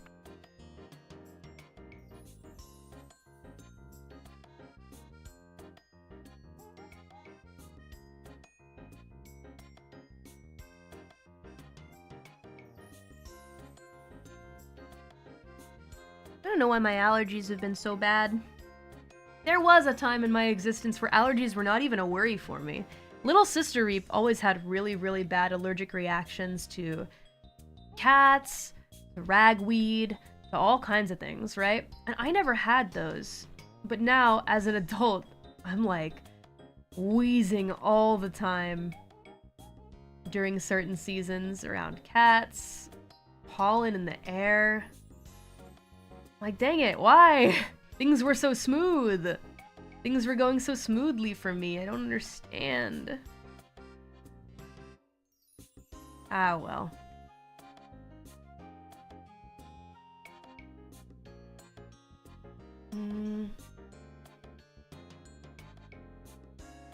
Oh man, no Yuri Lowenthal for Yo.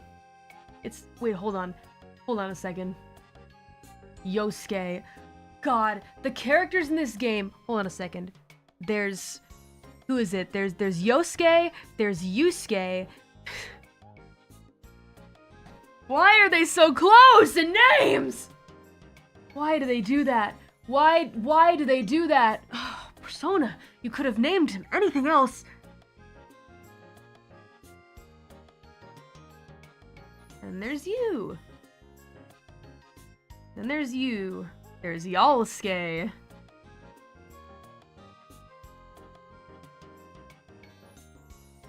There's two Makotos. Yeah, I hear a lot of people aren't coming back. I don't really know what the situation is. I guess we'll just have to see. We'll have to see what happens. Persona 4 still feels so recent to me, but it really is when I think about it. It's an older game. That is, in fact, an older game. Not quite as ancient as Persona 3, but still pretty ancient. Oh. Oh yeah, what are they gonna do with...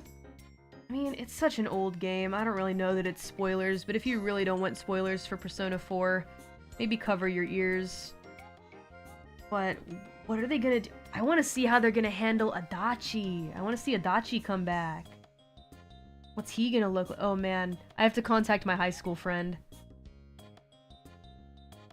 I have to hit her up about it. I'm sure she's already seen it. Persona 4 is her favorite, and she loves Adachi. The Adachi fan, yeah. Also known as best girl. Adachi lover #1. He's that one edgelord people seem to love. I don't know if I'd call him an edgelord in the beginning of the game, which is why it was so surprising that it turned out he is the way that he is. Because I was completely thrown through a loop. I didn't catch any of the signs or anything. You know, great vegetables. He kind of just became that way for sure. Like that was like his inner side that he like didn't share with the world, right? But when my friend like learned about Adachi, she liked him when he was in the story as just a rando side character. I'm like, wow, must be nice. Must be nice that the character that you like that's a rando side character actually turns out to be extremely relevant and have some really interesting plot development. Must have been such a beautiful surprise for you. Also, that friend really likes Akechi as well. That friend also really loves Akechi. So clearly she has a type. Gym fans stay losing, as always. It's fine, we're used to it, all three of us. Purposefully pretending to be more Weasley than he actually is. Oh, she really does have a type. Yeah, she does. No. I think she plays a bunch of gacha games now. I'm not really privy to what what she's been up to in terms of like things that she's a fan of recently, but those are the ones that stuck out to me from Persona. Ah yes, that makes sense. I believe that. Is what I thought to myself. That seems to check out.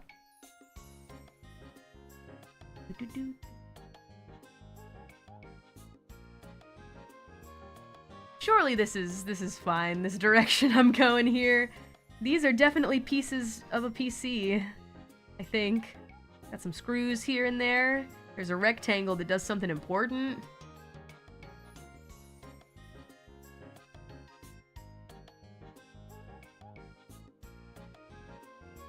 All good, no more Persona 4 spoilers for that old game. Is it? How old is it? 19 years? Coming up on 20 years, maybe? Wait, no, it was 2008. So not 20 years. More like... yeah, 2008, so... 17 years ago, Persona 4 came out. In Japan, Which is also something of note. And Golden was 2012, though. Can't believe it was that long ago. Time really does fly, deadbeats. I hate thinking about it. I do. Maybe we shouldn't.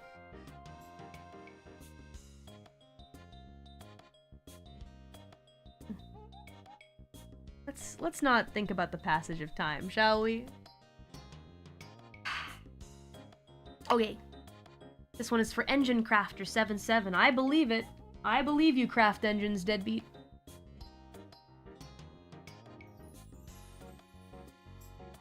It sure seems like it. Thank you so much for being my fan. I'll come fix my PC. 2. Engine Crafter 77. Thank you. Here's the completed picture. Yatta. On it, boss. On my way over. First we engine, then we craft. Just a deadbeat in his PC.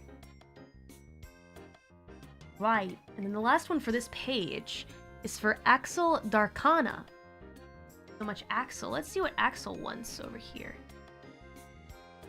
Axel Darkana says, "Hey Callie, I'd like pose 1. Just me with my profile picture shirt, a black tee with a slanted red eye." Is that what's on the t-shirt? Oh, okay, I see. Slanted red eye. Sharp teeth and nails. Well, deadbeats don't really have teeth, but we'll see what we can do. And nails, 1 blind eye, 1 red one in the skull. And normal blue jeans. Your art style's awesome! Thank you for doing these. I guess I can try to make a spiky tooth skull. We have upper teeth. That's true, you do have upper teeth. Let's see, if we were to give spiky teeth to a deadbeat, probably just take these here and make them more like... more sharp, you know? More like this kind of feeling. There you go. Now you got yourself some sharp teeth. Something like that. Yeah. And then, let's see, with the shirt, the black t-shirt. With an eye on it. And then for this deadbeat, they wanted like one in the eye and then 1 blind eye. Sharp teeth and nails. Normal blue jeans. Thank you for enjoying my art style. Carnivore teeth. Mother, I need nourishment. What? Go to the store and buy yourself a friggin' rice ball or a sandwich or something.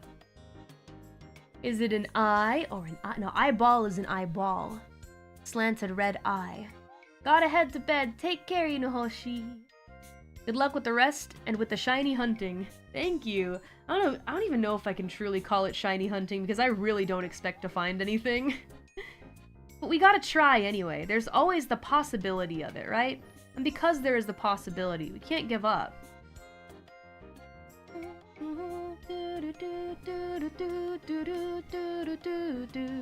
Yeah, it's egg hatching, you know?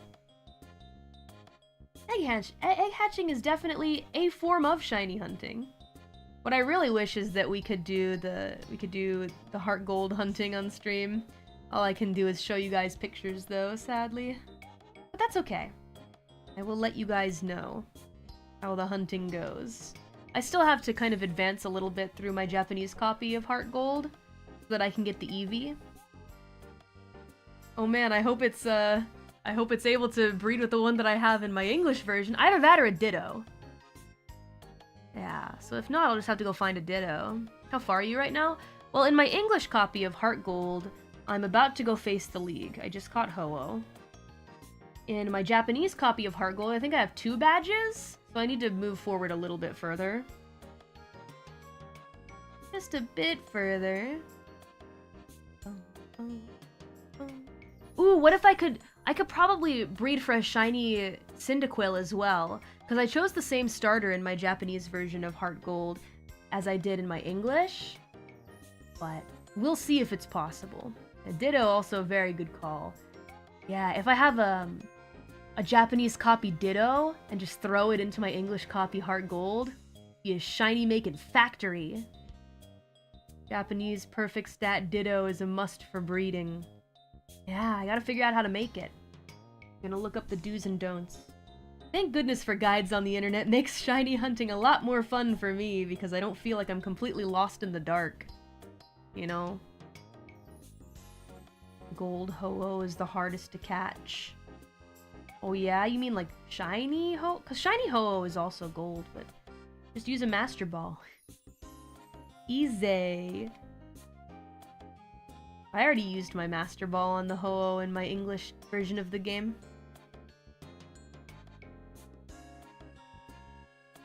Yeah, Sharptooth Deadbeat. They do exist. You ever wonder how people find that out? Yeah, I mean, how? My only guess, like the only way that I think some people are able to find out certain things is they'd have to be diving into the code, right? But I feel like the Pokemon community online is very passionate and like interested in finding out stuff and hunting for clues and interesting stuff together. Because it has such a passionate community, I feel like we learn about these mysterious things like pretty quickly, you know? Or through mistakes as well, you know? So much that you can learn. They are relentless. Oh yeah, Pokemon's serious business. I am not saying that sarcastically or in a funny, ironic way. Pokemon is serious business. But it's about as serious as you want it to be, you as the player, right? Because not everybody has to have Pokemon be serious business to them. Some people like to enjoy it casually, and that's nice. I certainly always have been one of those people, but recently I'm really intrigued by the idea of shiny hunting, just in free time, you know? In my free time. My father works for Nintendo. Deadbeat, I believe you. They may not believe you, but I believe you.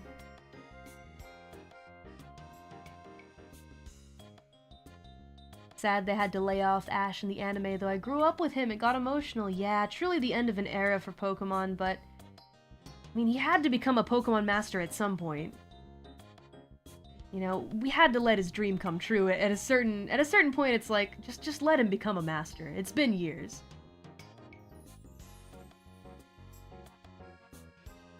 Just let him. Yeah, Pokemon breeding, it's not as complicated as people make it seem to be, but there are certainly things that you have to know how to do. And I feel like as an adult, I'm able to perceive things like step by step a little bit better. And look for information better and perceive information better. And therefore, I don't know, look for shinies in a more productive manner, so. Couldn't have hoped for a better final battle. I actually haven't witnessed it yet. But I feel like as a Pokemon fan, I'm kind of obligated.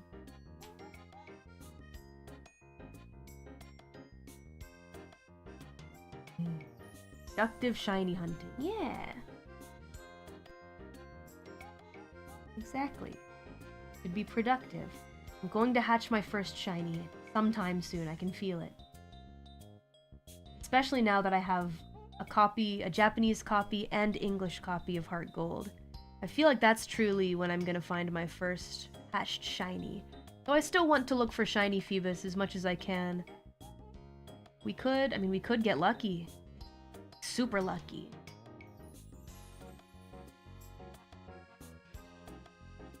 I can see it now. I can see the stars. I can see the shiny Umbreon. I especially want shiny Umbreon. I love that it's just the one point that's a different color. Just the rings. The yellow part being blue is so neat. Honestly, could not ask for better shiny color. And then also Espeon just being green and Jolteon being lime green. Yeah, I think the evolutions are more hits than misses. The blue moon. Aren't the colors of shiny Pokemon determined by like a code? Or something like that? Like, for a while there, it was like all blue mons were pink when they were shinies. Like most of them, depending upon what the code was. At least that's how it used to be. Back in the day. In the earlier generations, I see, it's like a palette swap thing. But now they've started choosing them. Yeah, of course, shinies are popular, you know? Something I guess they feel that they have to maybe think a bit harder on. That's how you avoid things happening like what happened with Gengar, which is such a waste. Ugh. I'll never forget. At least they tried to kind of semi-make up for it with the Mega Evolution, but still so disappointing when I looked up the picture of shiny Gengar. I was so excited. I was like, I think it's white! Like, no, wait. Nope. Oh, it is not.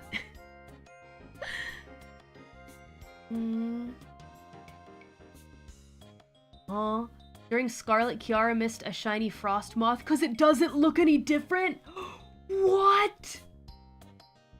Oh, man. Oh, no. That sucks. It has green eyes or something. Oh, no. Shiny Aron is cool because it's got red eyes. Yeah. I love how edgy it looks. And actually, shiny Metagross also looks pretty cool. I think is it gray? Let me look up what it looks like. I remember looking at it and being like, whoa, that's cool. Shiny Metagross. Yeah, it's gray!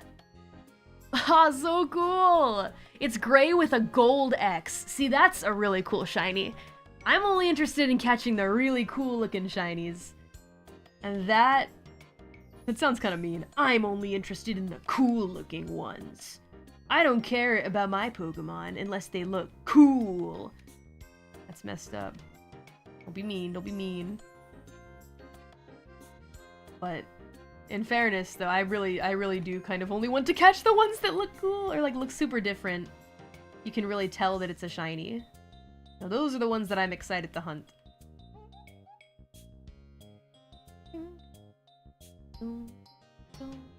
Your first and only shiny is Iron Bundle from Scarlet Violet, which is just chrome colored, so not even an exciting one. But still cool. Still pretty neat, I would say. They're so much easier to find in the newer games, huh? But even in the newer games, I haven't found any shinies, except for Giratina, but I mean, we worked hard for that Giratina.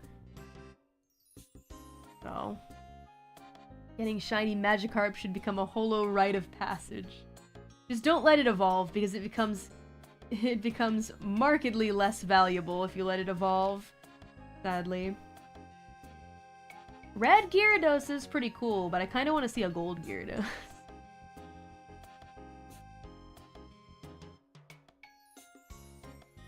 Because everybody can get Red Gyarados. There's one in every game. The least rare shiny of all time. Red Gyarados. And they're all just chrome. Future Paradox Pokemon shinies. As in, like, metallic looking? Well, I kind of only really get excited when I see them in, like, pixel form. Because, again, like, 3D is still cool, but, like... You know, pixel art is... You can't eat it. You can't. But in my vocabulary, I feel like... I hate it because naps are not delicious, but there's something delicious about a shiny, rare, pixelated point of data that's all yours. I don't know. It's hard to explain my feeling, but that's how I feel. It's unique. Naps are scrumptious. They are not. They are not. Yummers. Enough, deadbeats! Just got a shiny Rattata. What does that guy look like? I actually don't know. That must be a semi-easy one to find. Oh, it's green. You know what I want to do? Hold up. Shoot, I don't know where to get... Okay, let me cook. I'm thinking in my head right now. What if I went to the store and I got a Japanese version of... Hey, maybe I should have gotten a Japanese version of Sapphire instead of ordering the English. I know where to find them. I know a store that sells all of them. Like a Japanese version of Sapphire or Emerald. And I play through that game too. And get a Beldum. And then I take my Beldum... Well, maybe I only need Ditto. No, you can't breed it. Never mind. Ah, it doesn't have a gender. I wanted to find a way to get myself a shiny Metagross. It's not gonna happen. Shit. No. Come on, I was cooking. I was gonna get them from Japanese Sapphire and my regular Emerald and then put them into Heart Gold or so to breed them. With Ditto you can? Do you think so? You can breed them with Dittos. Oh, okay, so maybe I get Japanese Ditto Perfect IVs, send it over to Heart Gold, get the Beldum that I get in Emerald, send that to Heart Gold, and then try and breed them there. And so it became... The Mastermind method wasn't in Gen 3, but what if I take Pokemon from Gen 3 and then put them into Gen 4? Does it still not work? Is it because they're from Gen 3? I can't do it? I don't know. I'm cooking. I really want... Then it will work. You can bring them to Gen 4. Oh boy! They gave out Shiny Beldum when Oras came out. Ah, dang it. I missed out on it. But you know what? You can't send Pokemon back. Can't send Pokemon back, and I want Shiny Beldum. I want Shiny Beldum / Metagross in Heart Gold in Gen 4. You can catch Beldum and Metang in Heart Gold. You know that, right? What? You can? No way! Wow, the more you know. Mori just doesn't know enough. What does Shiny Ditto look like? He's blue! Cute! Look at the shiny little blue guy! Oh, he's like a slime! He looks like a smile slime. Cute. Blue Ditto. He's so cute. It's like Mew. Blue Mew. Well, I really do think they are connected. They have to be. Ditto and Mew have got to be connected. I believe the theory about Ditto being a failed experiment to clone Mew. I believe that. Even they'll never say it, but I believe in that theory. I don't know. It's fun. It's fun to think about it that way. What is shiny... Just looking up what shinies look like. I should finish drawing you, deadbeat. I'm sorry. But I can't help but look up what some of my faves look like. What does shiny Dragonite look like? It's green! Oh my god! It's a green dragon!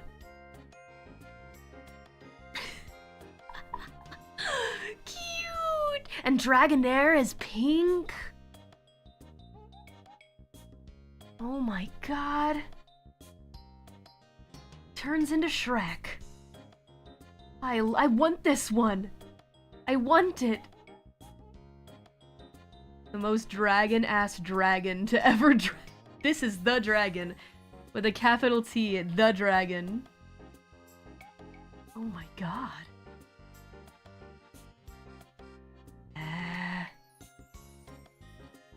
Not even a chosen color, because gem, that's crazy. And shiny Charizard being black? That's so cool too. Shiny Charizard.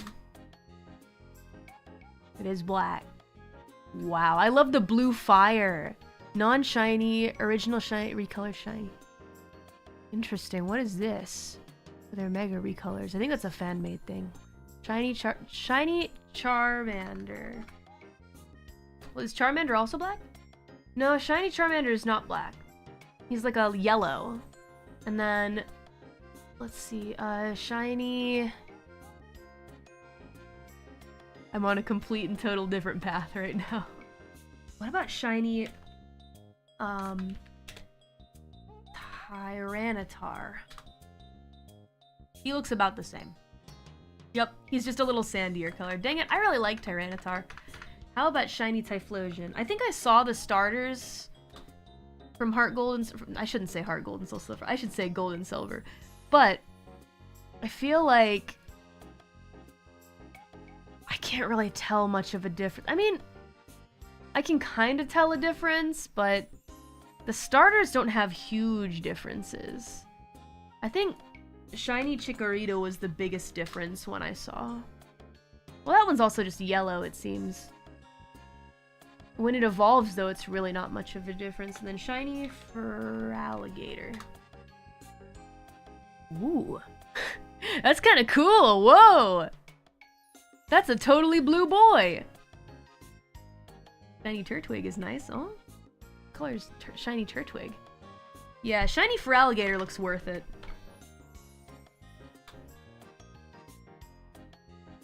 Shiny Turtwig is more of like a cyan color.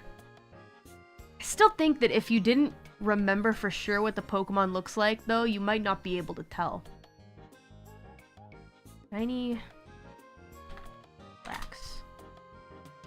He's just more blue. He's just more of a blue guy. Oh. And then looking at Gengar again, so disappointing. I would not be able to tell. It looks like... Honestly, it just looks like you're playing the game on a different DS screen. Like, that's all that it is for Gengar. Ah, sadness. I really like shiny Ditto, though. Getting a shiny Ditto might be worth. Just for fun. Perfect IVs. Shiny Ditto. I have a lot of work to do tonight. I'm gonna do some research. Oh, I'm so excited. This is for Axel Darkana. Thank you so much. Thank you. Thank you for the commission. Oh man, Mori Calliope back at doing commissions. What a world. I never thought I'd be back here.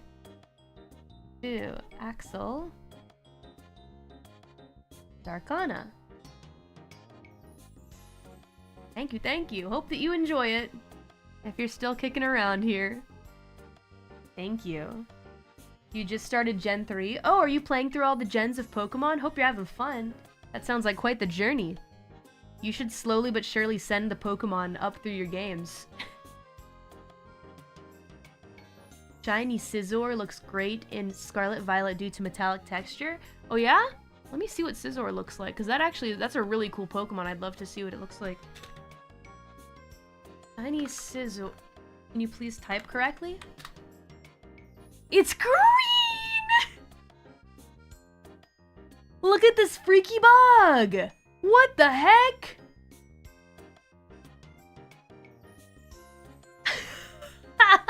Why is he neon green? Shiny Scizor. Oh, I see what you mean about the chrome stuff, yeah. They do look metallic. See, I feel like it just kind of sucks because Scyther's green. Like, Scyther is already green. I guess he's just gonna be green again. What a crazy looking guy. What about, shiny Flygon? What does my dude Flygon look like? Pretty much similar. Slightly different, orange and blue. Let's see. Who else did I want to look up? Steelix?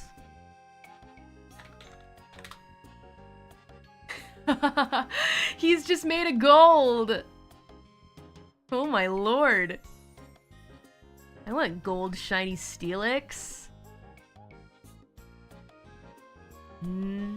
Oh yeah, Nidoking is also one that I only recently raised a Nidoking in my Heart Gold version because I realized I encountered one. I encountered Nidoran in the wild, and I thought to myself, huh, you know, I've never actually raised this Pokemon. It's such a common Pokemon in these earlier games, but I've never raised one myself, and I love it. What a good Pokemon. It's blue! Big blue guy. It's Ord from Dragon Tales. Cute. Oh, look at him. Kind of like how Ditto is purple and then it becomes blue. Male or female? Male. Because I have Nidoking now. Aww. Cute. Shiny Nidoking. Oh, baby. I like.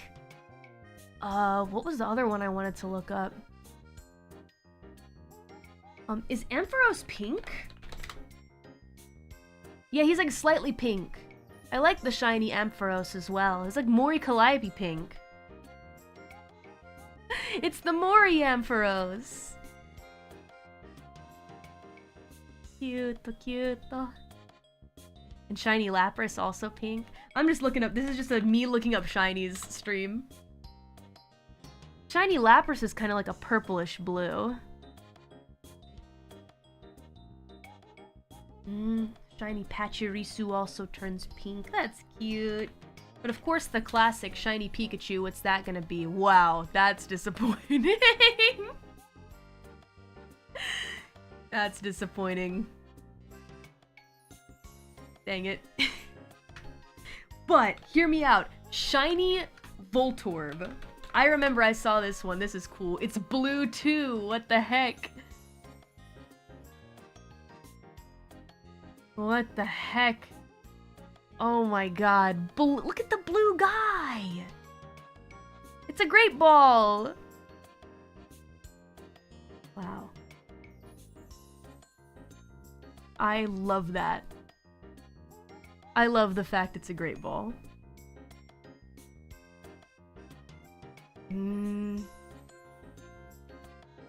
I want one of these. Ah, dang it. I want! My greed! Shiny Dusknoir is a bit disappointing after Dusclops. Yeah, I looked up Shiny Dusknoir and was not impressed. Not impressed by that guy. Truly, you girls should do a shiny or not quiz, and it's all Pokemon with shinies, you can't really tell the difference. That's such a good idea. I don't know if we would need perms for something like that, but I love that idea. That is amazing. I'm gonna jot that down in my idea list. Hold up. Ask about shiny or not quiz.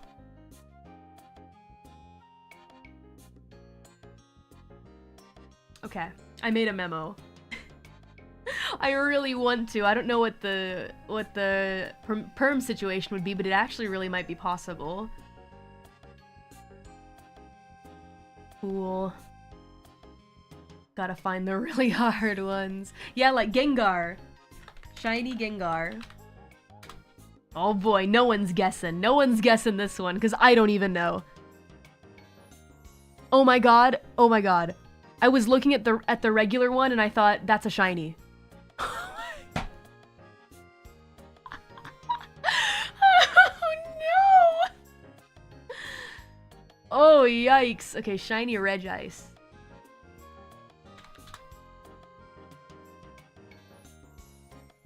Holy shit. It's the same thing. Oh my god.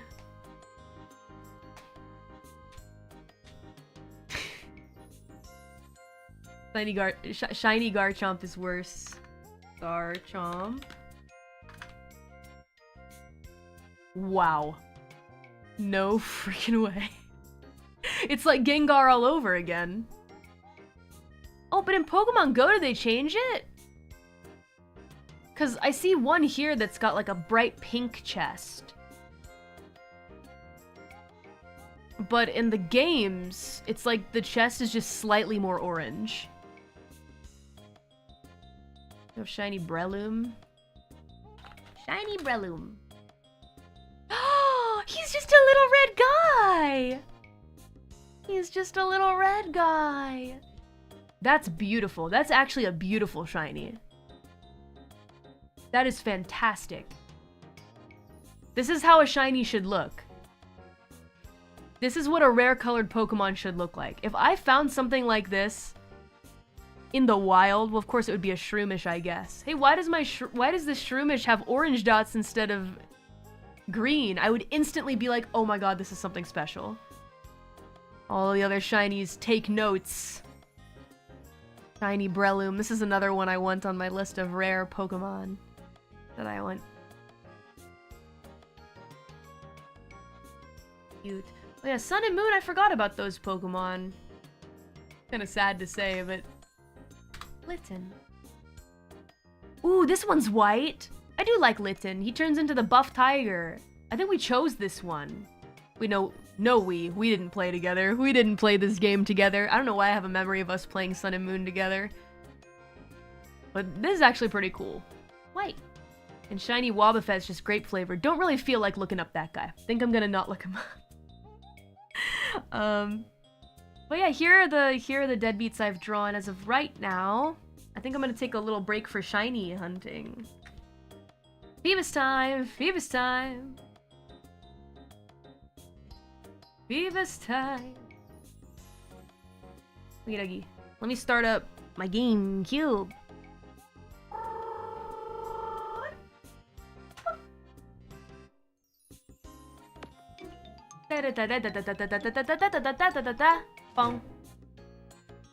Alright, BGM, off you go. Ring! Peak sound. Dee dee dee dee dee dee. Ba bam bam bam. Do do do do da da. I'm gonna let the intro play. Do do do do da da da da. Do do da da. Do do do da da. Do do da da da. Do do do do da da. Do do do do do do da da da. Why Volbeat? Why did you choose Volbeat? Flygon I get. Torchic? Yeah, Torchic's pretty cool. Why Volbeat? Why did we choose that guy? Why? What was the reason for that? I like Volbeat, Mori. Okay, I'm sorry. You're allowed to like the Pokemon that you like. You play the game the way you want. But why Volbeat? Nah, it's okay.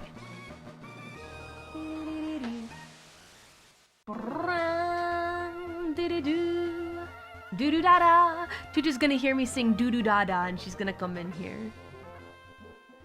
I feel like the color white is very muted in this game. Well, now that we're officially doing shiny hunting instead of training, I guess we gotta move all the mons to the box. 70 hours? Oh. 70時間! そうです! 頑張ってるよ! Surf goes bent. Have I surfed? Kadabra? Good? Why is the screen so dark? Surely I can brighten it up a little bit. Let me see. Filters. Do I have any filters on it? Let's see. Add filter. Can I do brightness? Color correction. Oh, that's not quite what I want. Okay, I think it's looking a bit clearer now. There we go. That seems about right. Color correction. Up the gamma. This is fine. This works. Alrighty. Let's go move some Pokemon around.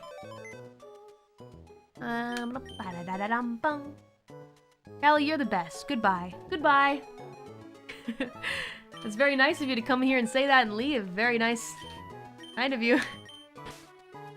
Right, and we need to get Steph Curry back on the team. Steph Curry is here warming the eggs. Thank you, Steph Curry. Let's go ahead and hatch some of these straggler eggs that we have here. I think one of these might be a why not, though. Really not in the mood to see a why not. Before I look it up, what does shiny salamence look like? Is it cool? Or is it kind of lame? I think that's the why not. We're skipping it. Pretty sure I have an egg I can go pick up, too. Well, it's green. Ooh. What? Why not? Shh, silence you. He's Yoshi colored. Now that I've seen shiny Breloom, I'm like, oh my god. Michael Sportin, I think when all of this is said and done, you're getting sent over to Heart Gold. Where my Japanese ditto will greet you. We are going to make a shiny Breloom, if it's the last thing I do. I'm telling you, Michael Sportin. Sportin's like, no! This is what your life is going to become. Japanese ditto got lost fly. His goat genes will be harvested. He doesn't have a bad nature or anything, but what we're going to do is we're going to breed for a better nature, Shroomish. Yes, a better nature. Alright, we gotta put Phoebus back in here. We need a new Phoebus to hold the Everstone. New modest nature Phoebus. Who's it gonna be? Man, I suddenly really miss Pink Guy. He was such a legend. What a celebrity from the Scarlet Violet run, honestly. One here. I think we started getting modest like around previous box, maybe? Soul and Kai? Let's see. I don't know which one... Is it male or female? I forget. I think we took out female, so we'll go ahead and give this one the Everstone. Oh, you know who has the Everstone right now, though? Is, Bloshi has the Everstone. Hold up. Not very set up to do this. Item... Take. There you go. The irony of Larry taking him out. Why? Why did it have to be Larry? Anyone but Larry. Living like Larry. By level, your Phoebus has grown by 22. Ash. Who are we putting in there? I. What is this Phoebus gang? I'm searching for a shiny. I'm trying to breed, and this is with no Masada method or anything like that. So, you know, we're going in raw. This is how you searched for Pokemon back in my day. If a Masada method shiny hunt can take as long as weeks or months, I worry about how a hunt like this is gonna go without the method plus full odds. We have to try, though. We have to try because it's all that we have. Gonna go get some Z's. Wish you luck on your shiny egg hunt. Good night. Good night. Well, we find that neither it's a shiny or it's not a shiny. We're in it for the long haul, though. Hello, sir. I see you have an egg for me. I'll be taking that away from you. Thank you, thank you. Are you breeding Soul and Kai? We are not. Kai is with someone else. And Kai is also a lady. Feel the drive. We're over here hatching plenty of Pokemon. I almost feel like I should keep the shiny Phoebus, of course, in this game. Because I feel like, isn't it rarer in this game where the odds are even worse?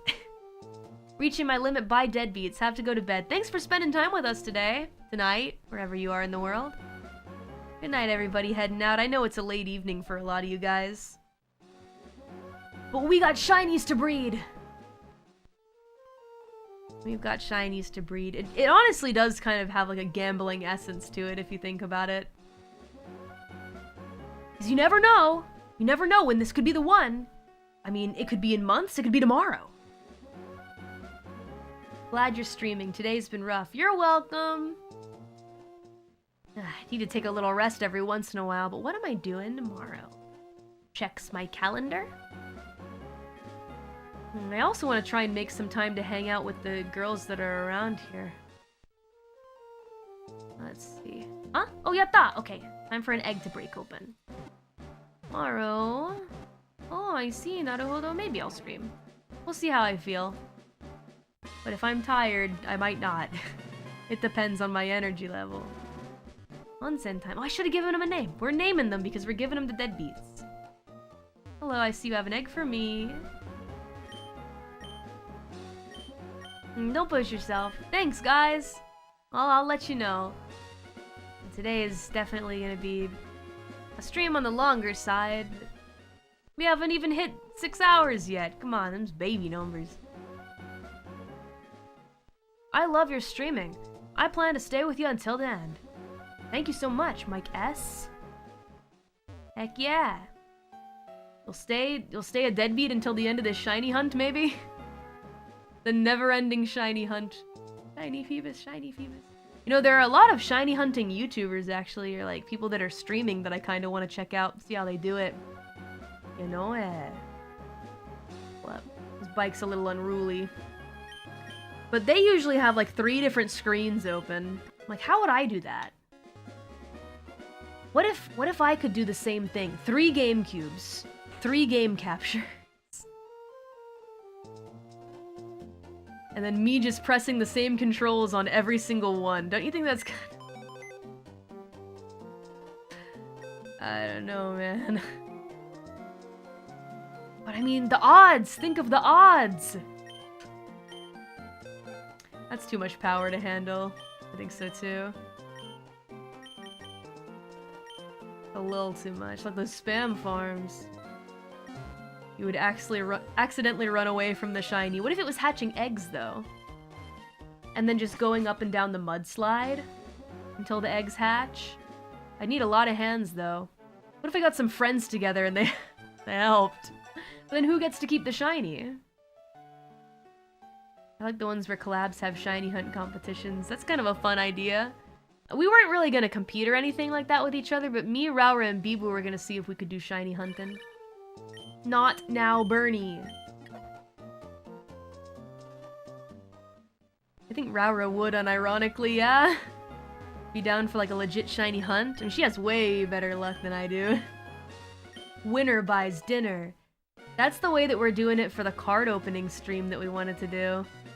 I guess I can kind of talk a little bit about it, but remember how I mentioned a while ago, I was like, yeah, it would be really fun to gather a bunch of EN members, rent out the studio for a bit and do like a card opening stream for Holo TCG? Well, now that the English version has been announced, we finally have gotten the okay to do something like that. I think it'll be next month. Next month, all together, 100 boxes! 100. There has to be a signed card. In 100 boxes, there has to be. So I feel like I've opened 100 boxes and not found a signed card, but I'm trying to slurp up everybody else's luck. And the person who finds the shiny card, or whoever does find a shiny card, is going to pay for dinner. Yep. That's the plan. It's gonna be fun. I'm looking forward to it. Here comes the shiny! Dang it. Well, that's okay. What a deal. Sounds like it'll be a lot of fun. Why should they pay? Because they're lucky. And they get a signed card and we get nothing. I wonder who's gonna get this. Ah, what if no one finds one? Then we're sad for the rest of the day. Then it's a sad rest of the day. Why am I having a hard time moving around in this game? Well, it's because I'm looking at OBS right now. And there's a bit of a lag. All boxes open, no shinies found. Truly the worst luck over here for Mori. I've not been lucky with a lot of things. Be sure to bring some appetite to dine on someone else's dime. I'm ready for it. I've already accepted that's what's going to happen. Who pays for dinner then? No dinner! I do, because the stream is gonna be on my channel, and it's like, thanks for coming to my channel. Maybe that's how it'll end up. If we don't find any signed cards, I say, sorry guys, it looks like my bad luck has rubbed off on everybody. I don't think it's bad to have bad luck, though. Some people just have bad luck sometimes. Bad luck days, you know? It changes day by day, whether I have good luck or bad luck. You know? It's not really a subjective thing. It just happens. But I'm telling you, that cute little purple Phoebus that's hopping up and down up there, it's gonna be mine. I love this gif. The gif of the... Look at him go... Prick, prick, prick.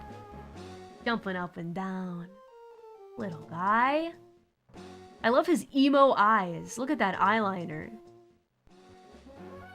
Broink, broink, broink. Yo. Day by day, what do you want, a roulette wheel? Heck yeah! Just like the Pokemon Casino. What will you name the shiny? I don't know. I'm not sure. We already have Madonna, and I love Madonna very much, but would of course need to give a fitting name to a shiny melodic.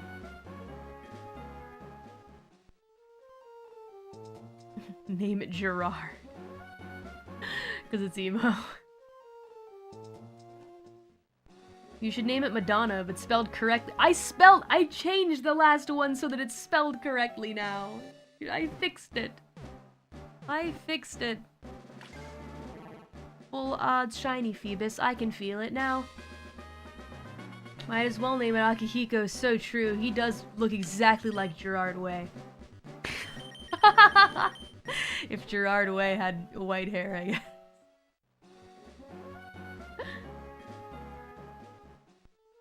And drank a ton of protein. On the contrary, bring back Madonna, the spelled incorrectly way, huh? Excellent idea, Deadbeat.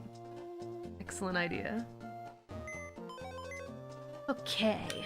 D, pause it. Excited to give these Phoebuses to you guys.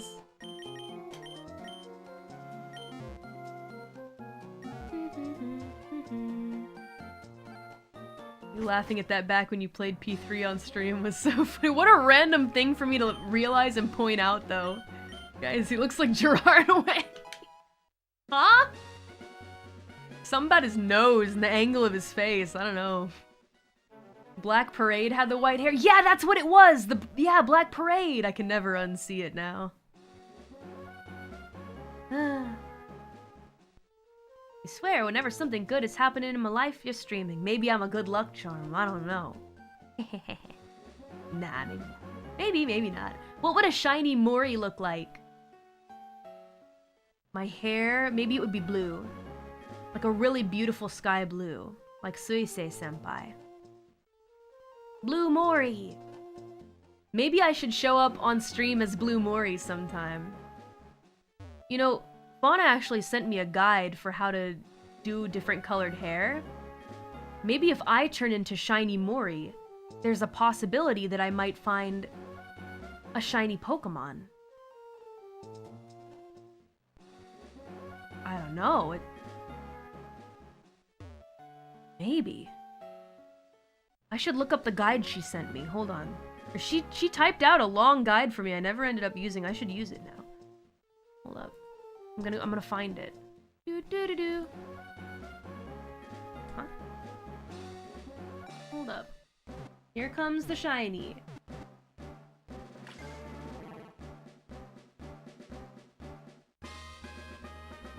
I'm gonna sneeze. Ew! Yes.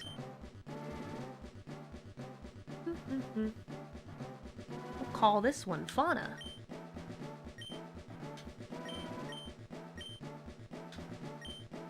Thank you for the blessings. I'm gonna go put this guy away. I wonder who's gonna end up with the Fauna Phoebus. She's much cuter than this Phoebus, though. Alrighty, deposit. Boink! Ooh. Ooh, that Phoebus just skyrocketed in value. That's a special one. Very, very special one. Hey, all Phoebuses are special.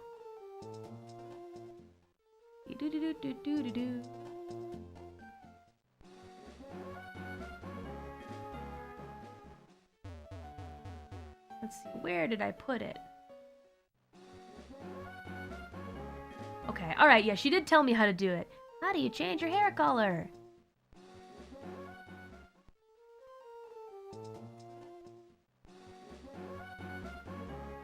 Oh, I see, I see. Oh, naruhodo, naruhodo. Problem is, though, my hair is kind of a close color to my skin. That's what makes it kind of difficult. Okay. Getting real creative with these names now. One sec. Hang on. Let me see what I can do here. I might be able to perform a bit of magic. Okay. Just give me a sec, Deadbeats. Shiny Mori is on her way. Da-do. Do-do-do-da-da-do-do-da-da. This one is also so very nostalgic. Okay, put it in a group. Okay.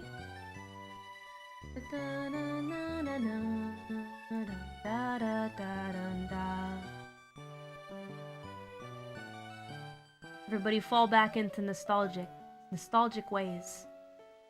Oh. Not quite where I want it to. It's kind of not really... Dang it, I don't like that.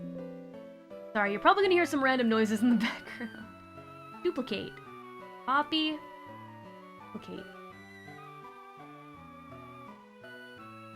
Okay. Different group.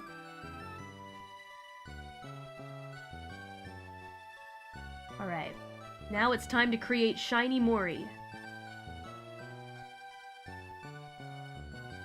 We're gonna do a little filter.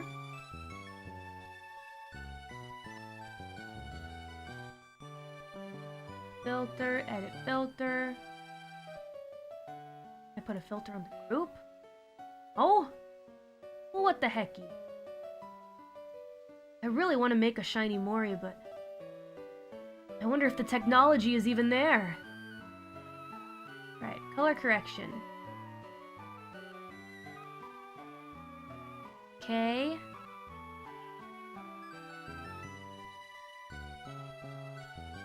Here I go.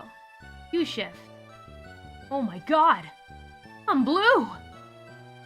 You guys can't see though. You can't see blue Mori yet.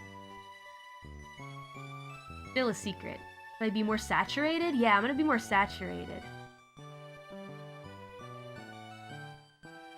A bit of like a darker or lighter blue. No, I can't decide. Light blue might be cool. And then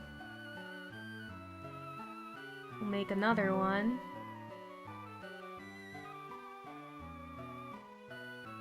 Please.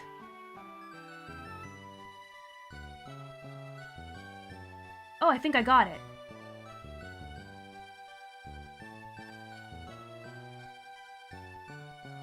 Gotta make it a little bigger. Then here. The size has to be perfect. I don't know. It's gonna be worth it. I'm telling you. Shiny Mori Collide. What is this shiny obsession? It feels almost kind of random. Kind of came out of nowhere. I mean, I guess it makes sense. I am playing Emerald with you guys and I'm playing it a lot, so makes sense, I guess. Okay, I think I mostly got it right. It's mostly correct. And then what I'm gonna do here, correction.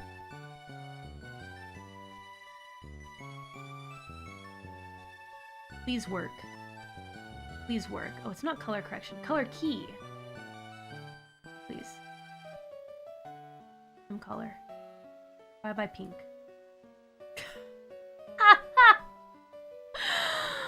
As I thought. A bit of a tough one.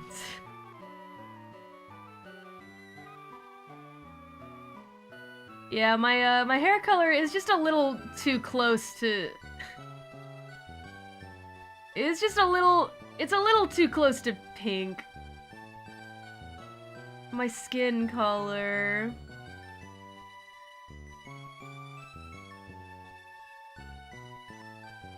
It doesn't look very good, but I'll show it to you anyway. Behind my desk really quick. Desk.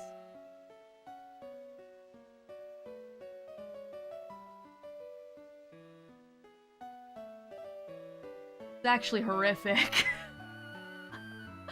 I look like a cotton candy person.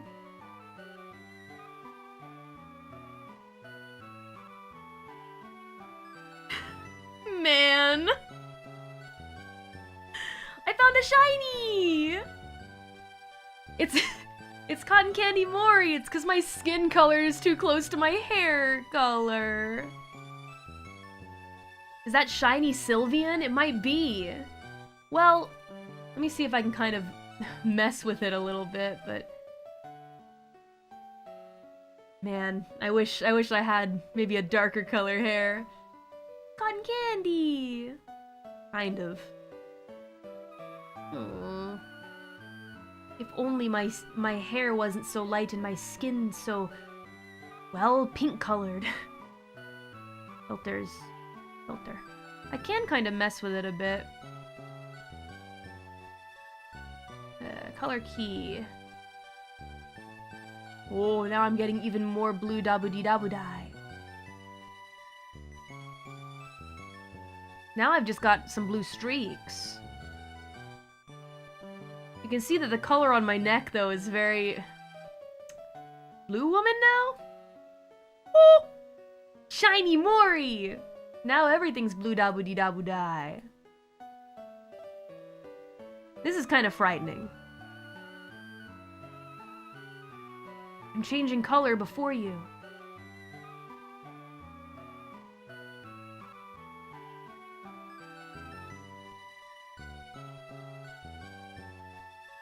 A true blue lady. You think that we can find shiny Phoebus now? Might be kind of difficult. Alright, shiny Phoebus. Shiny Mori has appeared before you. Quickly, get her some oxygen. I'm dying! Don't let that die dead beats. Head up. Take notes, take notes. Shiny Mori is here. You look like you were left out in the cold. I do, don't I? Been a little blue there. I'm okay. I'm just shiny. It's a rare Mori today, and only for today. What about the other hairstyles that aren't as bright? I don't know. Typically, hairstyles have to have the main color, no matter what. And the main color just happens to be about the same as my skin, so... Yeah, we'll name this one Blue.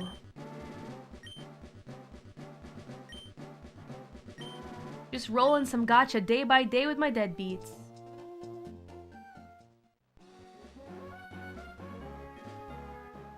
I don't know. I don't think the other outfit hairstyles were much different. Let's see. I have bowl cut. That's about... Actually, though, hold up. This one does look kind of fun. It does look a bit better, actually. Like I just got pink lowlights.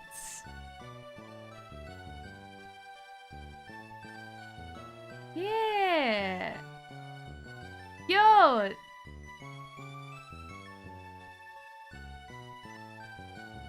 Put on my headband. I'm shiny! Check it out, I'm shiny Mori! Yatta! Jellyfish Mori! I know I'm hunting for shinies. I'm fooling around though. Leave me fooling around.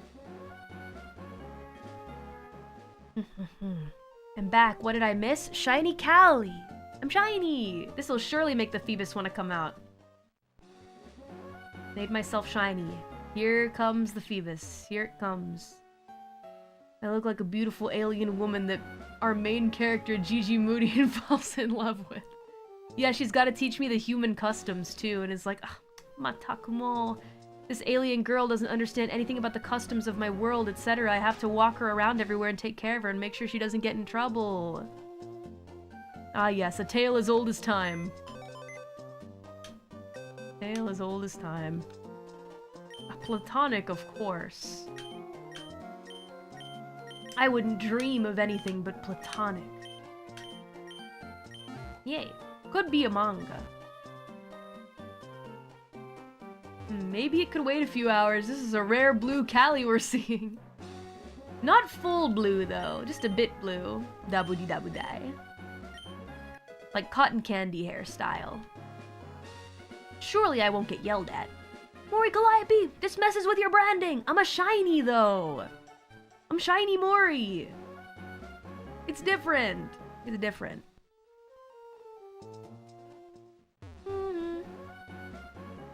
It's a rare blue Callie. Blue is my spirit color, I feel. I just love the color blue. Pink is not so bad, though. I've come to like pink quite a bit. Why aren't you purple? Please be purple. I'm begging you to please be purple. Imagine, though, if we really did amp it up to 11, though. And we had 3 different screens doing shiny hunts at all times. I could become an official Pokemon shiny hunter, like so many others. What shiny we hunting for today? Well, shiny hunting isn't something that's just like, oh, what are we looking for today? It's more like, what are we looking for this month? What shiny are we trying to find this month? More like. What will you name the shiny Phoebus? Have not yet decided. I'm still thinking about it. Do do do do. Do do do do do do do do. Get the shiny 3D Mori captured. Sounds good to me. Oh yeah, there's an egg. There's an egg waiting over here. Hold up. First, I gotta put a Phoebus away. I think one just hatched. Right? Oh no, it doesn't matter. I can just grab eggs. I have space in my party. Give it. We've had this conversation so many times. At least 90 times. Coming up on Phoebus number 100. Start of a very long journey. Do, do, do, do. That little jingle is driving you cocoa bananas. Hell yeah, brother. If Shiny Mori only appears in 1 in 8,192 streams, how under odds are we? Pretty dang under odds. 1 Shiny Mori out of like 1,500 or so? Similar to my Giratina find, but not quite the same because that was 1 out of 4,000 or so. Yay! This one's called We got to see a lucky shiny special Mori. You guys are very under odds today. Congrats. Roll a die for every single stream from here on out. That's a good idea. And I'll let you guys know, hey, look, we got the number. We got the number 4. Good idea.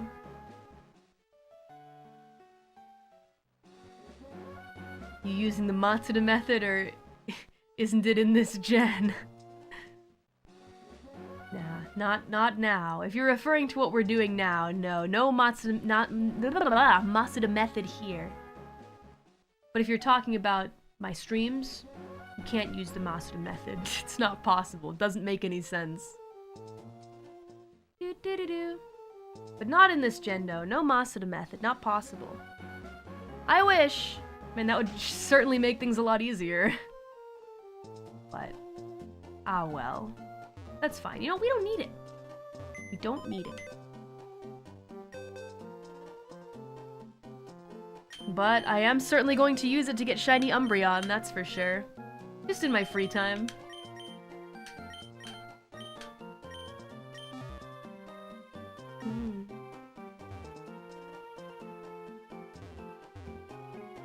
What's the Masuda method? The Masuda method is the fact that if you breed two Pokemon together from two different languaged games, I think it has to do with language. For example, if I breed together a regular old Pokemon from a Japanese version of the game with a Pokemon from an English version of the game, then the chances go from 1 out of 8,000 or 1 out of 4,000 or whatever it is to 5 out of 8,000, 4,000, etc. So basically, I know that the likelihood of hatching an egg with Umbreon as a shiny in Heart Gold, or not Umbreon, it'll be Eevee at the time, but hatching a shiny Eevee, the chances of that go from, you know, Gen 4 is 1 out of 8,000 still, right? I'm just rounding down. It goes down to 1 out of 1,600-ish, I think. Shiny Charm plus Masuda method brings the odds down to 1 out of 512, but the Shiny Charm is in Generation 5. Never tell me the odds. Yeah, that's how I feel hunting for this shiny Phoebus here. Never tell me the odds. Yeah, times 5's still low, but way better. Like, it's not even close. I was surprised by how much the odds go up for you. I didn't know it was that much. Like, it becomes that much more likely. Masuda method only started in Generation 4. Yep. Is this shiny Mori now? Fancy recolor on the fancy hair. Yeah. Shiny Mori so that we can try and maybe get shiny Phoebus to come out. We got the rare shiny Callie. This stream only. Yeah. No, the odds become so much more likely. I was really surprised. I'm late again. Why is her hair like that? I'm shiny Mori.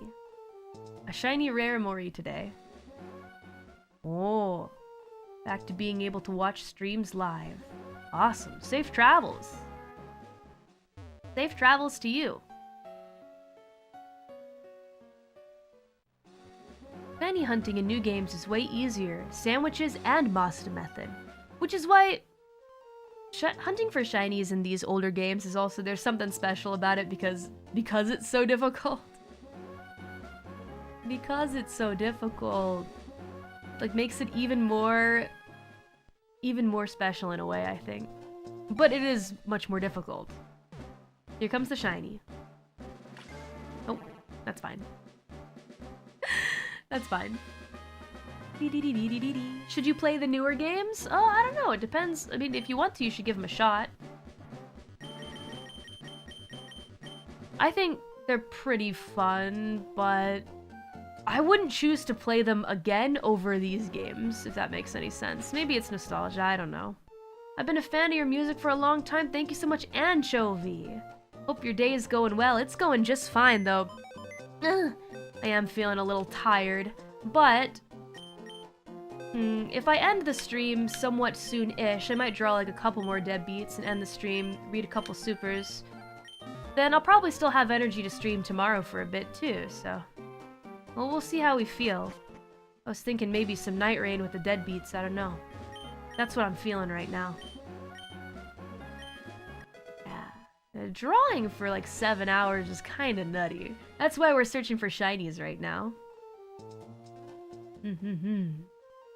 I'm glad that you're not green. Oh, what's wrong with green, though? Green's a good color.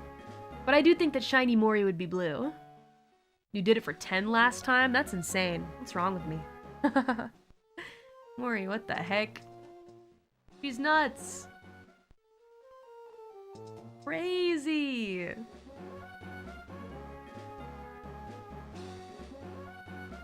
I could stand to wake up this Night Rain, make some coffee and hop on. I hope you get a chance to play then, Deadbeat, because I think it's kind of hard I feel, to get into a game with Mori. It's all about chance, luck and chance, deadbeats. You look like cotton candy? I do! Cotton candy Mori's the shiny. I would want to catch cotton candy Mori. Imagine sitting down to draw for less than 6 hours. That's crazy. Who has time for that? If you're gonna sit down and draw, you better do it for a long period of time.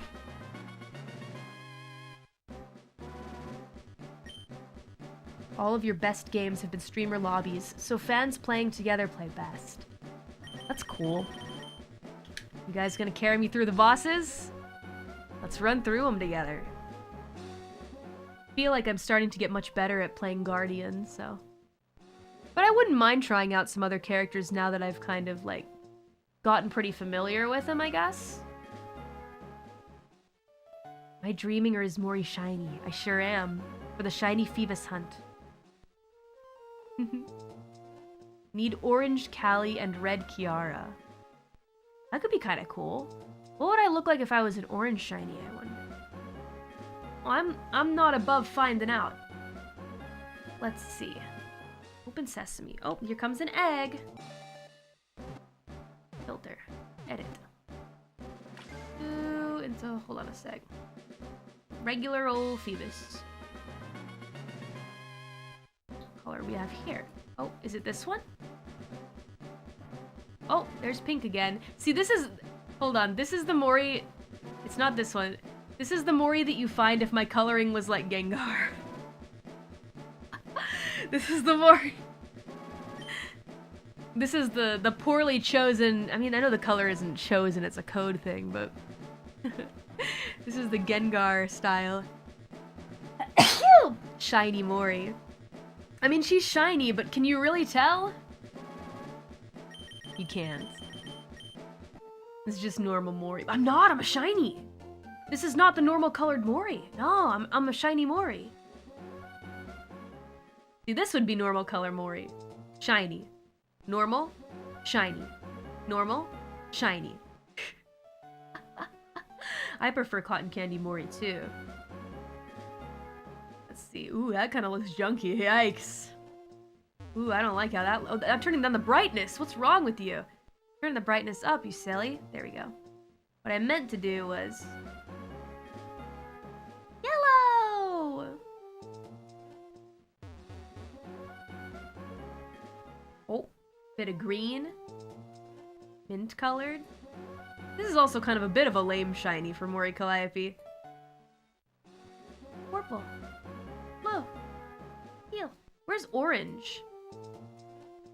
I guess orange is more like kind of like this. It's an okay shiny, but it's not the best shiny it could be. Which is why we're blue. Shiny Mori.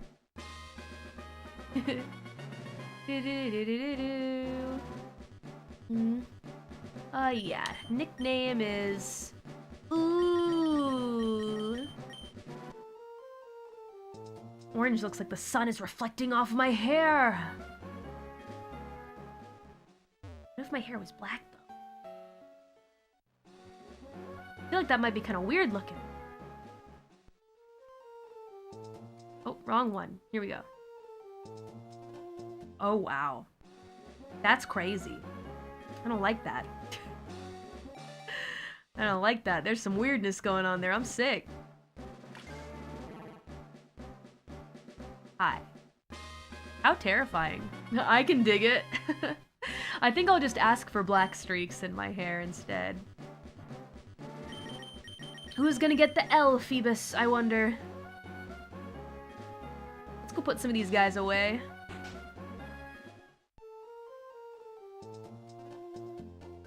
Put your gamer's sub sticker on my orange water bottle. It looks beautiful. Yay! I hope you use it every day. Enjoy, get hydrated. Keep yourself hydrated at all costs. All costs. Right? Dang, how many have we hatched? Kind of want to count.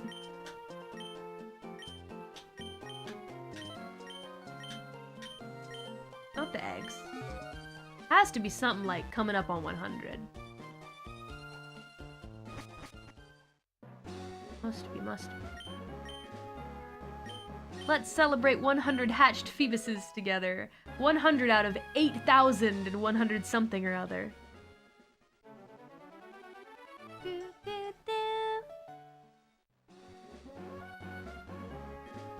I bet by the time that we find Shiny Phoebus, the hour count on this game will be like 800 hours. Maybe more. Maybe more, imagine.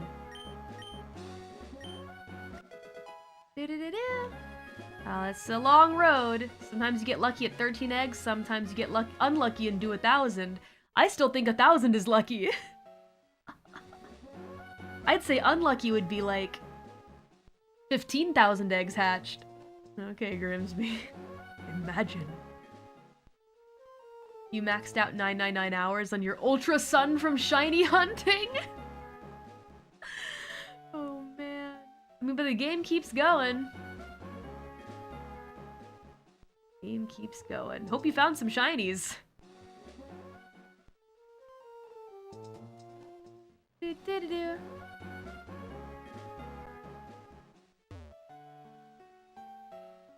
What was that noise? I don't know, you guys might hear construction workers outside. They're moving shit around and they get loud sometimes. I apologize. I hope it ends soon. Don't think you could play a game for that long unless it was multiplayer. Understandable. Again? Yeah, I mean, well, construction takes a while in Japan. It takes a long time anywhere, what the heck? Oh, it's a quote from Ariel Needs Legs. I forgot that completely. My mind only remembers the 8 legs part. Never seen a blue Mori? Yeah, because it's super rare, but you guys are under odds. You found me. It's only been 1,500 or so streams. That is kind of a lot of streams. Now that I'm thinking about it, that's a high number. It's a 1 in 2,000 streams thing. I'm sure that you'll see this version of me again in the far future. Congrats on finding shiny Mori, deadbeat. Capture me! Pokeball! Can I catch this one? Sure. Save it to a playlist. A playlist called Caught Shiny Moris. Oh yeah, that's right! Flareon is the only fully evolved fire Pokemon that can't learn Solar Beam. I remember that one too! That's a good line. And also relevant. Okay. This one's gonna be called, since the last one was LLL, this one is WWW. And don't you dare think of renaming it. It will lose the charm. What kind of Pokeball would I want to be in? Luxury Ball, of course. Luxury Ball's the good one. The Flareon theorem. Good typing, bad moveset. You can't rename a traded Pokemon? That's good. Thank goodness for that. And why did I think that you could for some reason? I thought that was the whole reason for the name raider at a certain point. What song would you like tabs for? Want to support you in any way I can. Thank you so much. What do I want tabs for? I wonder. That's a great cue. Thank you for asking. Maybe Wanted Wasted. So that I could play it live someday. Preferably a simple Mori song might be best, I think, so that I could actually sing and perform live. I have a bit of a hard time when it comes to... Hey, Bibu, what are we doing there? We playing a game? No, nothing. I just saw it. No, it's fine, it's fine. I'm streaming right now. I saw that whenever I see people are playing, like, it'll come up, a little thing will come up and say, so-and-so is playing Night Rain. I go... Oh? Hi? Hello? Not that it said that. It didn't say that, by the way.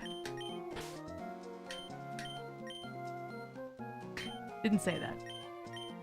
Can I play? You looking for another... Looking for a... She's collaborating with someone. Gotcha. I thought it was something where it was like off stream. Hey, what's going on? What's going on? Hey, wanna play? Wanna play? Empathetic. That's a lot of Phoebus. Me, Iris, and Bibu played some Night Rain together a few nights ago. Played till real late at night. I think I mentioned that. Be their coach. Aw. Like a late night collab for those that are in America. Oh, we're in Japan, so how did it go? We didn't get any bosses, but we did get to some bosses. We just didn't beat them. Yeah. I think I'm probably good for today. Shiny hunting. We'll keep it up next time. I'm sure we'll get them next time. 5 years down the line and we're opening the time capsule. Dear Mori from the future, I'm sure you found that shiny Phoebus by now. Sweats. You would hope, right? You would hope that she did, but she might not have. That's okay. You know what? Okay.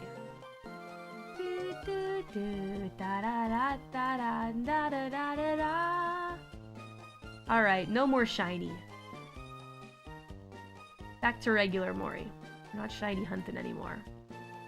Right alongside the spear tomb. I saved my game. I think I did, but I always forget. Save again anyway, just in case. Save on save on save on save.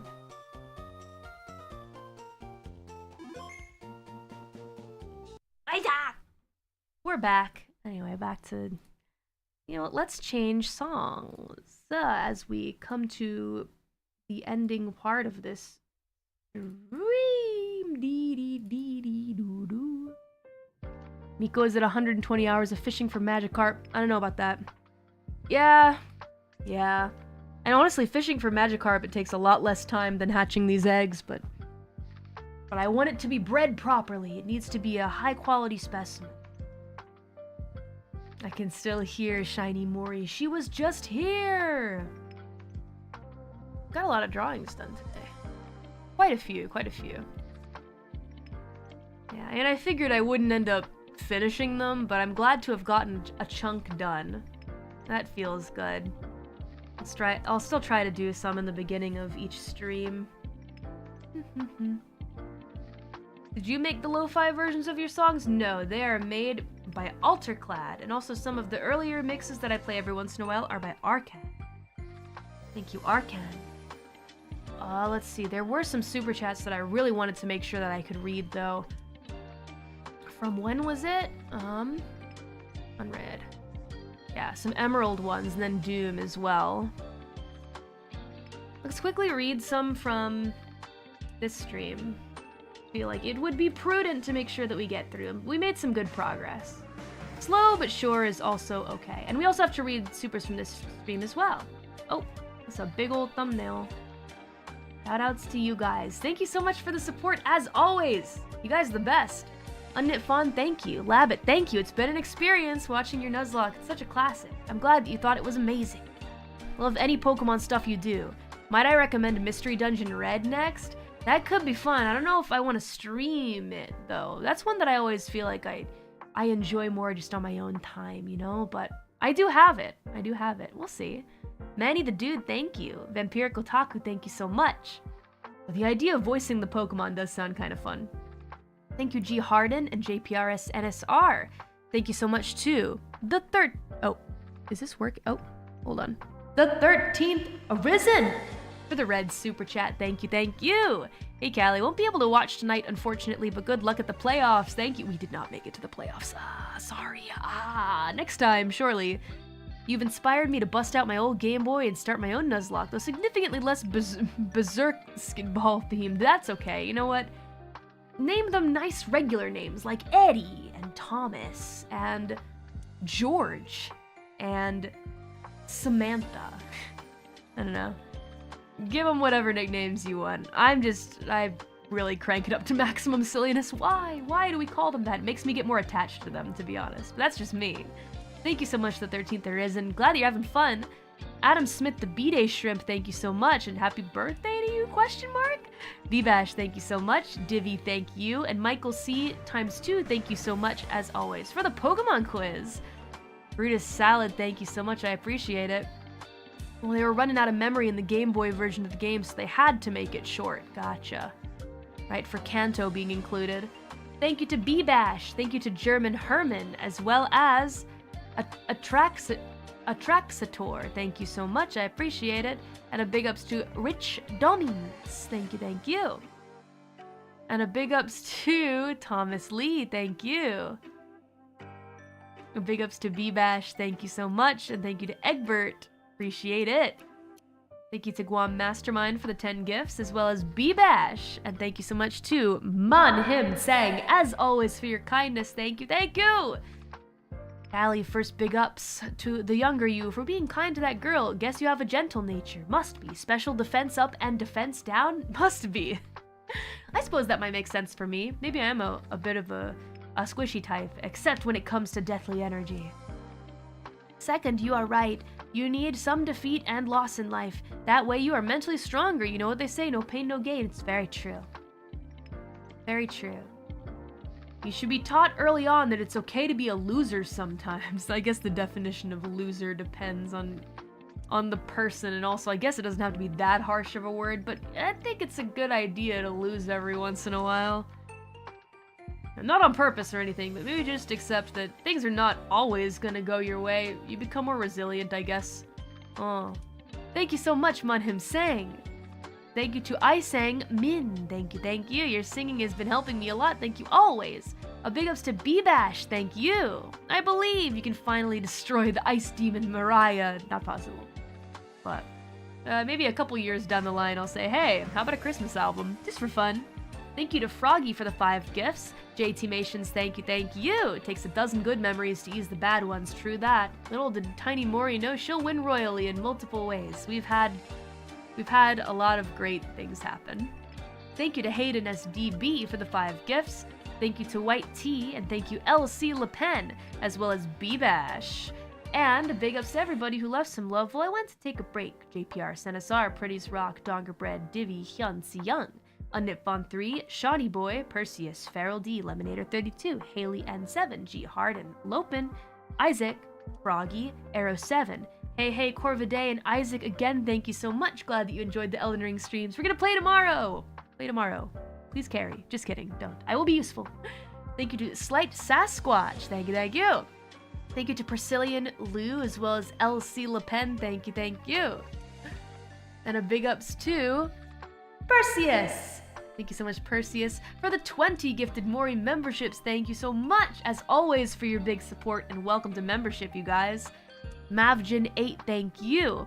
Don't look up the price of the latest Umbreon or any Lily card. The latest sets brought back trainers Pokemon cards. All the illustrated cards are great. Newest set is Team Rocket, Cynthia and Ethan with Ho-Oh. That's awesome. Can I get Giovanni? Giovanni Team Rocket? Is there a Giovanni card? Oh, there were a ton of Cynthia cards too. I looked them up later. Ethan with Ho-Oh. Do not tempt me. I will get them. Ooh, trainer cards with Mewtwo. I'm looking them up now. I want the Giovanni card, and I want to give it to my friend. I have a friend who really loves Giovanni. Give me the full art Giovanni card. I'm pretty sure she's probably been pulling for it though, because I think she's really into the card games too. Giovanni's Mewtwo is the chase card. Ooh, boy! It's super expensive right now. Need to look that up. Oh gosh, Pokemon! One thing at a time, one thing at a time. Right now we're focusing on shinies. We can't also hunt for special cards. There's even a gold version of Giovanni's Mewtwo. You know, a handful of Giovanni fangirls. They exist. They're out there. Where should I go for a hot spring? If you're in Japan, go to a place called Hakone. Big ups to Riggy, thank you. Pokeplush fund, I guess. Treat yourself now and then, Mori. Thank you, I did. I don't know where I'm gonna put that life-size Umbreon, but man, I bought it. Thank you, Feral D. Buy it now, spend money. Thank you, LC Le Pen. I appreciate it. Cute Espeon Umbreon bookends on the Pokemon Center site. At the very least, we can window shop, right? Yeah, no, that site is dangerous, because there's a lot of good stuff there. Thank you to Divi, appreciate it. And Tiberius Void, thank you so much for the interesting trivia. Mavjin8, thank you. There's actually 2 shiny Rayquaza. One is an Ichiban Kuji release. If you look that one up, one of the promo images has Rayquaza just casually sitting on a couch, looking ridiculous. Wait, no, sitting on a couch? Why? What are you doing there? Hold on a second. Rayquaza, shiny, hard, Fuji.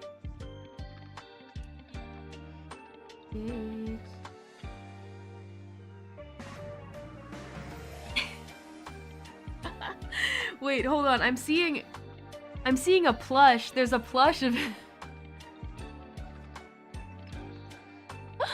What the heck? 2 shiny Rayquaza plushes is what you meant. I thought you meant cards. He's sitting on the couch. He's chilling.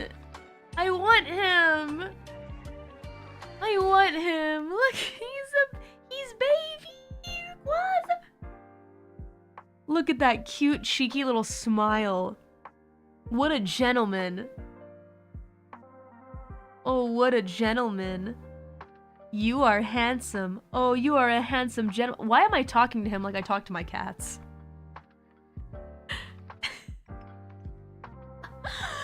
Cute. Yeah, the big life-size Umbreon is nuts. I mean, I saw it in the pictures before I bought it. I do not know where I'm going to put it. We'll figure it out. Thank you so much to John Morris. Thank you. Mavjin8, thank you. Check out the Scarlet DLC. 60 frames, huh? That's gonna be exciting. Well, I have to get my Switch later from my friend. One of the girls. She got it for me. Got an extra. Gonna go grab it from her and then I'll have one. A big ups to Divi and Hyun Seong, as well as Unknitfon3, JPRSNSR, Dongerbread, Hey Corvide, Gwen, Feral D, and Kisaragi Tsurugi, as well as Shawnee Boy. Thank you as always. Bale Sanjo, thank you so much. No message, very kind of you. Thank you for the support. And a big ups to Oppai Dragon, thank you so much. Thank you for joining in. Thank you to Fu Bam, as well as Bale Sanjo and B-Bash again. Midnight Rider, thank you. V-Faction, thank you. And Gam Rage, thank you so much, as well as Midnight Rider and B-Bash again. Thank you to LC Le Pen, thank you. If you ever need to farm wild-held items, Pokemon with the ability Compound Eyes increase odds of Pokemon holding the item. Then Kata and Yanma can have it. Thank you so much to Adajobi1000, and congrats again on the successful surgery and good luck on your recovery. JPRSNSR, thank you so much, I appreciate it. Let's go ahead and read the supers from this stream as well. Oh boy, I probably should turn them off. Turn them off, Mori. I'm doing it. I'm turning them off. I'm turning them off. Hold up. Turning them off. Off they go. Oh yeah. Quick, send him or they won't. They can't. Okay. Nice. Good morning, Deadbeats. Good morning and welcome. Welcome. The super chats from this stream. The DRAWTSUDAN. Thank you so much, Nick SDB. Gonna be a cozy time, and it was. On Knitfon3, I should change the image. So sorry, guys. Changing the image. DRAWTSUDAN. Love this art. Pretty. I had long hair for most of the stream, but now it's short again. I chopped it off before your eyes. 3 a.m. there. Maybe you should get some sleep. Or you can watch Bibu and Iris and Cece play. I don't know. You can do that too. Unknitfon3, thank you. Vampiric Otaku, thank you. VOD Gang, do the work. Hope you and the Deadbeats have a nice chill drawing session. You earned it.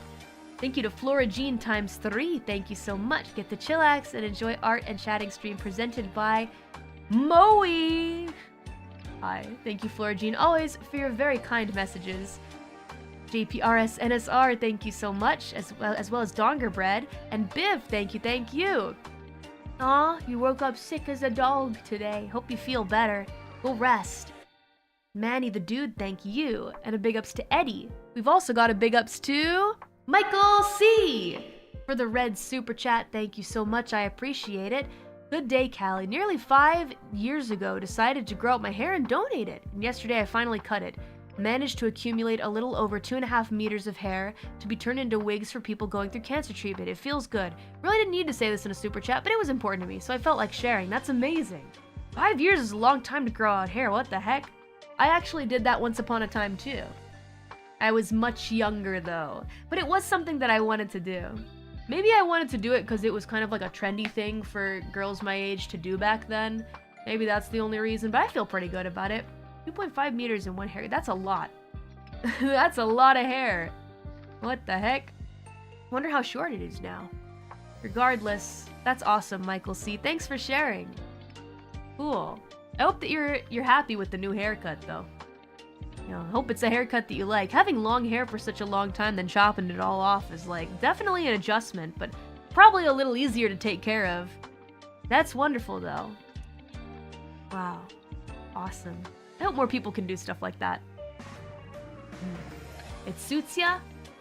Excellent. That's all that you can ask for then. Do something good and happy with the results. Well, thanks for sharing, Michael C. I'm glad that you're liking how it looks now. Thank you so much to Redis McCree, and thank you to Thomas Lee. Appreciate it. Thank you so much to Spank KFPenheim. Cat-induced sleep deprivation. I have a similar affliction. You must be used to it by now, though, Spankenheim. Surely it doesn't bother you too much, right?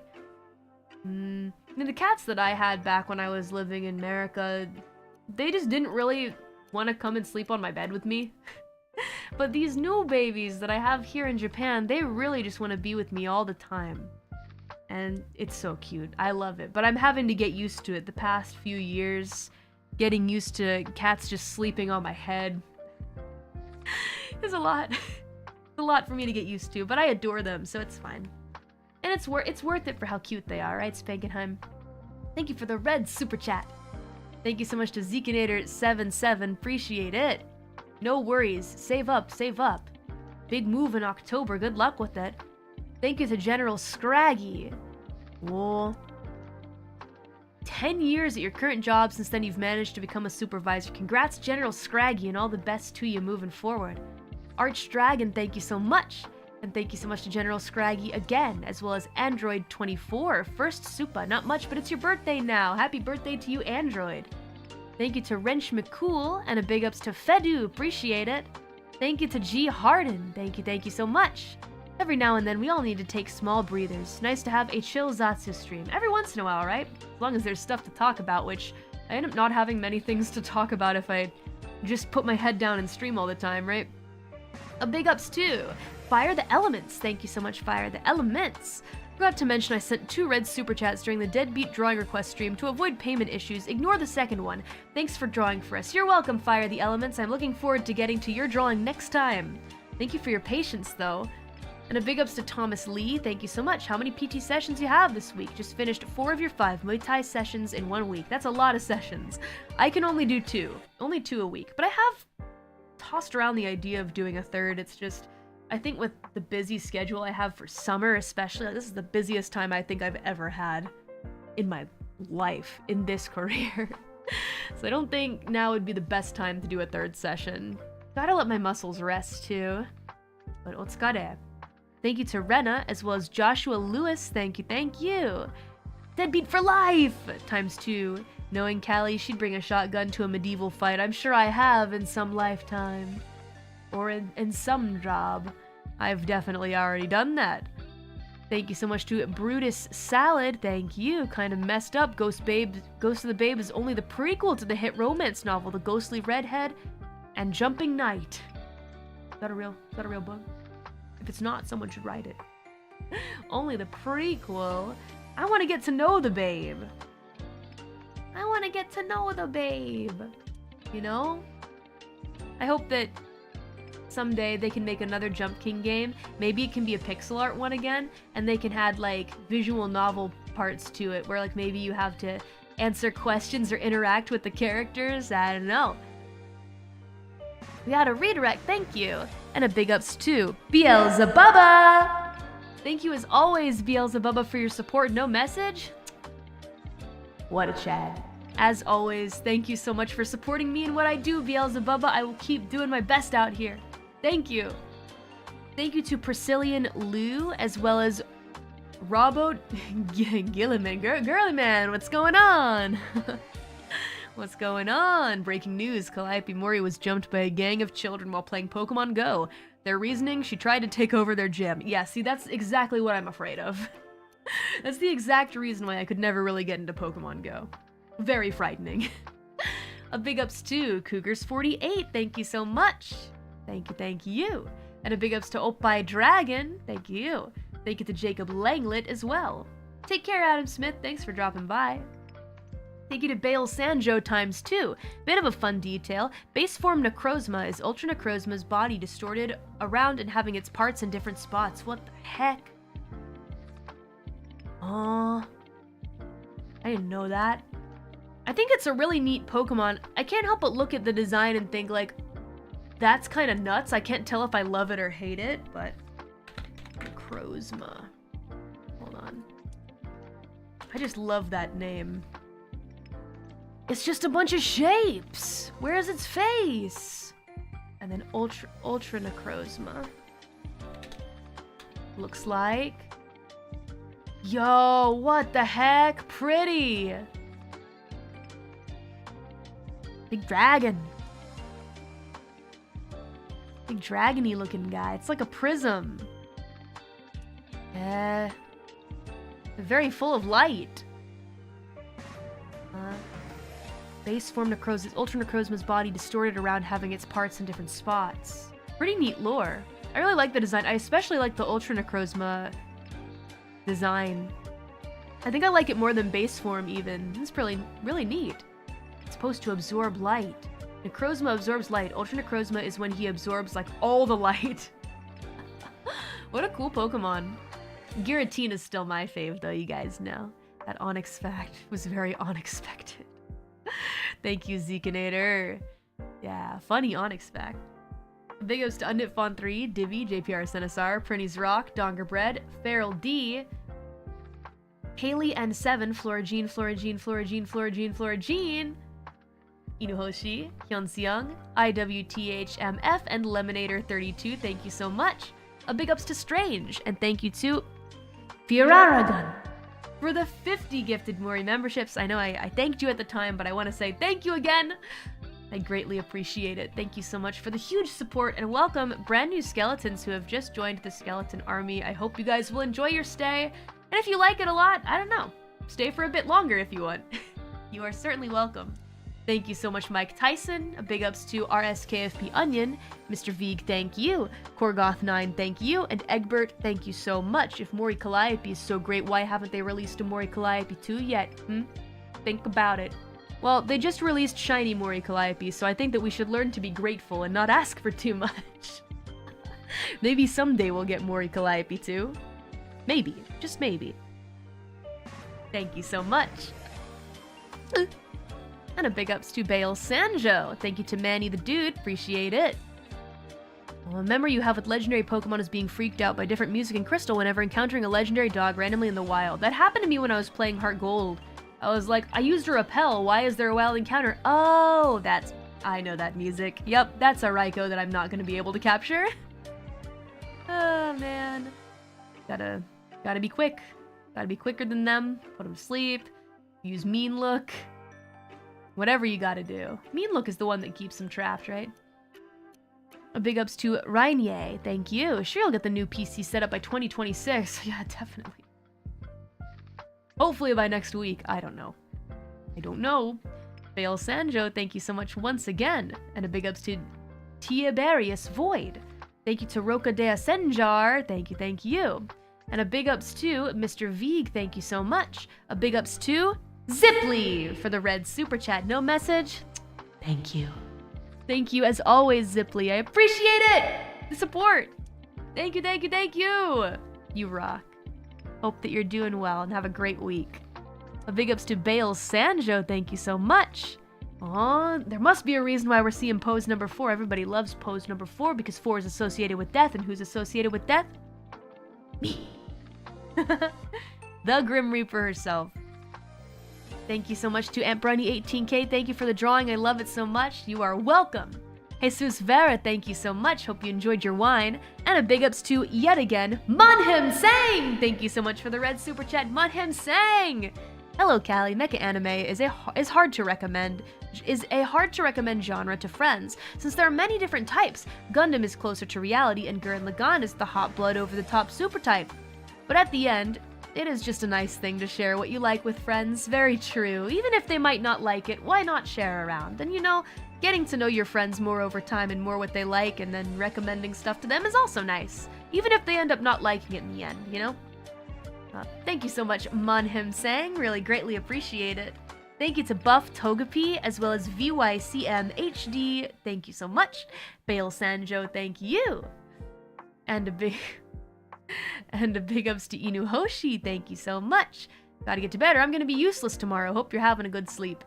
Bale Sanjo, thank you so much. Soy Gallo, thank you. Happy birthday to you. And a big ups to Strange, as well as Kisaragi Tsurugi! Thank you so much for the red super chat. Blue question mark woman now. You guys had Shiny Mori for just a moment there.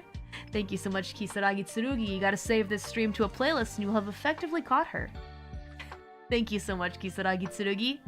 And a big ups to Berserking the Astartes Chapelaine. She became the thing she hates. Blue woman. That's not true. I said that I hate people who are blue, but that doesn't include blue women. Women are people, it's just... I have no defense for myself. It's Aoni. I don't like Aoni. That guy sucks. I hate him. That's all that it is. Titan KFP Legal Eagle, thank you so much. And the base dude, thank you. A big ups to Snow as well. Wow, you're very inspiring in many ways. Started fixing my health after hearing your dedication to your own fitness. Thank you for all your hard work. You are welcome, Snow. Do your best. I'll do my best too. Yes. The road to feeling better about yourself is a long one, but I feel very active these days and I'm in a better mood, so I think, Mama Mori always says the main reason you should do that stuff is to be in a better mood and feel good about yourself and for your future health and preservation, right? Let us not meet early. Thank you, Snow. Take care. JPRS NSR, thank you so much. Another long and relaxing stream. Thank you so much. You are welcome. Mori killed all the Smurfs. What's a Smurf? I don't even know what that is. I went back in time and killed all of them. They don't exist anymore. Smart Mama. Mama Mori has some great wisdom. She really does. I have enjoyed our time with Mama Mori. She always gives pretty good advice. Well, it's been 6 hours. It's time for Mori to chill, but we will play Night Rain tomorrow. I'm looking forward to playing together with the Deadbeats. Let's have fun. It's gonna be good. It's gonna be good. For now, I guess I'll send you over to whatever party is happening over in the Night Rain world. I'm sure they're gonna definitely destroy lots of bosses. For sure. They got it. They got Bibu. Bibu is a trained master. So I'll go ahead and... Is CC not streaming? Streaming right now. We have Crony. I also haven't redirected into Crony in a while. Say hi to Crony. Okay. Well, you can also go check out the Night Rain collab that's happening too. Over there. I will catch you guys on the flip side. Now it's time for me to go make pizza toast. And continue my hunt for shiny Eevee. Using the Masuno method. I just have to push a little further in Japanese Heart Gold first. Wish me luck, you guys. I'll catch you guys on the flip side. Thanks for drawing today. Glad we got so many drawings done. And we'll continue to draw them in the future. And also get them posted. Dang it, Mori Calliope posts the drawings. Stares at the glass through the corner of my eye. It's not hard, Mori. You can do it, Mori. See you guys around. Peace out, guys. Bye-bye.